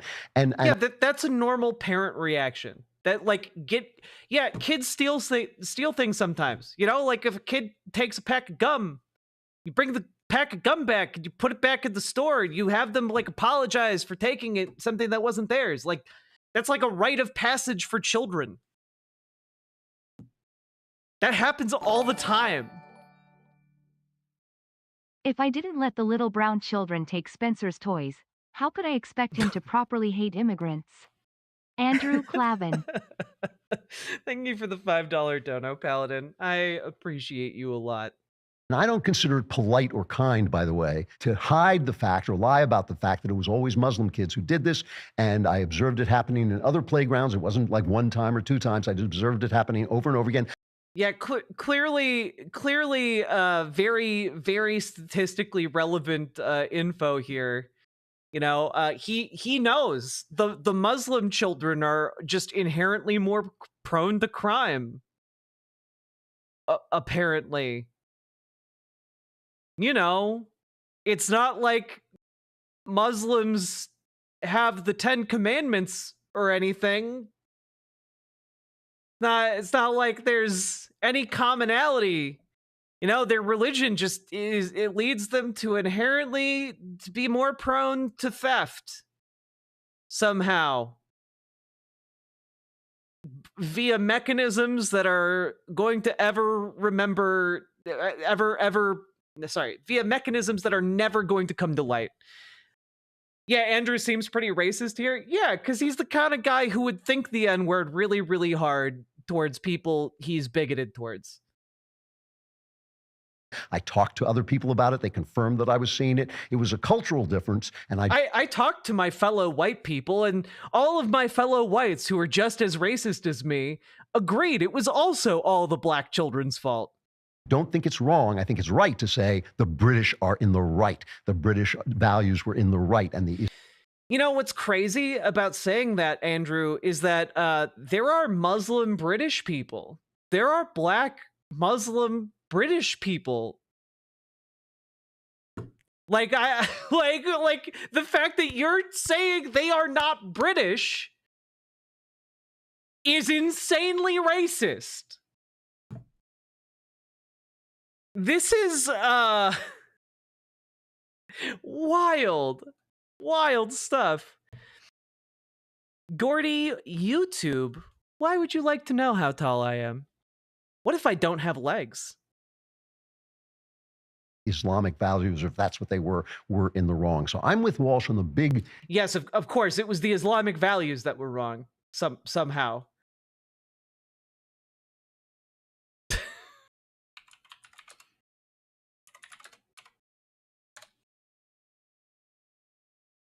God.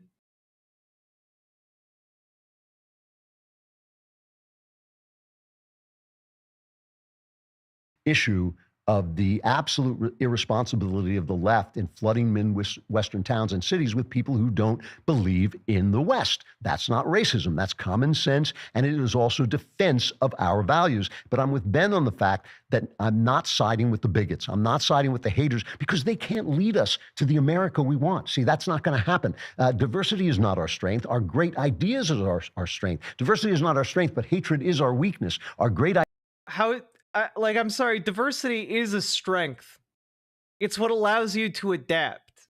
That's why it's good to be diverse and to have diverse perspectives. It allows you to come up with novel solutions to problems that might be better than what you could have come up with by yourself. It's not that complicated to explain, and any child would understand it. But when you're this racist and bigoted, well, you seem to be unable to comprehend things that a child would find pretty easy to grasp. Ideas unite us. Everybody should be free. Everybody should believe in the rule of law and in due process and all of the things that we believe in and in free speech and in free exercise of religion. That's what brings people together. And then you get diversity, and it's a side benefit if everybody is assimilated into our system. If everybody's assimilated in our system, then they don't need to be assimilated into the system. Like you're just saying that, like, for whatever reason, people from Somalia are more prone to thievery than people native to the United States. And like, that's just not true. Like statistically, it's not backed up by any kind of data. Your evidence is I lived in England for a while, and like Muslim people who aren't Somalian, but who were Muslim, did you know, anecdotally, they took toys from my child, and therefore I understand that all Muslims from all places are prone to more crime. This argument doesn't make sense. you get Chinese food, you get Italian food. It's great. You get some new fashions, you get some new ways of looking at things. That all that is great as long as they're assimilated to the West, right? And the problem, Matt is right. The problem with cancel culture is that a small group of elites have set the terms of cancellation to serve themselves and their power. And Ben is also right that we will be to serve themselves and their power. Who's this small group of elites? Andrew, who's the small group of elites? Because I know the answer I would get from basically any other person who is as racist as this. Or at least who's making any kind of ethno-religious arguments like this. I know the answer I would get from 99.9% of other people who don't work at the Daily Wire, okay? And I'm gonna hazard guess that you're not about to take that answer. You're not about to make that one. But maybe you're just going to leave it as a big old question mark. You know, kind of a JQ mark, if you will. Destroyed just like they have been if we do the same, if we respond by doing the same. The left has used our decency to destroy our decency, and we have to seize our decency back. We don't have to make their hatred our hatred. We don't have to hate them back. We have to show them what. You know, like, it's what's wild here is that you are now trying to say that, like, Somalians just hate Americans, which in my experience is absolutely not true. But also, like, you're trying to, like, say that the Somalian child was the real hater in the video. Like, the 5-year-old autistic boy was the one with the real bigotry against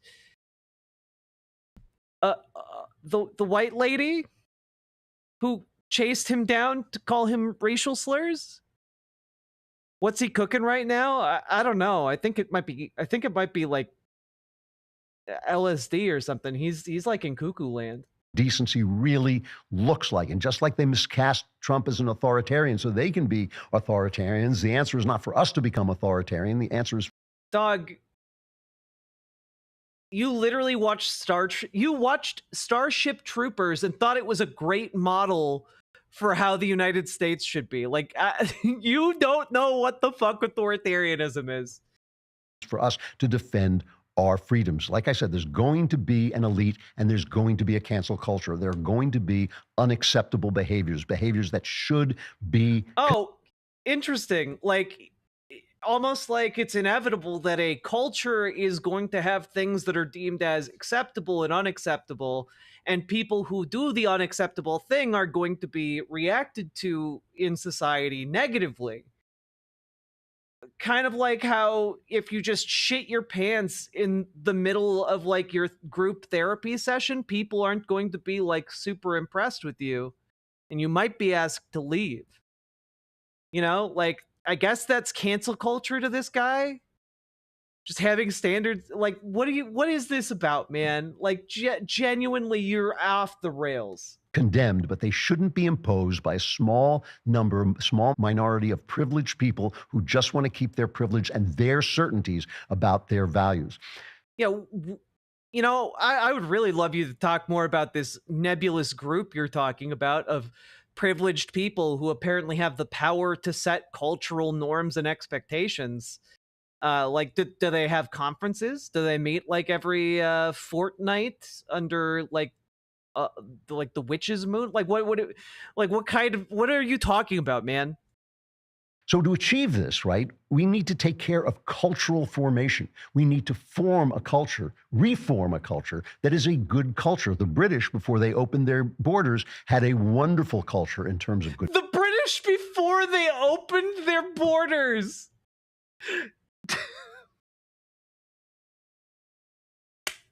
Hey guys, remember when the British were doing imperialism and going around the world enslaving people and making them do forced labor to extract all the spices, but not allowing any of those practically enslaved people to come back to England? Those were the good old days. Look, Andrew Klavan loves those days because specifically none of the spices that England stole actually went into their cuisine. And that really what Andrew's upset about this entire time is the fact that, like, non-British people season their food. That's his big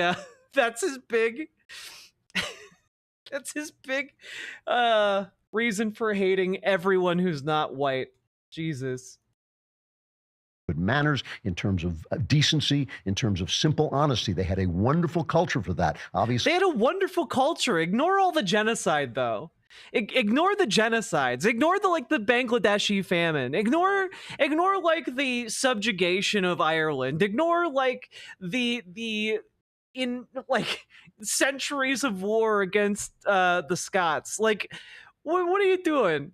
What do you ignore like the fucking potato famine that was caused deliberately by the British? Yeah, ignore. It was a great culture though. Super great. They had a man in a fancy hat ruling the country for a long time, and it was the fanciest hat, and that means it had the best culture. See, all cultures have problems, but they were great about that.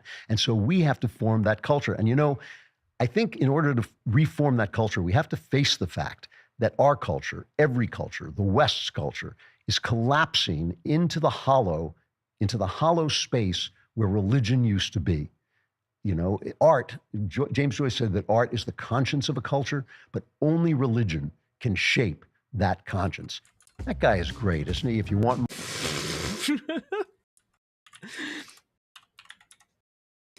Can we just like look up something real quick? Just look at Andrew Klavan's filmography real quick, just for funsies. Yeah, let's see.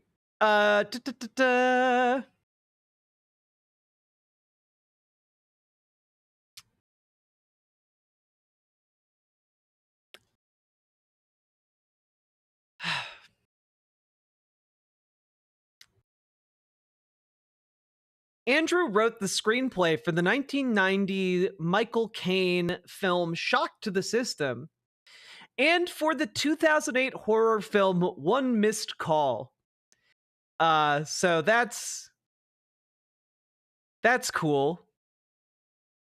Just this is his greatest claim to fame.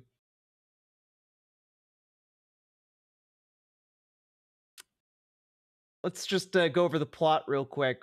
A paramedic rescues a young girl from the blazing St. Luke's Hospital before unsuccessfully inquiring about her mother's whereabouts. Sometime afterwards, undergraduate Shelley Baum hears her cat meowing near her koi pond. After she heads over to investigate, a hand appears and drowns her and her cat.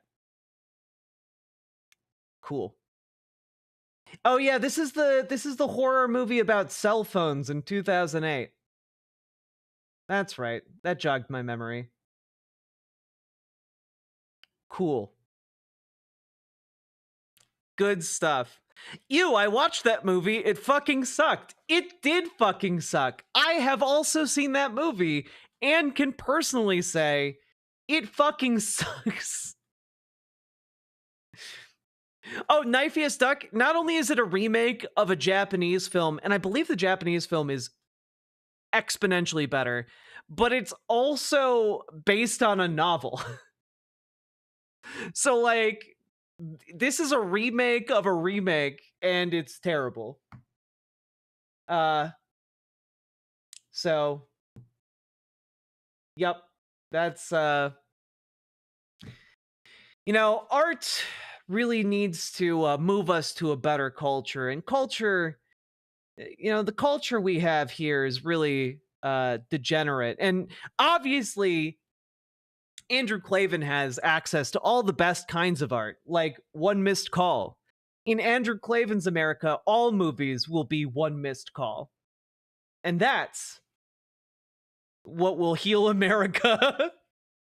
And that's also why apparently in Andrew Klavan's world, it's okay for a grown-ass adult white lady to chase down a 5-year-old autistic black child and call him racial slurs. Because something Somalian, something Islam, something kids in the UK were mean to my kid one time. Like, that's literally what every racist says when asked about why they're racist. But okay. Yeah, I'm glad we covered that because Andrew Klavan is a weird and gross man. And more people need to recognize how weird and gross he is. He likes to portray himself as like the enlightened centrist of the Daily Wire. And I think listening to him for like, that was only 9 minutes long. Listening to him for 9 minutes is enough to just fully realize he's a creep and a half.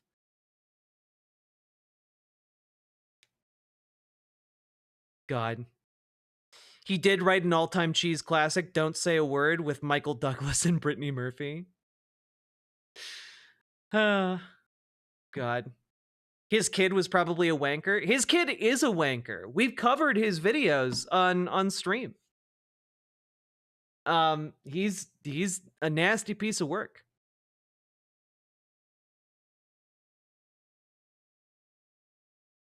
So anyway, that was some weird shit. And with that, we're done, baby. There we go. Segment done.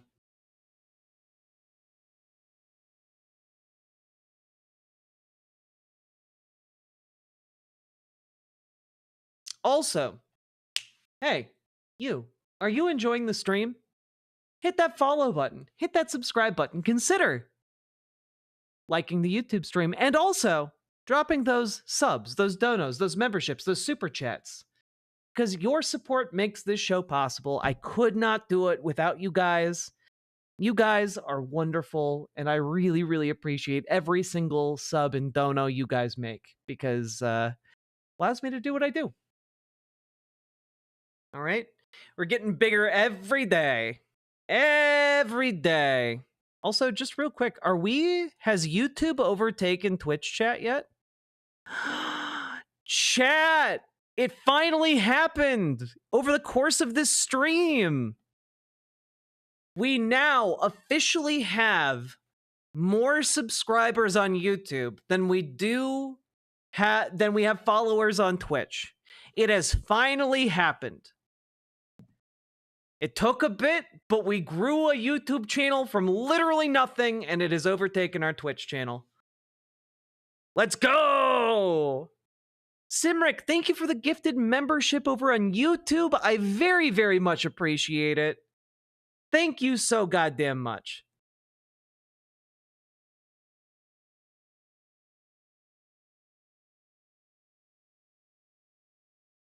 Also, if you can't enjoy Ender's Game and want the absolute dollar store version of it with no redeeming qualities, he has a trilogy called Mind War. Oh no.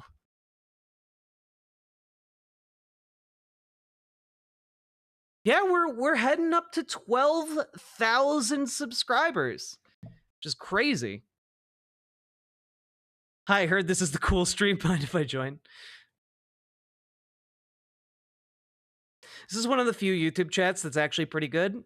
Yeah, Knifeiest Duck, Paladin, Lost, Banana Brains, all the mods do a great job keeping YouTube chat wonderful.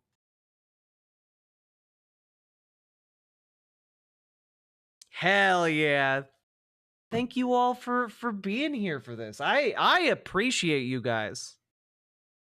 You guys are wonderful.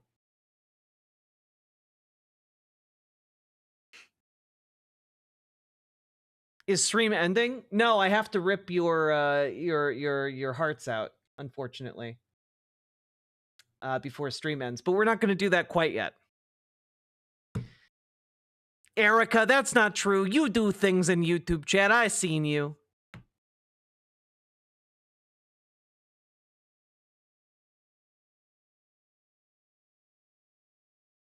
No, I was using that? Yeah. I'm sorry, guys. Ooh, we do have great mods. Working the Twitch and the YouTube chats.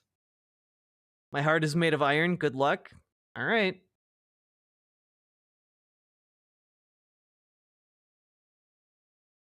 I think his kid's name is Josh Clavin.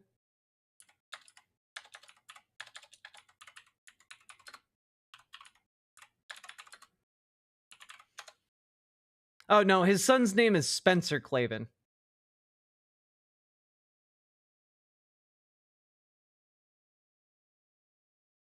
Also, it's great that when you Google Andrew Clavin's son, the #1 result is Spencer Clavin's Twitter account.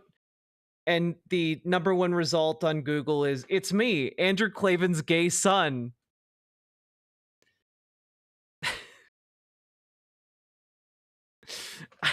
Can we see his picture? Sure.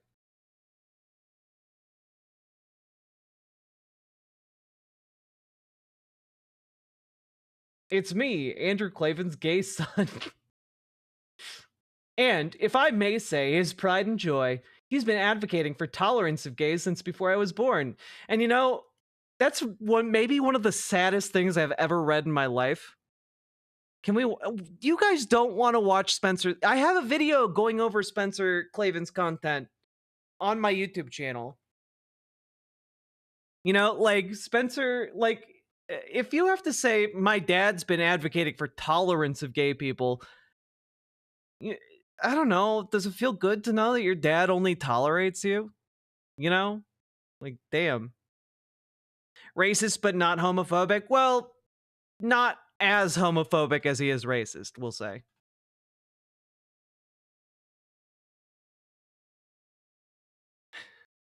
Tolerance of gays is what my dad talked about.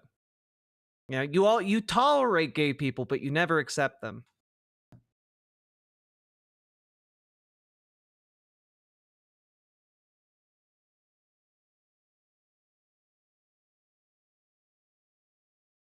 All right. Now remember, folks, like, comment, subscribe, donate if you're not transphobic. All right, with that, let's dive into this. All right, let me prep here. Got to prep it. Okay. There are so many things we didn't get to. I'm going to prepare nothing for tomorrow because I have like 4 different segments that we might not get to. But I have like a couple more I want to get to tonight. Okay?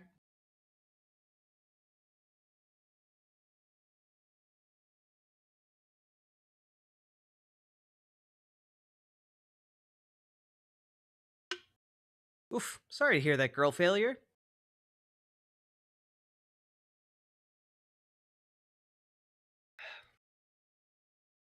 Here we go.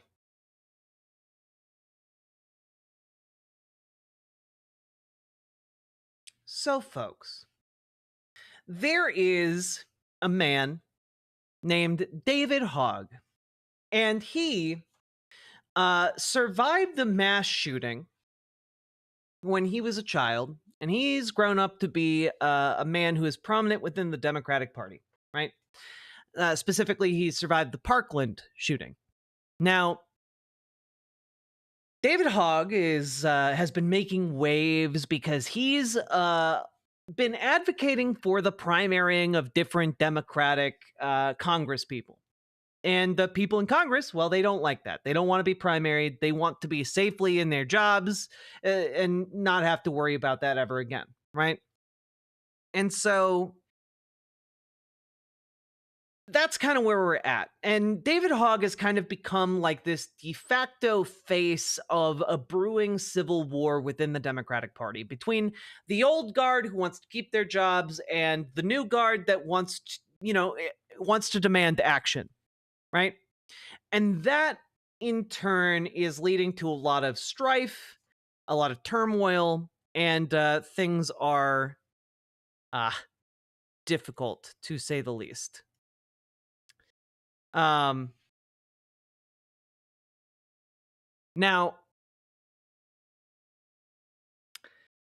here is where things get a bit interesting, because an article went up today on The Independent, and it's titled, Parkland Survivor David Hogg to be ousted from DNC following investigation into his election. And that, well, it sent a lot of waves through the ether, the ether of the internet. Now, before we get too deep into this, remember to like, comment, subscribe, do the things that help the show, and let's get to it. All right. Specifically, David Hogg isn't ousted from the Democratic Party, and he's not slated to be ousted from the Democratic Party. That's not what's happened at all. It's a duck with a knife. Banned from Iron Chef for the rest of his life. Goes around the world causing culinary strife. Everybody run from a duck with a knife. I love that. I love that new additional backstory about Very Knifey Duck. Right? So what has happened here is more complicated than simply the DNC said David Hogg can't keep his job. They're upset about how he's being more progressive. And like I looked into this story, okay, and that's not what's happening. And also, like, David Hogg is not being investigated. What has happened is that one of the people who is running to be a DNC vice chair, and her name is, let me pull it up here. I'm totally spacing on it.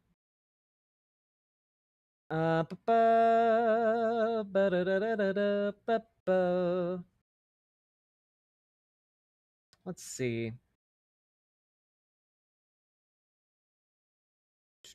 Does it not even say in this article? That's crazy.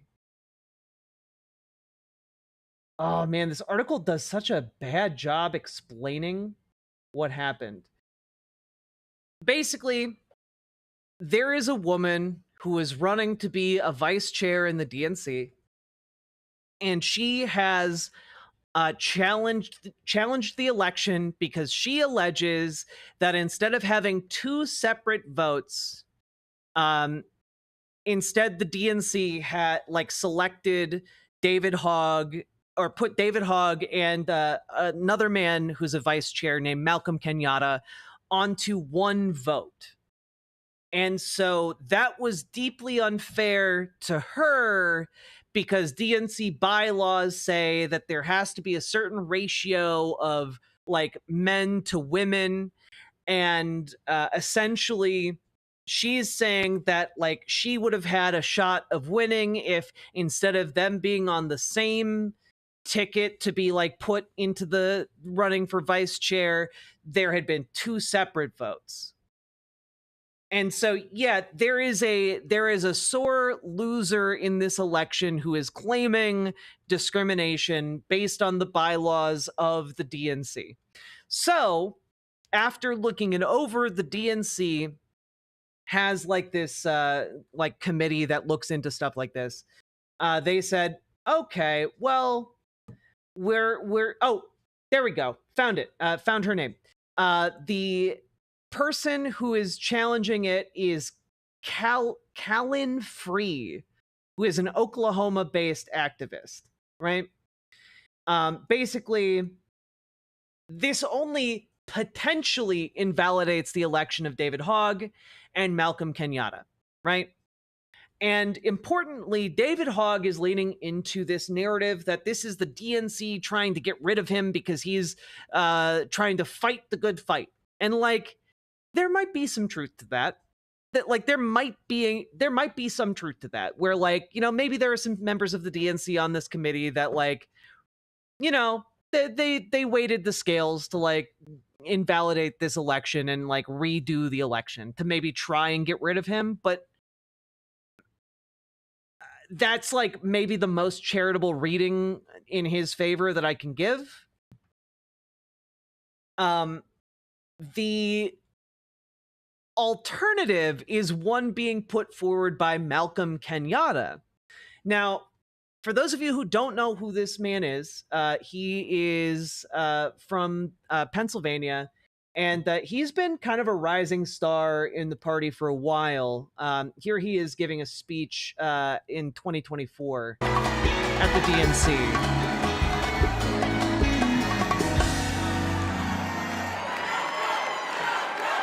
It's short. We can just watch the entire My thing. fellow Americans, my name is Malcolm Kenyatta, a proud son of Pennsylvania. And as you saw, I brought back Trump's Project 2025, all 900 pages of it. And it's interesting because usually Republicans want to ban books, but now they're trying to shove this down our throats. It is a radical plan to drag us backwards, bankrupt the middle class, and raise prices on working families like yours and mine. Under Project 2025, a family making just $75,000 a year with just 2 kids would pay $1,800 more in federal taxes. No, but there's more. Because on page 465, Project 2025 would stop Medicare from negotiating to lower the price of prescription drugs and capping out-of-pocket costs. And on page 587, Project 2025 would cut overtime pay for hardworking Americans. But my friend, these bad ideas aren't new. As long as we have been fighting to make America work for working families, there have been greedy corporate interests trying to take us back. In 2019, my grandma, a civil rights warrior, called me, her voice cracking, and she said, "I'm so sorry, baby. I'm so sorry. I thought my generation had fixed this. And here you are fighting the same battles." But I want to tell you tonight, my friends, what I said to my grandma. I said, "It's okay, Grandma. It's just our turn. It's just our turn to stand up for working people and to stand up for our nation's promise. It's just our turn to defend our rights and to ensure that democracy doesn't die on our watch. It's our turn to make history, my friends, by electing Kamala Harris as the next President of the United States of America. God bless you. May God protect our troops." Yeah, okay, so we didn't actually elect Kamala Harris as president of the United States. We kind of whiffed on that one, okay? We did do our best, but we whiffed on that one.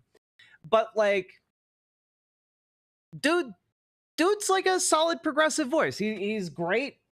He's a great public speaker. He has a great presence. But also, like, he has a very different view of what is happening right now than David Hogg. And I figure, considering David Hogg and Malcolm Kenyatta are both being affected by this election, internal election bullshit from the DNC, worth checking out what he has to say. And he actually put out a message on Instagram about this, and we're going to take a look at that real quick. Back from the gym. A lot has happened today, and if you know me at all, you know I needed to go for a run. But that being said, I'm coming to talk to you, unfortunately, not about Republicans cutting Medicare and Medicaid or trying to cut SNAP benefits, which we should be focusing on. Instead, I'm coming to you to talk about inter-party Democratic nonsense. So long story short, 100 days ago today, ironically, I was elected as one of the vice chairs of the Democratic Party. You needed 201.5 votes to be elected. I got 289 votes. David Hogg, who is another vice chair, got 214 votes, I think it was. 214.5 votes. And every article that has been written so far about what's going on has completely incorrectly, with David's support, made this story about the Democratic Party getting David. He even sent out an op-ed saying, "This is the first step of the Democratic Party pushing me out." That rubs me the wrong way. Not just because I got way more votes than him, and I also am finding myself in this position of having to go through another election, which was hard and grueling on my team and on my family. But I want people to understand, I have been to 8 states in 100 days. I've traveled almost 20,000 miles. I've done call time. I've attended fundraisers. I've done the hard and unglamorous work of trying to build this party and rebuild this party in a moment where we really need to fucking change what we're doing in the way that we're approaching voters. And yet, we have spent now weeks talking about one person, not about what the party needs to do, but talking about one person. And now, as this new thing has happened, the press is rushing to take David's word for it, that this is yet another way that people are trying to get him. David knows that's bullshit. This challenge was submitted weeks before David ever announced what he was doing with Leaders We Deserve, weeks before. And I refuse to sit here and allow the press to continue to push this narrative as if I'm not sitting right here, and as if I didn't get way more votes than he got, and as if I haven't been doing the work of trying to rebuild this party. So yes, this situation is in the weeds. It's complicated. And frankly, I wish we weren't talking about it. But we are talking about it. And if we're going to talk about it, we're going to at least talk about it with some honesty. We're going to at least put the receipts and the facts on the table. And so that's just what I want to say at this point. I am upset about how this went down, obviously, but I'm going to be okay. And I'll keep doing the work that I was called to do, because we need a strong Democratic Party to meet this moment. And obviously that requires us doing some introspection, but it also requires people to be honest about what's going on. Yeah, and I do think that this is something that is being perpetuated by the media, where like people are talking about this as if, and I do agree that with Hogg that like there are people in the party, powerful people, who do not like him. And I can absolutely understand this as potentially an attempt to get him out of the party. But like, to me, from actually looking at what led to this, this seems like a case of sour grapes in the election. Like, this seems like somebody's upset that they lost. They're making an issue out of procedure in order to try and overturn the results. That's what it seems like to me. And like, that's kind of where I'm at. And like, I also think that like Malcolm Kenyatta is like, he's an ambitious guy. You know, he's doing the work because one, it's the right thing to do to oppose fascists, but also to further his career. You know, like that's also okay.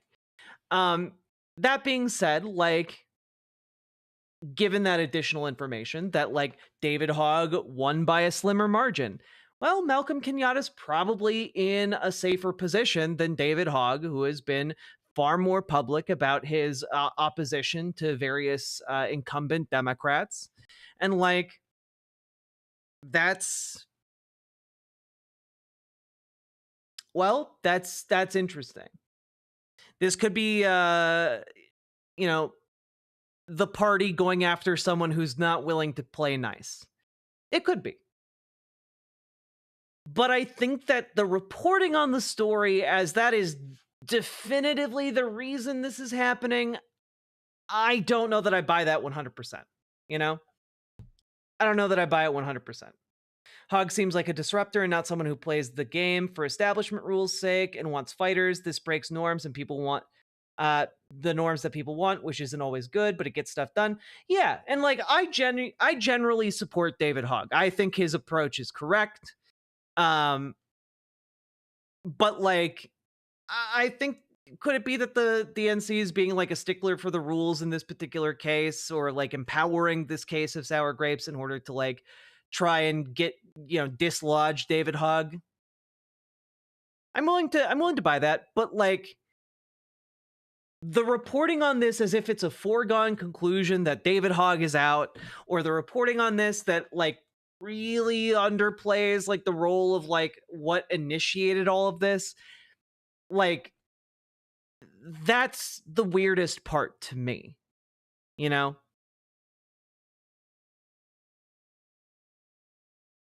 Also, Malcolm Kenyatta doesn't support Medicare for all. That sucks.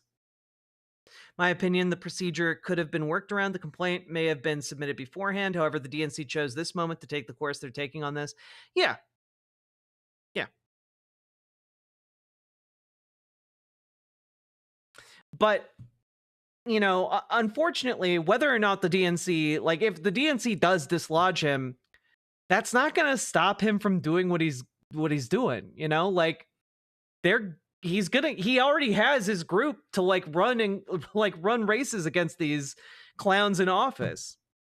Like, if this is an attempt to like reduce his influence, it's only going to be a temporary victory because he's not going to stop. If he gets knocked out of the DNC for a time, like, he's not going to stop. He's going to like just focus on that even harder, and he's probably going to win because that's the direction the wind is blowing right now. No, as far as I know, David Hogg is not gay.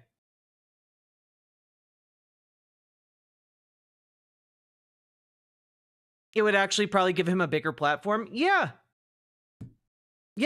Like, genuinely, like, as far as my take on this, either way it goes, this works out well for David Hogg. David Hogg is gay? Oh, all right. I know Malcolm Kenyatta is gay. Like, he's married and stuff. As I have no clue what's going on, is there anything real in the complaint itself, or is it mostly BS? Someone can't lose because someone can't lose. It's a little bit of both. Basically, the DNC has bylaws regulating like the ratios of like men and women and like people on ballots or whatever. And this lady is saying, oh, well, the ratio would have been different and I would have had more of a shot to win if there had been 2 votes instead of this 1 vote. And like, so you overturn the results of the election and redo it and I'll have a shot. So they're redoing the election with all of the same people on the ballot, and we'll see what happens. I don't think this lady is going to win, though.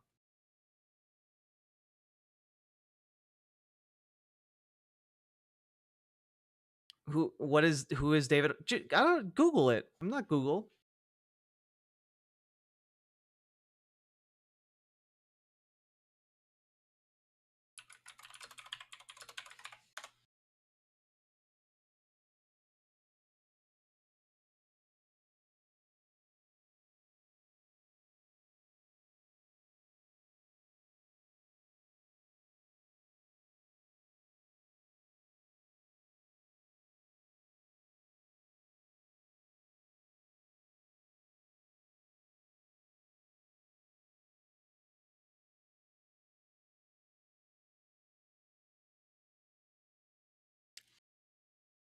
I don't know if David Hogg is gay. I can find no actual record of that happening, so I rescind my comment.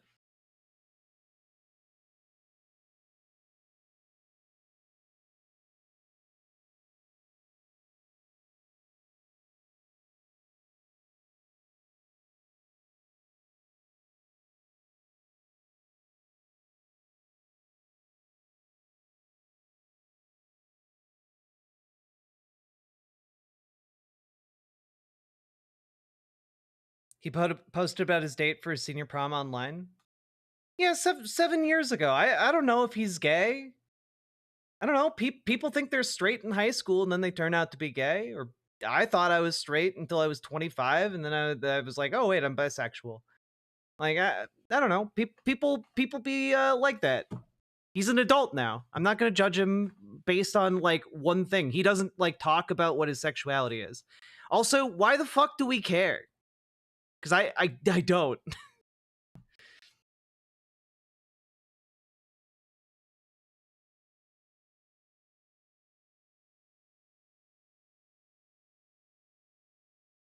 I was straight as an arrow in high school. That changed. Yeah. I saw him talk to a woman once, gay for sure. Jesus. Does David Hogg is gay? Yeah. But I don't know. I think that it is really... I do think that there are people in the DNC with knives out for him. I would like it if that stopped and people could get with the program of actually deciding to fight.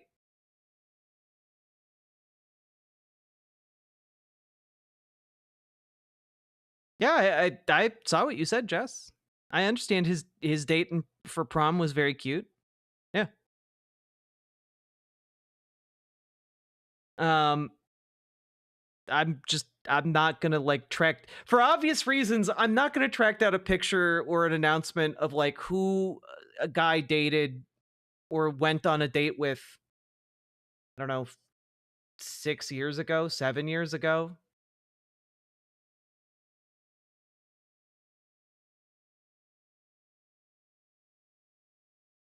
In high school. I'm like, I don't, you're not gonna get me like that. Um, let's see.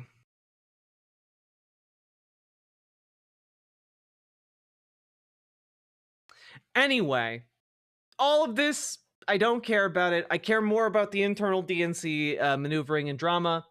And in that regard, I think that there are, well, let's read David Hogg's statement, I guess. While this vote was based on how the DNC conducted its officers' elections, which I had nothing to do with, it is also impossible to ignore the broader context of my work to reform the party, which loomed large over this vote. I ran to be DNC vice chair to help make the Democratic Party better, not to defend an indefensible status quo that has caused voters in almost every demographic group to move away from us. The DNC has pledged to remove me, and this vote has provided an avenue to fast track that effort. Which, like, yeah, it is potentially a way to remove him if he can't get the votes. And maybe he knows that he can't. I don't know. But, you know, if they strike him down, I think he'll become more powerful than people can possibly imagine. So, there we go.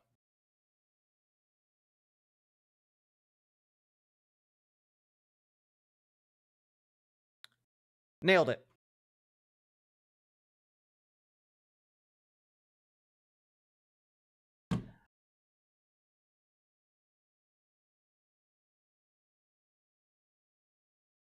Will Kale, why are you posting this? What are you doing?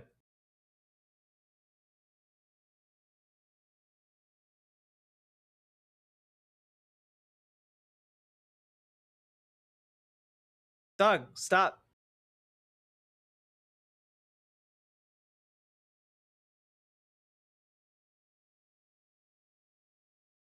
I'm in a superposition of gay and straight. Yeah.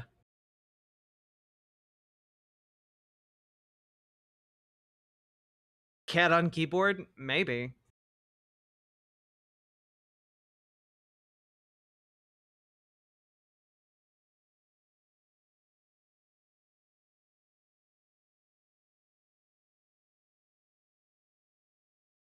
Erica, please do.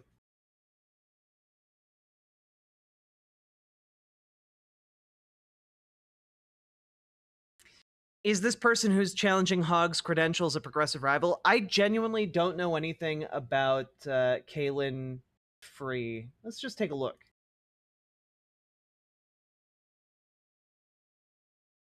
Do-do-do.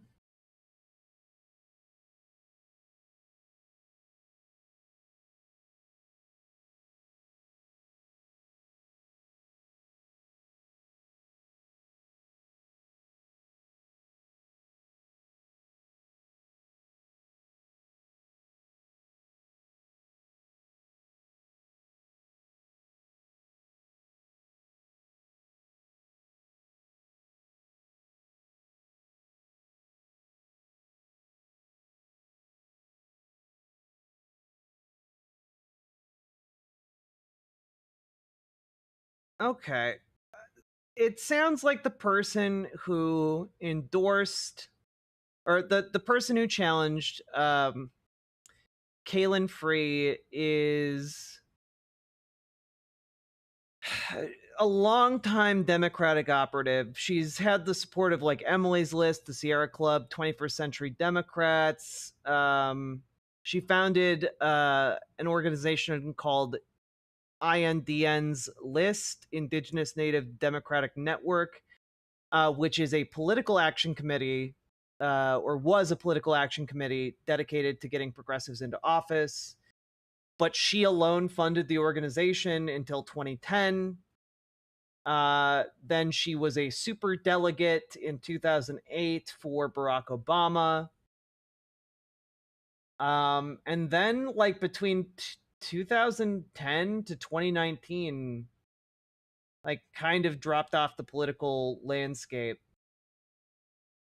and tried to become like, oh, she was in 2019 she was elected as the Democratic Party of Oklahoma's national committee woman to the DNC, and then she tried to become DNC vice chair and failed. So that is kind of her history. She's also written a lot of books. I don't know, like kind of a party loyalist, I guess. I don't know.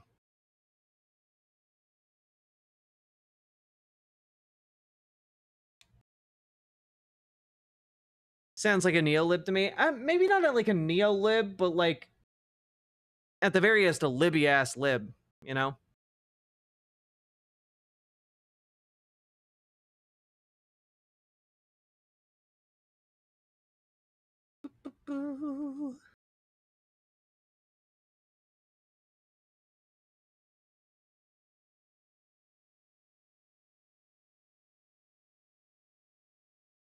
Anyway, this segment has gone on too long. Please cut a lot of this end part where we just waffled around. Thank you, editor. I appreciate you.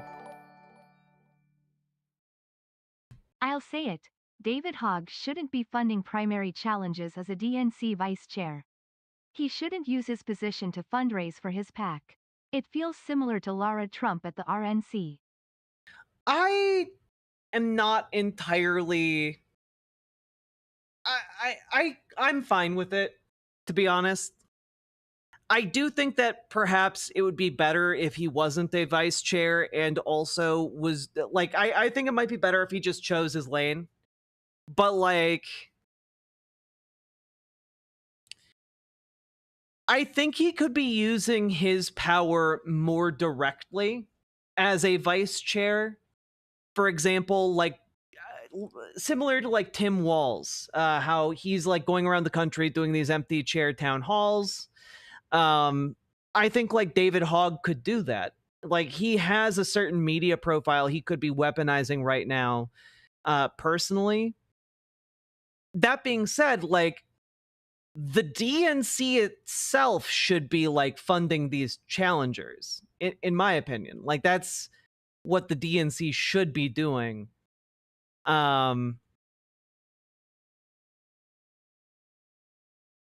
Yeah, like the party needs to be doing a lot of this itself, and I think that that's something he might be able to affect from the inside, but probably also not at this point.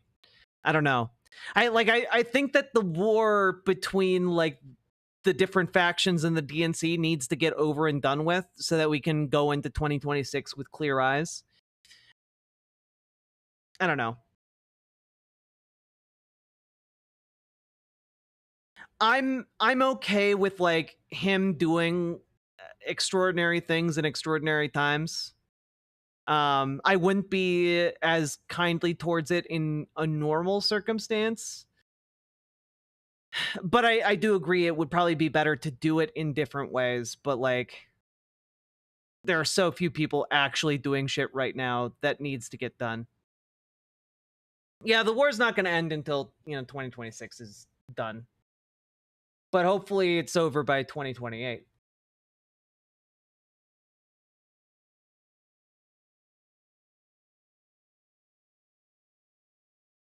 Still sus, IMO? Well, yeah, of course it's sus.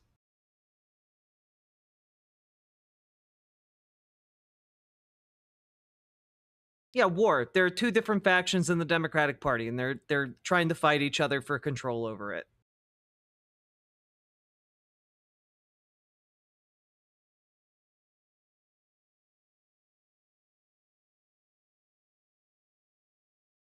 I do think I know Ken Martin has been getting a lot of shit for putting out a pretty neutral statement about like possible, like the nullifying of the election and having to redo it for these two seats. But like, I do think Ken Martin is probably doing the thing he should be doing in this circumstance as head of the DNC.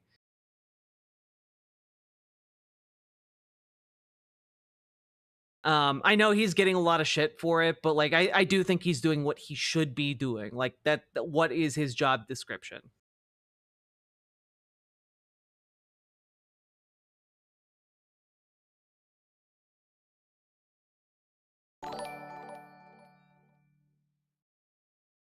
Amber Brains officially verifying that David Hogg is straight.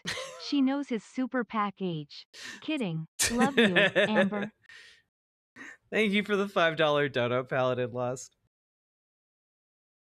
Ken Martin has a tough needle to thread. I think we would be better off with Ben Wickler. I'm still a Ben Wickler stan, but like Ken, I don't think Ken is doing anything wrong right now, you know?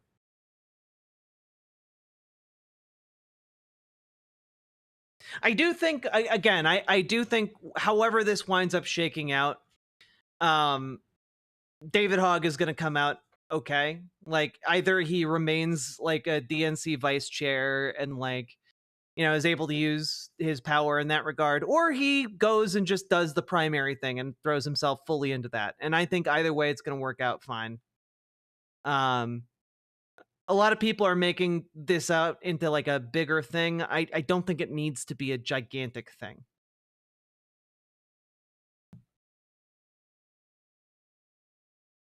Yeah, why don't we just redo the DNC chair? Nah, Ken Martin like won by a shit ton. Sadly, it would not make the difference.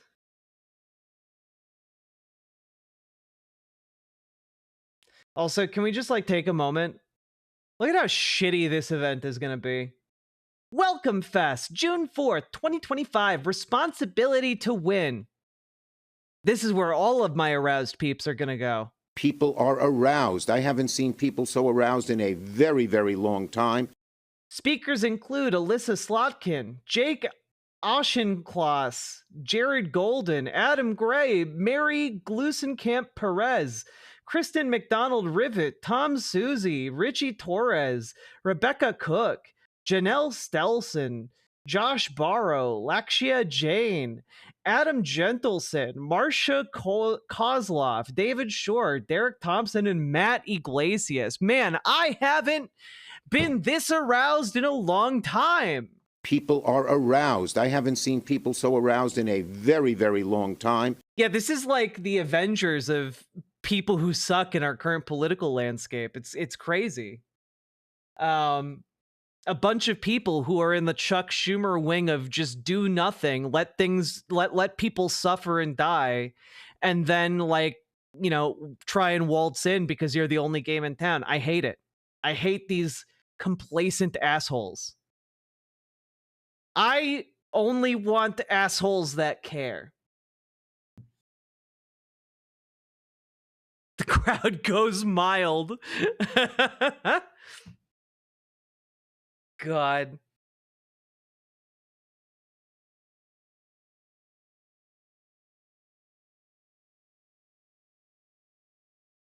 I hate it all. Yeah, this sucks. I'm just excited that on June 4th, Welcome Fest happens, and then on June 14th, like the doors get blown off of any kind of organizing event that tries to happen here. Welcome to ENLIGHTENEDCENTRISM Fest 2025. The room for inhaling your own farts on the left. Our panel on How to Feel Like the Smartest Person in the Room starts at 3 p.m.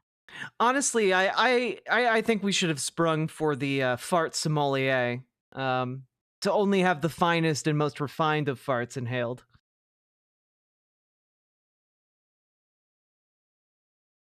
God, they got jelly at all the fantastic protests we've been having, right? They're looking at the glass and they're just like putting hand up to it. They miss it. The feeling of doing something. Oh God.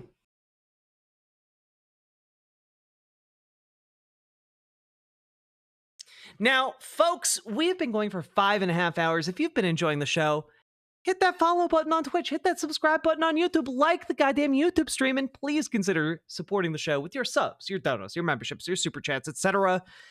Because we are doing stuff. And I need your help to continue doing it. All right. Hey, remember, guys, when I told you I was about to rip your hearts out? Remember when I said that? And then we got lost talking about David Hogg's sexuality for whatever godforsaken reason? Well, I'm about to rip your heart out. And not in a good way. So I'm apologizing for that. Preemptively. Hello, Fenry. What if I'm into that? You are not going to be into this. I'm sorry. Here we go. So, folks, there is a genocide going on in Gaza. And it's really bad. We're going to talk about that. But as a way of segueing into it, there's also a lady who's really nice named Miss Rachel. And, well, we're going to talk about how these two things intersect. But before we get into that, like, comment, and subscribe, because it helps the channel, helps it grow. Do the things. You know the drill. And here we go, folks. Right? So this lady named Miss Rachel, she runs a YouTube channel where she teaches children about shapes, how to say words, does little songs and stories for them. And basically she is, like, for all intents and purposes, the Mr. Rogers of the internet generation. She is very beloved by millions of children. And for a while now, she's been getting called anti-Semitic and hateful. And all of that is and basically just untold amounts of harassment, because she has said that children don't deserve to be slaughtered in war. People don't deserve to be killed. And by people, she means children. And a new article came out just yesterday. Miss Rachel doubles down support for children in Gaza. It's sad that people try to make it controversial when you speak out for children that are facing immeasurable suffering, the YouTube educator said in a recent interview with Zateo. Maria-san over there doing great work at Zateo. But, like, Miss Rachel's, like, a really nice person, okay? Like, that's, like, her entire thing is kindness, respect, love, and protecting children. And in the face of this overwhelming harassment campaign against her to slander her as a hateful anti-Semite, she remains firm in her support for the children in Gaza. And I mean, like, I don't know how to respond to this with anything but, like, if you think this woman is a monster, a hateful anti-Semitic monster, because she believes Palestinian children deserve love and respect and deserve to be able to learn shapes and sing songs, like, I don't know how to bridge that gap in understanding here. Like, there are people who are gonna watch this and say she's hateful.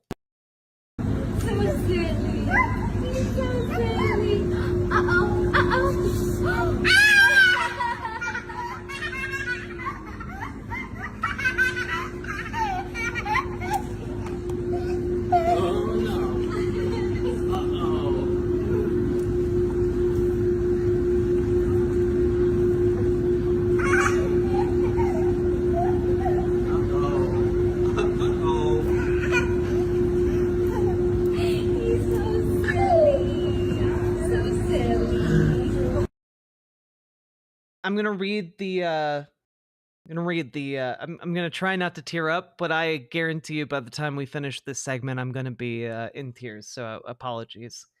I met Rahaf from Gaza. She's a double amputee. Sorry, who lost her legs in an airstrike. She has the best laugh. She falls a lot, but gets right back up again, ready to play.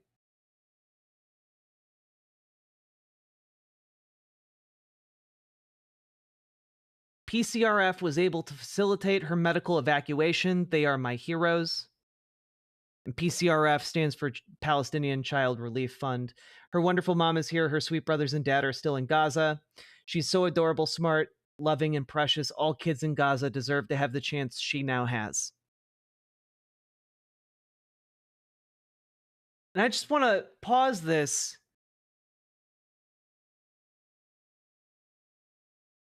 Israeli bombs took her legs. Israel dropped the bomb on this family and blew off this little girl's legs.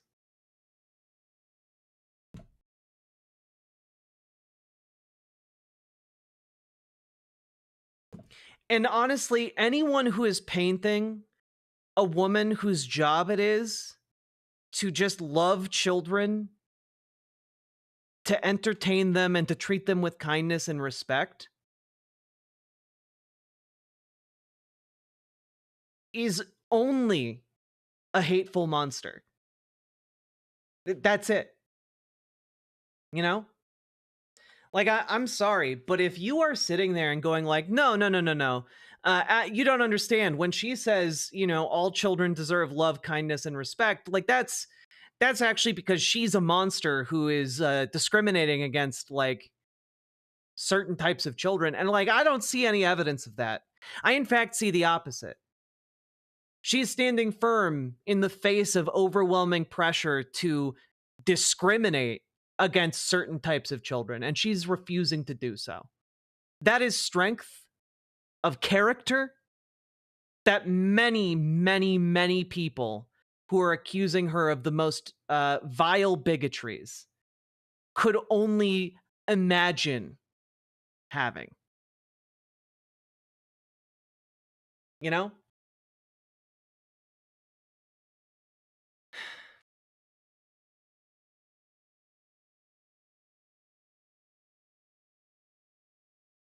Don Dota, like, I'm sorry. The macho act about not caring about anything, that's weakness on your part. It's like a thermal exhaust port.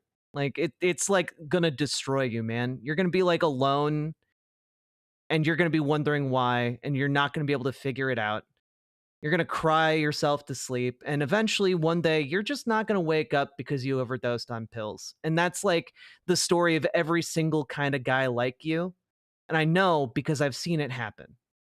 And like, my advice to you is like, stop being that kind of cold-hearted bitch. It's gonna destroy you. Don't do that. I care about my fans and friends. You don't have friends. Like, I'm sorry, when you're like, you have to be out for number one.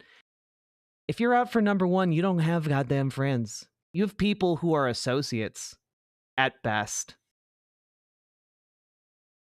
I'm not cold and jaded at all. Nah, you came in here to talk about how other people don't have empathy, my guy, during a segment about children being murdered. Don't try and play that card. Like, I care about things. No, you don't. Like, like, I'm sorry. If you're like trying to do a tough guy like alpha bullshit routine about how like you need to be out for yourself, you don't have friends.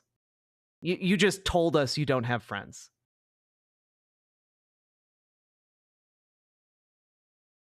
Because having friends means that you care about other people. You care about something other than yourself.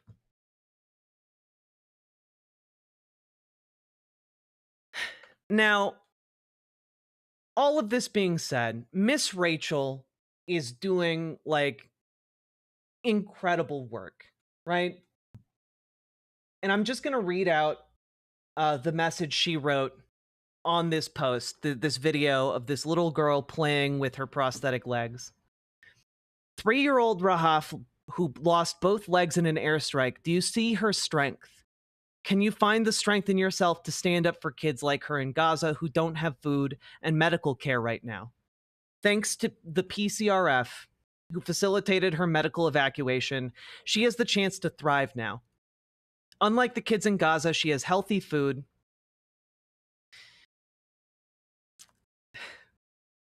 wonderful medical care, and a safe place to live. Her own sweet brothers are in Gaza now with their dad, and Rahaf and her mom don't eat on FaceTime because the brothers have so little food. How is this happening? I don't know if I should spot Rahaf during our time together. I didn't know if I should spot Rahaf during our time together because she continuously falls. Her wonderful mom, Isra, and host family assured me that she wants to be independent and runs around on her own. We all know toddlers. They want to do it all by myself.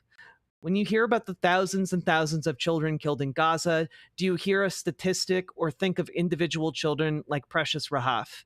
When you hear about the kids being blocked from aid, do you think about sweet kids like Rahaf becoming malnourished? Trying to make it controversial to speak for these children and staying silent shows that you are saying some children's lives are more important than others. It's based in anti-Palestinian racism. It's not a crime to want the children of Gaza to have food, water, and medical care. Keeping it from them is. Thank you to the countless people who are standing up for these little ones and their wonderful families, who have risked everything because they know what's right and what's wrong, because they know the golden rule, because they know we will look back on this time and they will be proud they were not silent.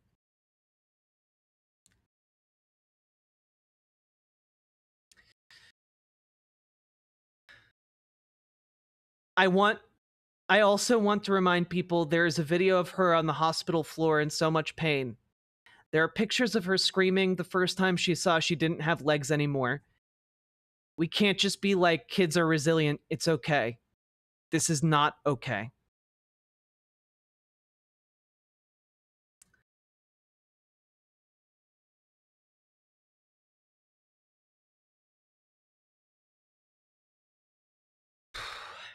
I'm going to link here to the PCRF.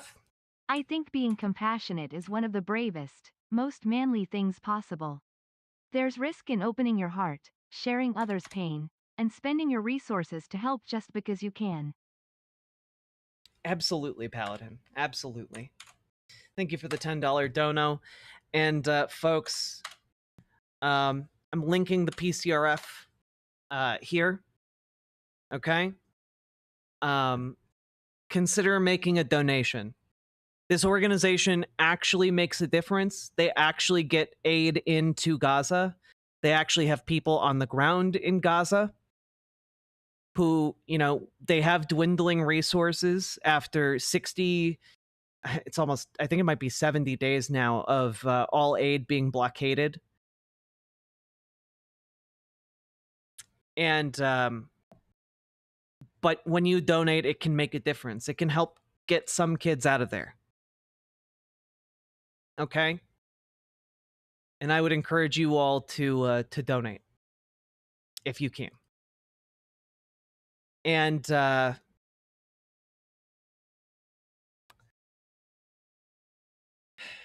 just gonna share a couple more images with you guys here. Here's an image of Miss Rachel meeting Rahaf.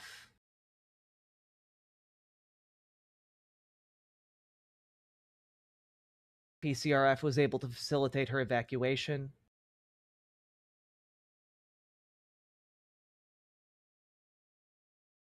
Miss Rachel is just a delight.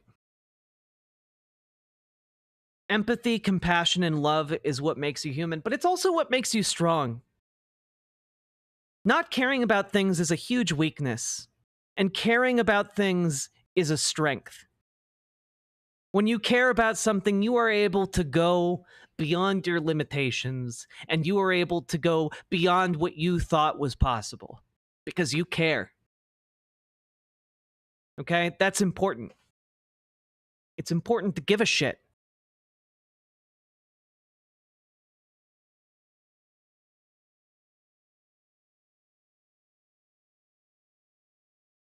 I was so honored to spend time with Rahaf from Gaza.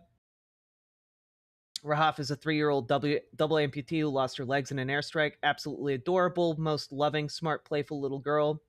Thanks to the PCRF for facilitating her medical evacuation. They are my heroes. And, yeah. A lot of this is reiterating, of course. But one of the things I wanted to talk about a little bit is some of the other stuff Miss Rachel has been posting related to Gaza. Okay? And it's specifically related to the blockade of food and medical supplies into Gaza. And this is, again, it's this concern about children that people are saying is anti-Semitic.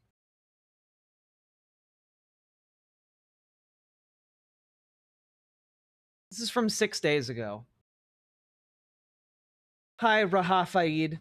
This is a different little girl named Rahaf. I want you to know that I heard your voice and what you wish for. I am a veteran of 2 wars. I have committed violence. I have compassion, and cry when I see the injustice in the world. Compassion made me better. I hope someday you realize your callousness makes you small. True, Simric, and thank you for the $20 dono. I appreciate that. I want you to know that I heard your voice and what you wish for. You wish you could go back to the way you were. You wish your hair would grow back and that you could comb it. You wish you could go back to school. You wish you could stand again while praying because right now you can only sit. I want you to know that so many people want these things for you.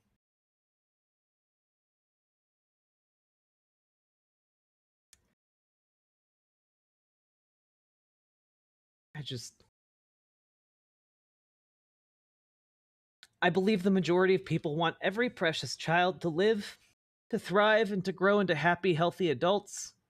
I have a little girl, and I want everything for you that she has.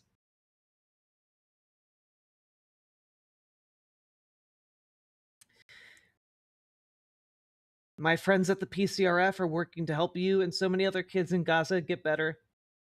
They helped a little boy named Fadi who is so malnourished as well. He is better now. I want to tell you there is hope. They're getting food and medical care to you. We are all doing everything in our power to help you. Standing up right now and praying for you because I heard you were unable.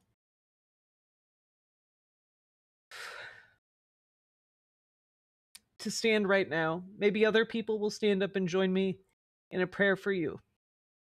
I hope to meet you one day and hear about your studies. I'm here for you.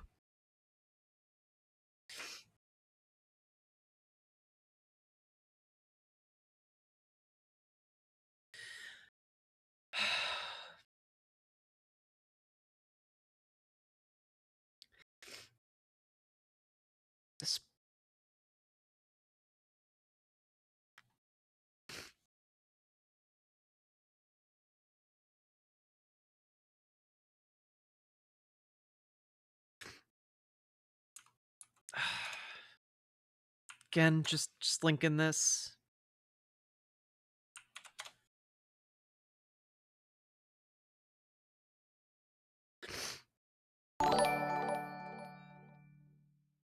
Thanks for being here, everyone. Make your calls. Use your voice. It's worth it. We can make the world better. Don't give up. And please donate to the PCRF. They're making a real difference. Obviously, another update here. Rahaf did get the aid package from the PCRF. When I saw Rahaf, the precious girl in Gaza, suffering from malnutrition, I sent her story right away to my friends at the PCRF. Despite having little supplies, they quickly reached Rahaf through their emergency food program and provided the nourishment and care every child deserves. They're my heroes. But Rahaf still needs proper medical care. The PCRF is doing everything they can to evacuate her so she can receive the treatment she urgently needs. Her family is deeply grateful for your prayers and support. We can make a difference, and that's why it's so important to speak out for children. Seeing her smiles gives me hope.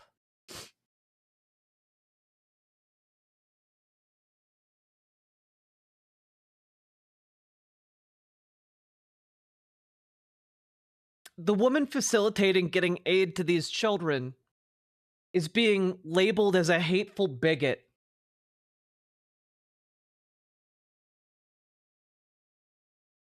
For ensuring that children get fucking food, man.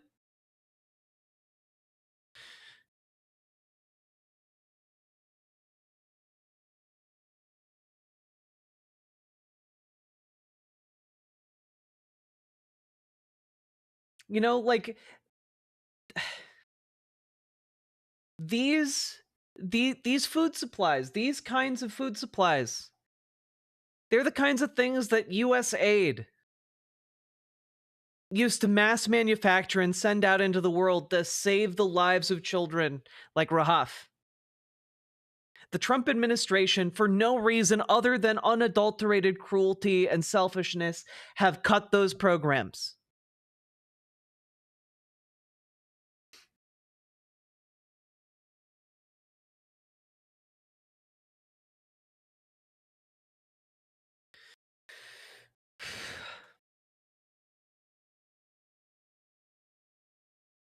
And I just...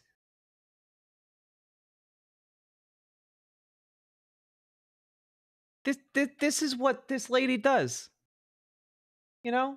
Golden Book. It focuses on something every toddler has, big feelings. I really like this part because Frankie gets mad. He goes to a quiet area. Miss Rachel's like, it's okay to be mad. And then he picks from this chart what he wants to do to help him feel better. And he takes a deep breath. And we know breathing is so helpful for little ones. When kindergarten teachers asked what is the most important skill, they said it is emotional regulation. So can your little one have their block tower fall down and be able to handle those big feelings? I think as parents, sometimes we're like, I don't need to focus on the feeling stuff. I want to do like the ABCs and the 1, 2, 3s. But actually, according to research, the emotional regulation actually also helps academically and socially with friends and relationships. So it's really important. And I have big feelings. I need to work on my big feelings right now. But I'm so excited.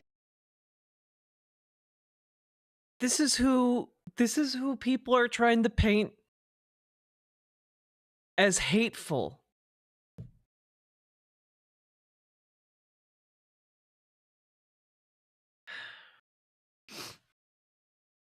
And like we need to talk about some of the wider issues. Because it goes far beyond just like, oh man, they're being mean to Miss Rachel. Because you know what? Miss Rachel, she knows how to emotionally regulate. She can handle those big feelings.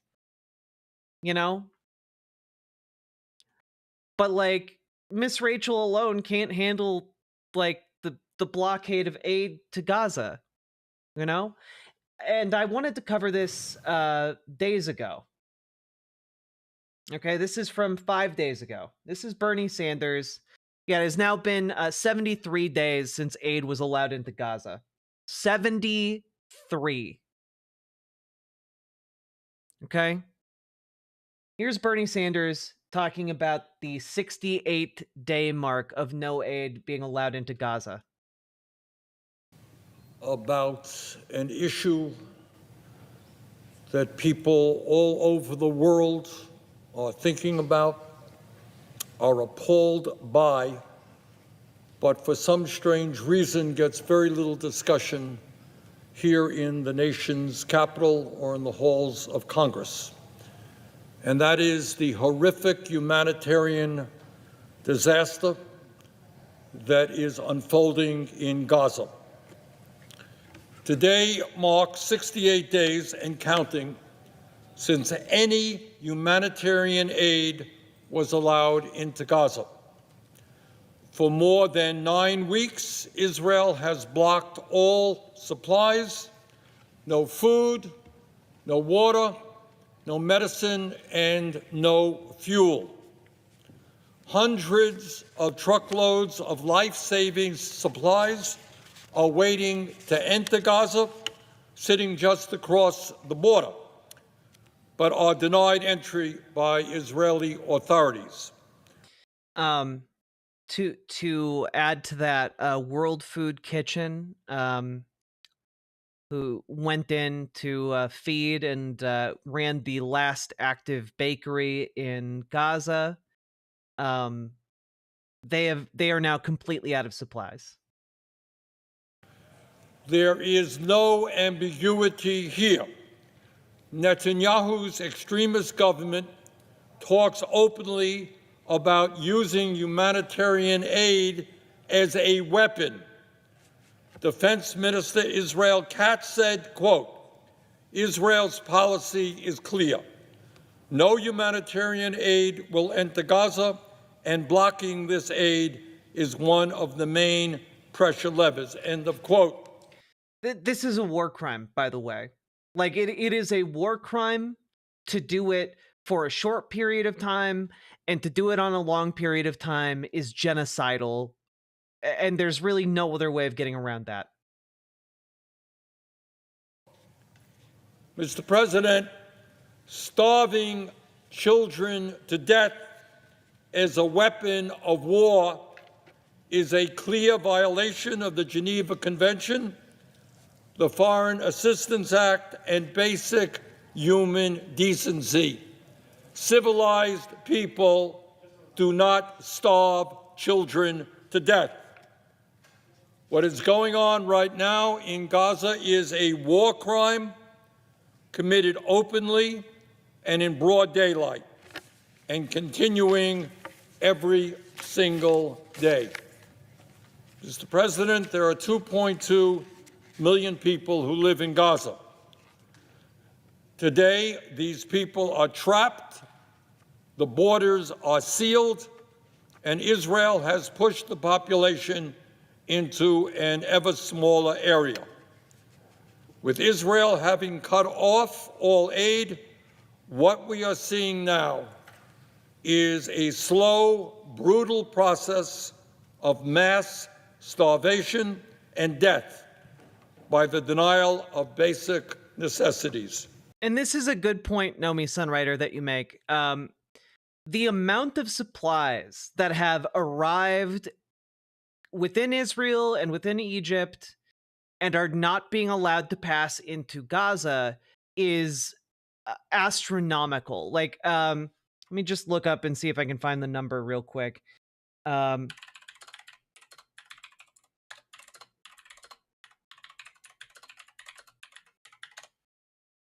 How much?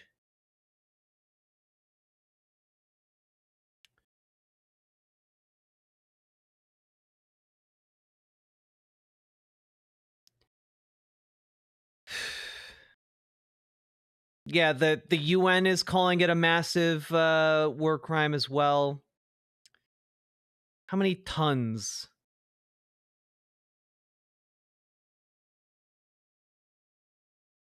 How many tons?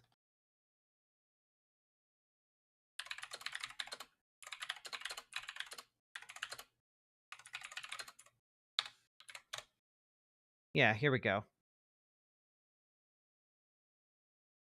Yeah, as of 2 days ago, there are 116,000 metric tons of food waiting to go into Gaza.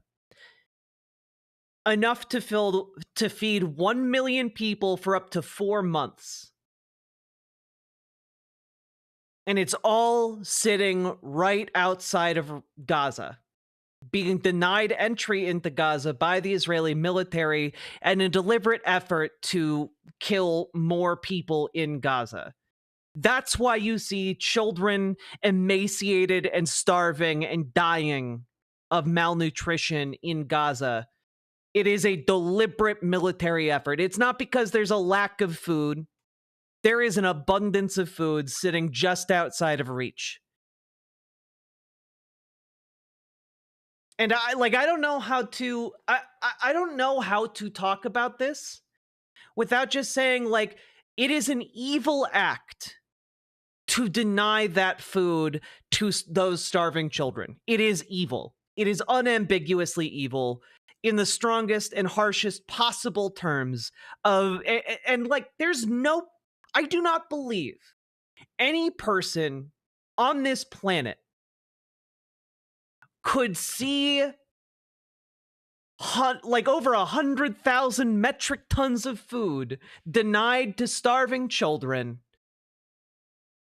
and view it as anything other than that.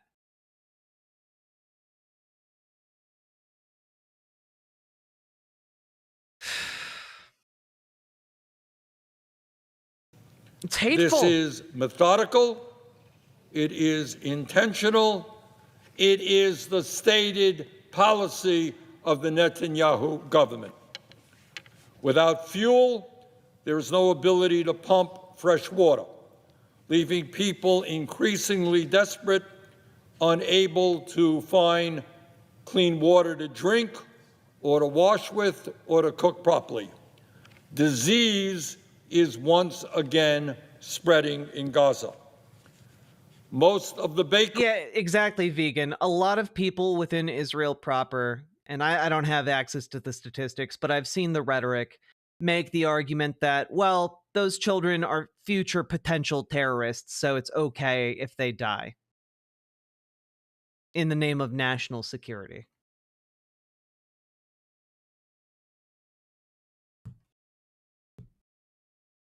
Bakeries in Gaza have now shut down, having run out of fuel and flour. The few remaining community kitchens are also shutting down. Most people are now surviving on scarce canned goods, often a single can of beans or some lentils shared between a family once a day. The United Nations reports that more than 2 million people out of a population of 2.2 million face severe food shortages. The starvation hits children the hardest. At least 65,000 children now show symptoms of malnutrition, and dozens have already starved to death. Malnutrition rates increased 80% in March, the last month for which data is available, after Netanyahu began the siege, but the situation has severely deteriorated since then. And the reason it's the last month of data available is because basically all of the data collection mechanisms have now completely and utterly broken down. You know, like that's the situation. Like that, it is a complete and utter breakdown of like any amount of any ability to keep track of data at this point. Welcome, Raiders. UNICEF reported yesterday that, quote, the situation is getting worse every day, end quote, and that they are treating about 10,000 children for severe malnutrition. And severe malnutrition is not something that is cured overnight. This will have a permanent impact on the health and well-being of those kids for the rest of their lives. Yeah, when we're talking about this level of starvation, essentially your body's organs start shutting down. That's the reason, like, it has a permanent effect on you, right? And that's because your body is starting to die, right? Like your organs are shutting down in order to maintain the functionality of your core systems. And they can't just be restarted again. Yeah, your organ, you know, like when you are hungry, like it starts with the fat reserves, then it goes to muscles, and ultimately it goes to your organs, eating more disposable organs before, you know, your least disposable ones. Yeah. It is a horrible way to die. And there are thousands of children currently experiencing that right now. Without adequate nutrition or access to clean water, many children will die of easily preventable diseases, killed by something. That's actually a really good point, Draxus Stormscale. Because your organs begin to shut down, they become incapable of actually eating food. You know, your stomach will, if you are in that level of hunger and deprivation, your stomach will actually reject almost all food. It's why the USAID had to develop like special supplements, special like kind of practically pre-digested foods to be able to deploy that to famine-stricken areas, because so many people, and predominantly children, were just incapable of eating solid food. You know, like this is the situation of thousands of children now in Gaza. As simple as diarrhea. For the tens of thousands of injured people in Gaza, particularly the countless burn victims from Israeli bombing, their wounds cannot heal without adequate food and clean water. Left to fester, infections will kill many who should have survived. And that's the other thing. Like, your body's mechanisms stop working. Like, your ability to heal yourself stops working if you are in a state of starvation. It slows down and it slows down until it just utterly stops, because that is one of those, you know, secondary systems or tertiary systems before your primary systems go. With no infant formula and with malnourished mothers unable to breastfeed, many infants are also at severe risk of death. Those that survive will bear the scars of what they are going through now for the rest of their lives. And with little medicine available, easily treatable illnesses and chronic diseases like diabetes or heart disease is now a death sentence in Gaza. Mr. President, what is going on there is not some terrible earthquake. It is not a hurricane. It is not a storm. What is going on in Gaza today is a man-made nightmare. And it has only gotten worse since Bernie gave this speech. Again, this is from 2 days ago. Risk of famine across all of Gaza. This is from the UN World Food Program. According to the Integrated Food Security Phase Classification, IPC, snapshot released today, 470,000 people in Gaza are facing catastrophic hunger. 71,000 children and more than 17,000 mothers will need urgent treatment for acute malnutrition. And at the beginning of 2025, agencies estimated 60,000 children would need treatment. So we have already gone far beyond what people's worst case scenario was in Gaza. Families in Gaza are starving while the food they need is sitting at the border. We can't get it to them because of the renewed conflict and the total ban on humanitarian aid imposed in early March, said the UN World Food Programme's Executive Director, Cindy McCain. It's imperative that the international community acts urgently to get aid flowing into Gaza again. If we wait until after a famine is confirmed, it will already be too late for many people. And the US government does nothing under Donald Trump. Donald Trump presides over the extermination of these children who deserve to live and be happy. And nothing, in my view, can justify this. Nothing What can. is happening in Gaza will be a permanent stain on the world's collective conscience. History will never forget that we allowed this to happen, and for us here in the United States, that we in fact enabled this ongoing atrocity.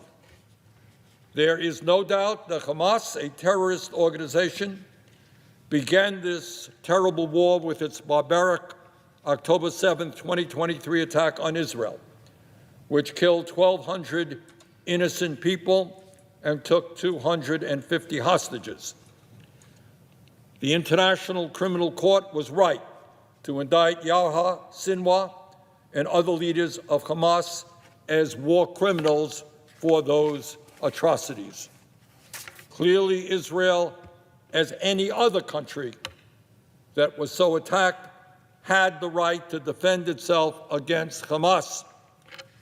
But Netanyahu's extremist government has not just waged war against Hamas.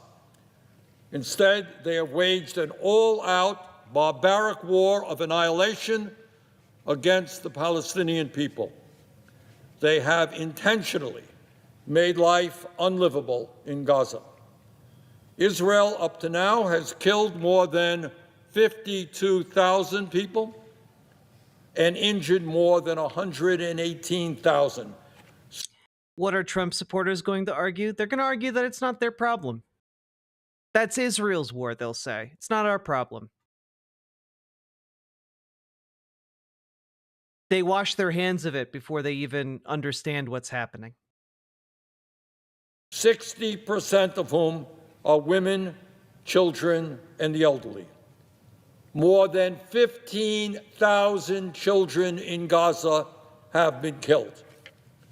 Mr. President, Israel's indiscriminate bombardment has damaged or destroyed 2/3 of all of the structures in Gaza, including 92% of the housing units.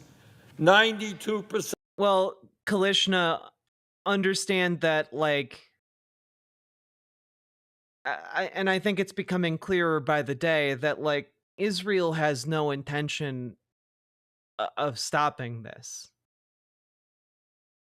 You know, their intent here is to do what Netanyahu was reportedly saying they should do early on in the conflict, which is, you know, thin the herd. What they're trying to do is to kill enough Palestinians that they can simply seize the land, and it's not going to be able to be a coherent voting bloc.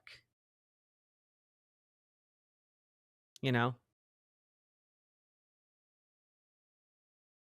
Yeah, mow the lawn is another phrase that gets used a lot.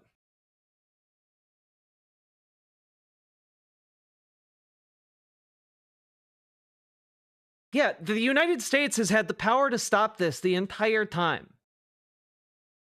Under Trump, under Biden, under any US president that we have had in the last 40 years, we have possessed the power to bring an end to this conflict. And yet we have done nothing. Percent of housing in Gaza has been damaged or destroyed. Most of the population now is living in tents or other makeshift structures. Yeah, and Vegan, they're escalating a lot of their colonial ambitions because they know that Donald Trump won't stop them. He's not going to step in and use his power to actually stop this conflict. Mr. President, the healthcare system in Gaza has been essentially destroyed. Most of the territory's hospitals and primary healthcare facilities have been bombed. Gaza's civilian infrastructure has been totally devastated, including almost 90% of water and sanitation facilities. Most of the roads have been destroyed. Gaza's educational system has been obliterated. Hundreds of schools have been bombed. Schools have been bombed, as has every single one of Gaza's 12 universities. And there has been no electricity in Gaza for 18 months. No electricity. Mr. President, given this reality, nobody should have any doubts that Netanyahu is a war criminal. Just like his counterparts in Hamas, he has a massive amount of innocent blood on his hands. And now, Netanyahu and his extremist ministers have a new plan. On top of everything else that has been done, they have a new plan. Yeah. And that is to indefinitely reoccupy all of Gaza. And this has been widely reported on, right? Like part of this has just been like US media, for whatever reason, glazing the Israeli government and saying, "Oh, they're just fighting they're just fighting Hamas," and then like they'll leave Gaza. This has always been about seizing Gaza, and it seems pretty obvious and blatant, and like the leaders in Israel talk about it openly, and I don't understand the constant effort to bend over backwards and deny what the leadership itself is saying. I don't get it. I don't get it. Okay? But like this has been an openly acknowledged plan now to seize and perpetually occupy the Gaza Strip since May 5th. This is Israel plans to seize Gaza under a new plan, officials say. For an unspecified amount of time. Two Israeli officials said a move that if implemented, would vastly expand Israel's operations there and likely draw fierce international opposition. But who's going to stop them if America doesn't put pressure to stop them? Like Israel is the most condemned nation on earth by the UN membership. And it amounts to nothing because the shield that protects them from international consequences and diplomacy is America.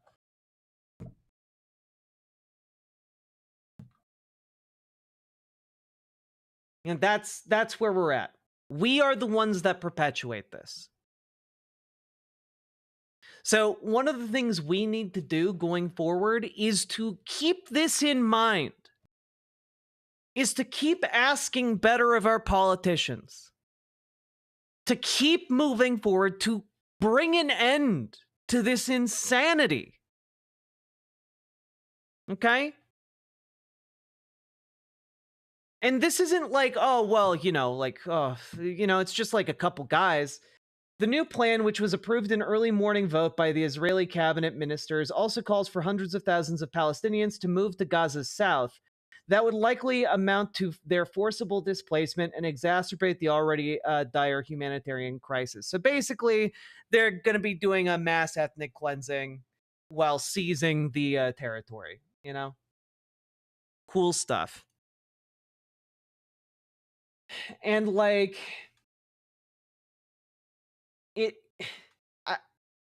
I just don't know.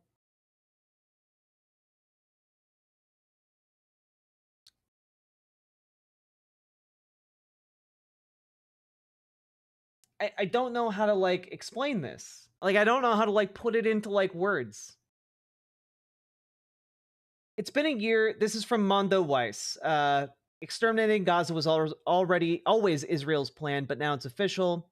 It's been a year since Israel first invaded Rafah and crossed Biden's illusory red line. The Israeli army destroyed the Rafah crossing, isolating Gaza from Egypt and completely cutting it off from the outside world. Israel was free to conduct the mass displacement of Palestinians away from the Egyptian border, but it never admitted to that goal. But now Rafah is no more.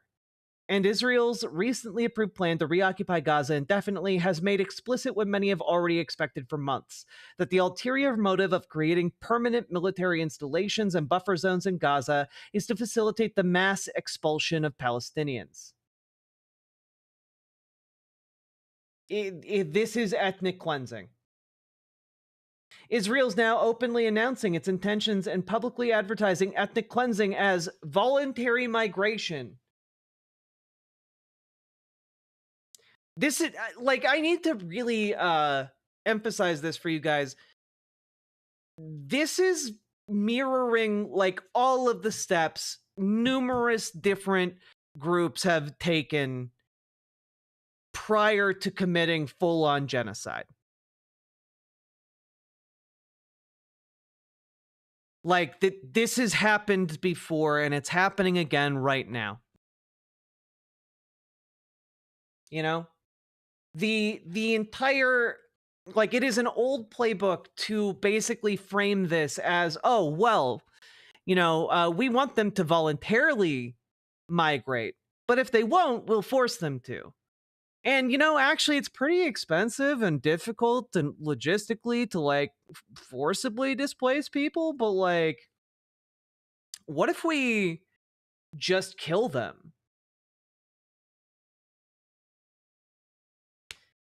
And, like, ultimately, some ghoul says, yeah, it would be cheaper if we just killed them, and then they start working towards that. And the issue here is that Israel's not letting them leave.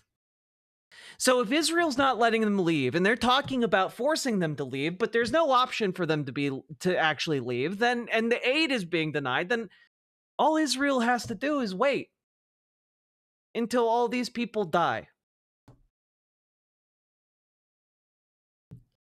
And it's just sickening.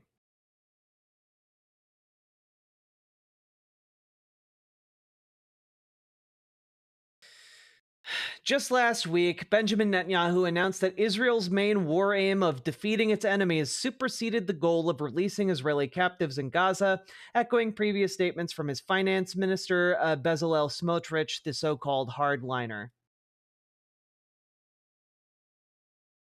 Understand that when they talk about defeating their enemies, they're talking about, you know, everyone from the elderly in Gaza to the children in Gaza. That's who they consider their enemies. This is why, you know, Netanyahu invoked the name of Amalek, a reference to a biblical story where the Israelites were ordered by God to kill every man, woman, child, and animal in a given territory. The people of Amalek.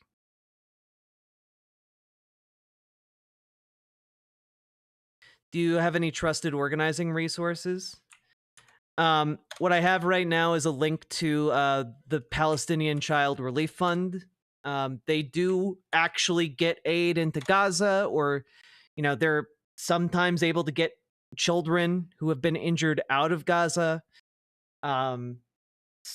They have a limited amount of goods, not goods, but like food and supplies available that they are sometimes able to get to children who need them.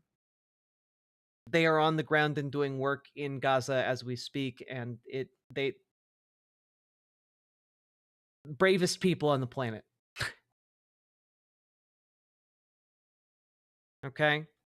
So if you would like to organize around anything, organize around donating directly to these people who are trying to save as many lives as possible. Now, get back to Bernie's speech here. Flatten the few buildings that are still standing and force the entire population of 2.2 million people into a single tiny area where hired U.S. security contractors will distribute rations to the survivors. Israeli officials are quite open about. Also,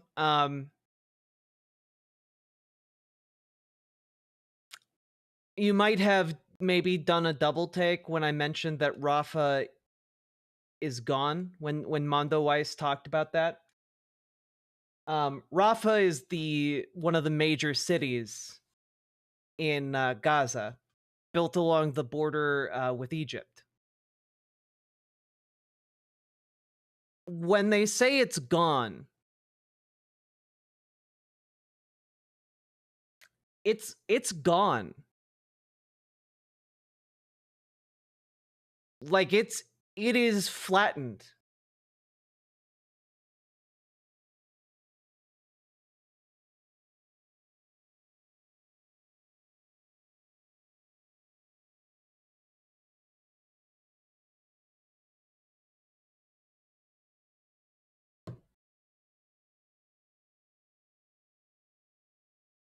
Like they are trying to kill everybody. And I don't know how to make it more clear.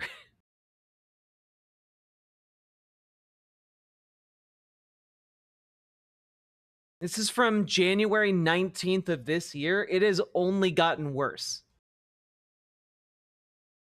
It has only gotten worse.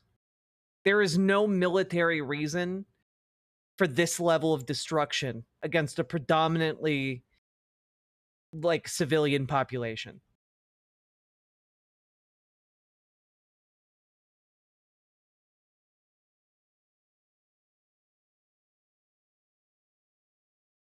About the goal here to force Palestinians to leave. Is the UN there?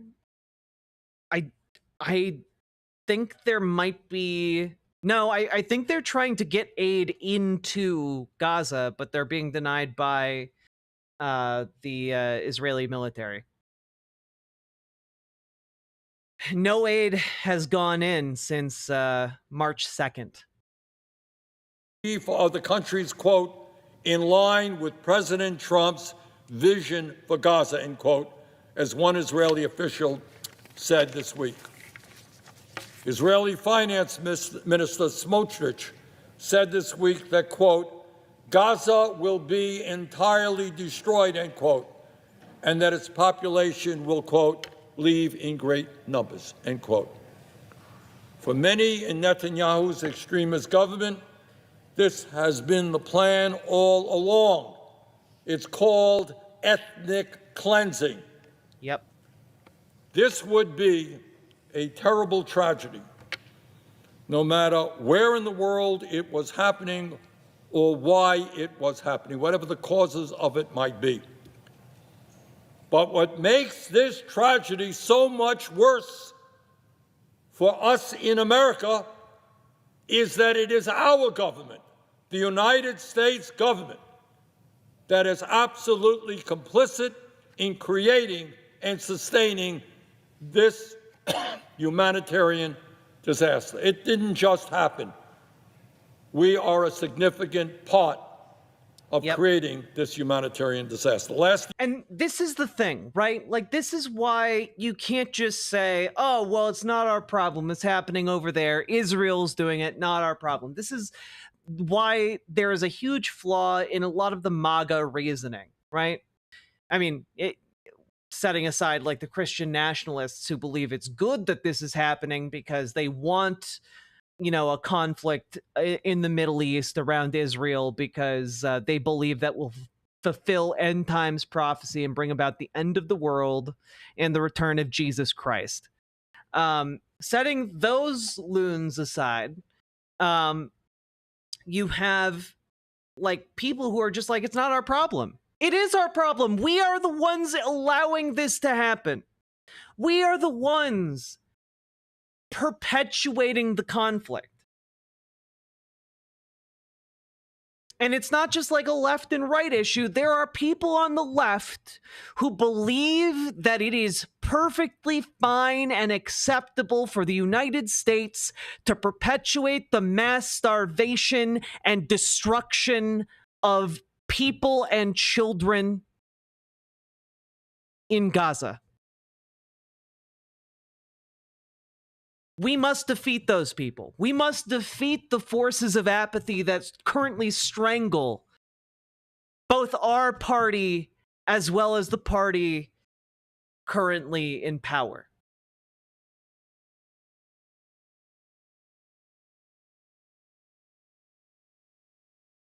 We have to. Year alone, The United States provided $18 billion in military aid to Israel this year. The Trump administration has approved $12 billion more in bombs and weapons. And for months, Trump has $12 billion more in bombs and weapons to fuel the war machine that is being used on children. Remember, half the population of Gaza are under the age of 18. Most of the civilians being caught up in this are children. Has offered blanket support for Netanyahu.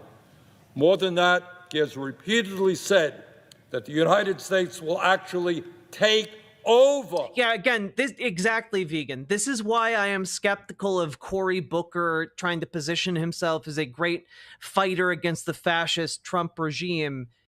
Cory Booker like votes to send arms to Israel as they're doing this during a blockade of aid going into the country. Like, I don't understand how people in power in this country can be like, yes, you know, they need more arms to enforce the aid blockade that they've put up so that they can continue to starve children. The mental dissonance is enough to, like, I don't know, vibrate us out of existence. Gaza after the war, that the Palestinian people will be driven, forcibly expelled from their homeland, and the United States will redevelop it into what Trump calls, quote, the Riviera of the Middle East, end quote, a playground for billionaires. Think about it. 2.2 desperate people who have been bombed and starved and driven from their homes are now about to be forcibly expelled from their territory into God knows where, so that Trump and his friends can build a Riviera for the billionaire class. Mr. President, this war... Yeah, they want to turn it into a godforsaken AI resort. They put out like a weird AI ad about like how great a Donald Trump Gaza resort would be.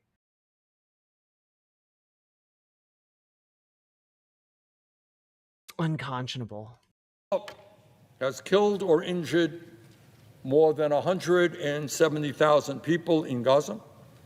It has cost American taxpayers well over $20 billion in the last year. And right now, as we speak, thousands of children are starving to death. And the U.S. president is actively encouraging the ethnic cleansing of over 2 million people.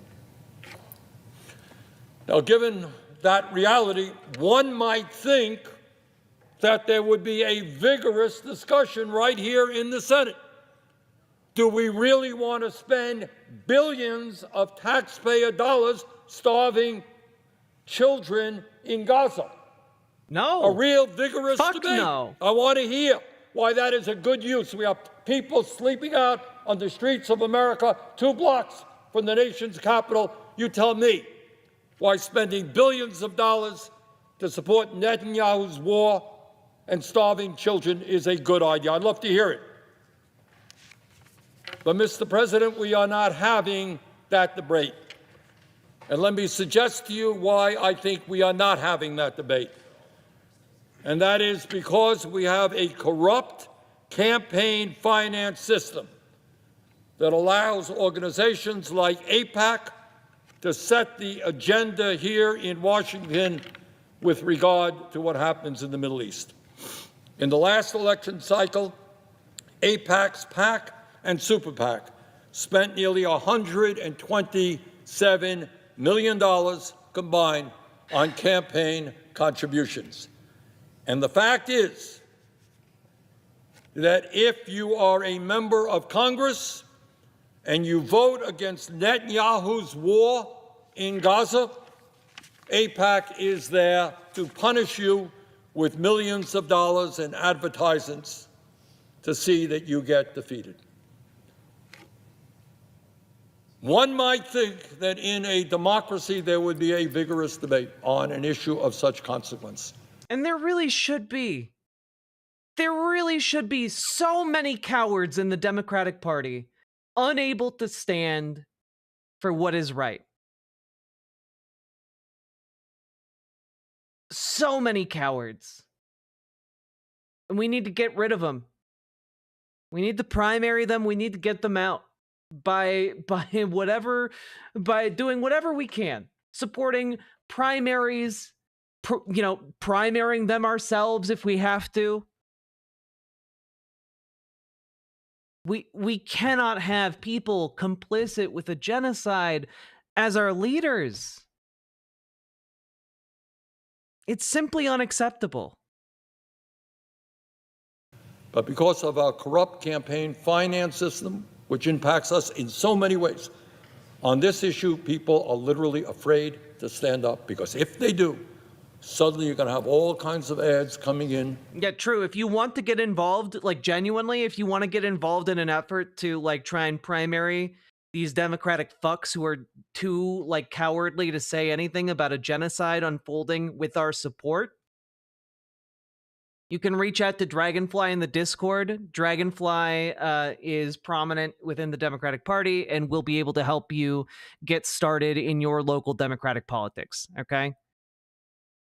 You can, in fact, get these motherfuckers out of office. Join the Discord, reach out to Dragonfly. To your district to defeat you. And sadly, I must confess that this political corruption works. Many of my colleagues will privately express their horror at Netanyahu's war crimes, but will do or say very little publicly about it. Mr. President, history will not forgive our complicity in this nightmare.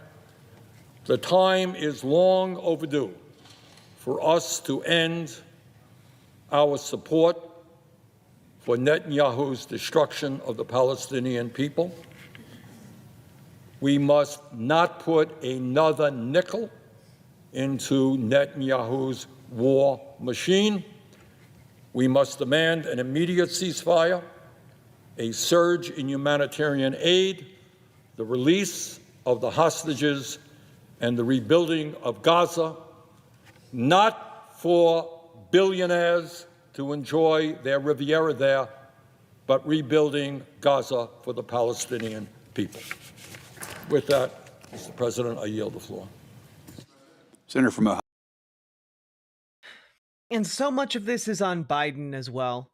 You know, that report came out that like, and the Israeli officials bragged publicly about how Biden never asked them for a ceasefire, never pressured them for anything.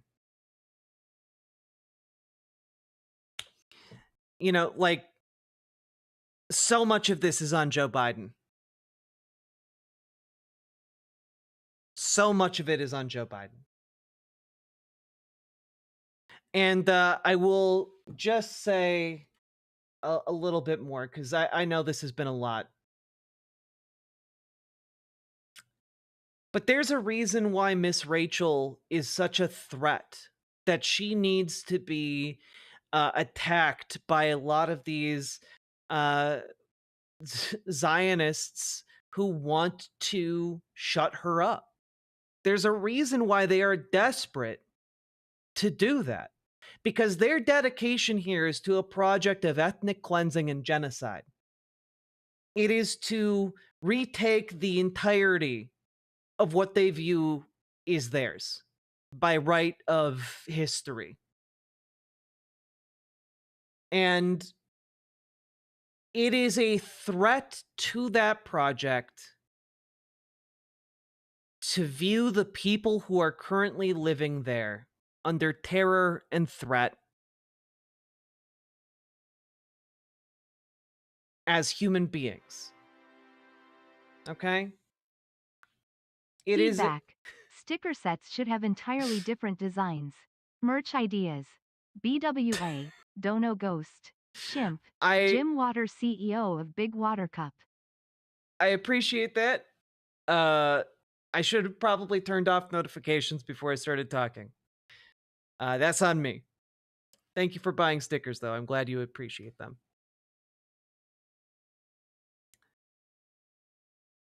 But Miss Rachel is a threat because she makes these children real, tangible, and human. Because Miss Rachel actually cares about and sees children. Okay? And seeing children like Rahaf from Gaza, that's a powerful thing. Being able to respect children like Rahaf from Gaza, that is a powerful thing. Being able to care with your whole heart, that is a powerful thing. And caring about Palestinians is a direct threat to the Zionist project of removing them from where they are by any and all means. Okay?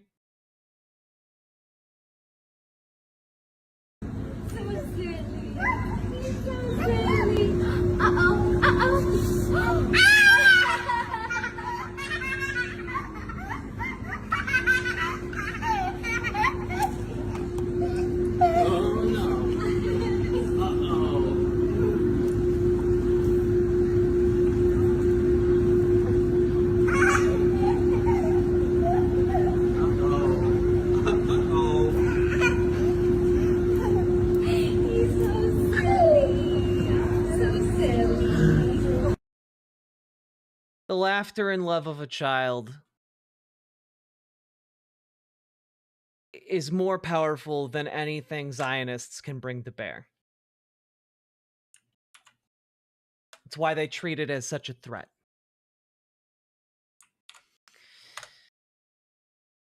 Donate to the PCRF. I've posted links in all of the chats. It's important. Do it. And make sure everyone in your life knows what is happening in Gaza.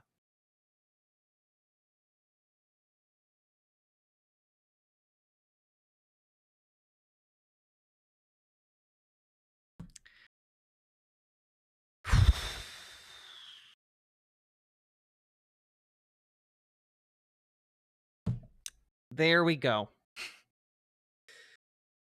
Folks, we've now been going for 6.5 hours. Thank you all for joining me tonight. I appreciate it. I knew that was going to be a really hard segment to do. And yeah.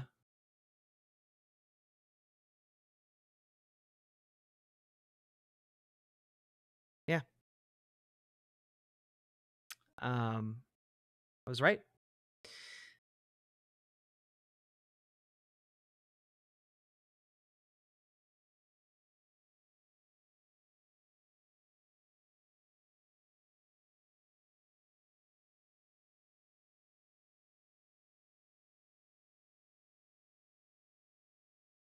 It was so heavy. It was.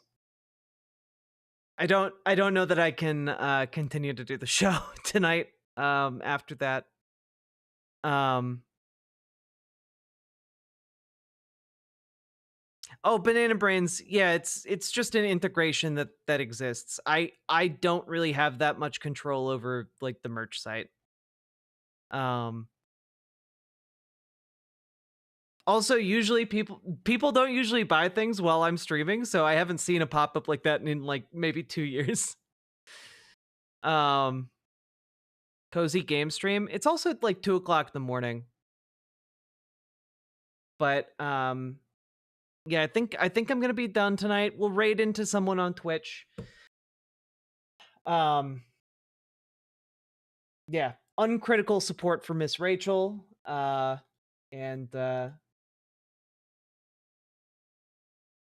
And the genocide.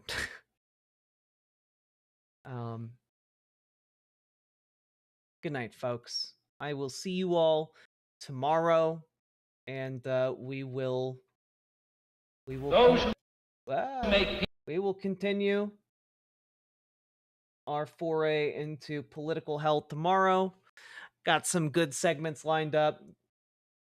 But with that, move forward with power, with hope, with determination, and don't you dare give up, because there are other people out there who don't have the luxury of giving up. So keep fighting until you win. With that, good night. In 1948, the natives were expelled from the land of their ancestors, their homes and cities shelled. From the traitors in Transjordan to clandestine British demand, by the settlers' Zionist army that rampaged across the land. Oh Palestine, we hear your desperate plea, that once again across the land your people can be free. Oh Palestine, your people live in fear. We demand your emancipation from the river to the sea. In 1967, Israel did invade to conquer and to colonize what little had remained.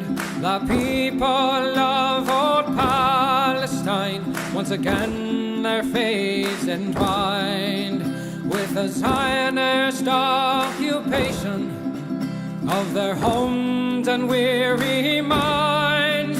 Oh Palestine, we hear your desperate plea, that once again across the land your people can be free. Oh Palestine, your people live in fear. We demand your emancipation from the river to the sea.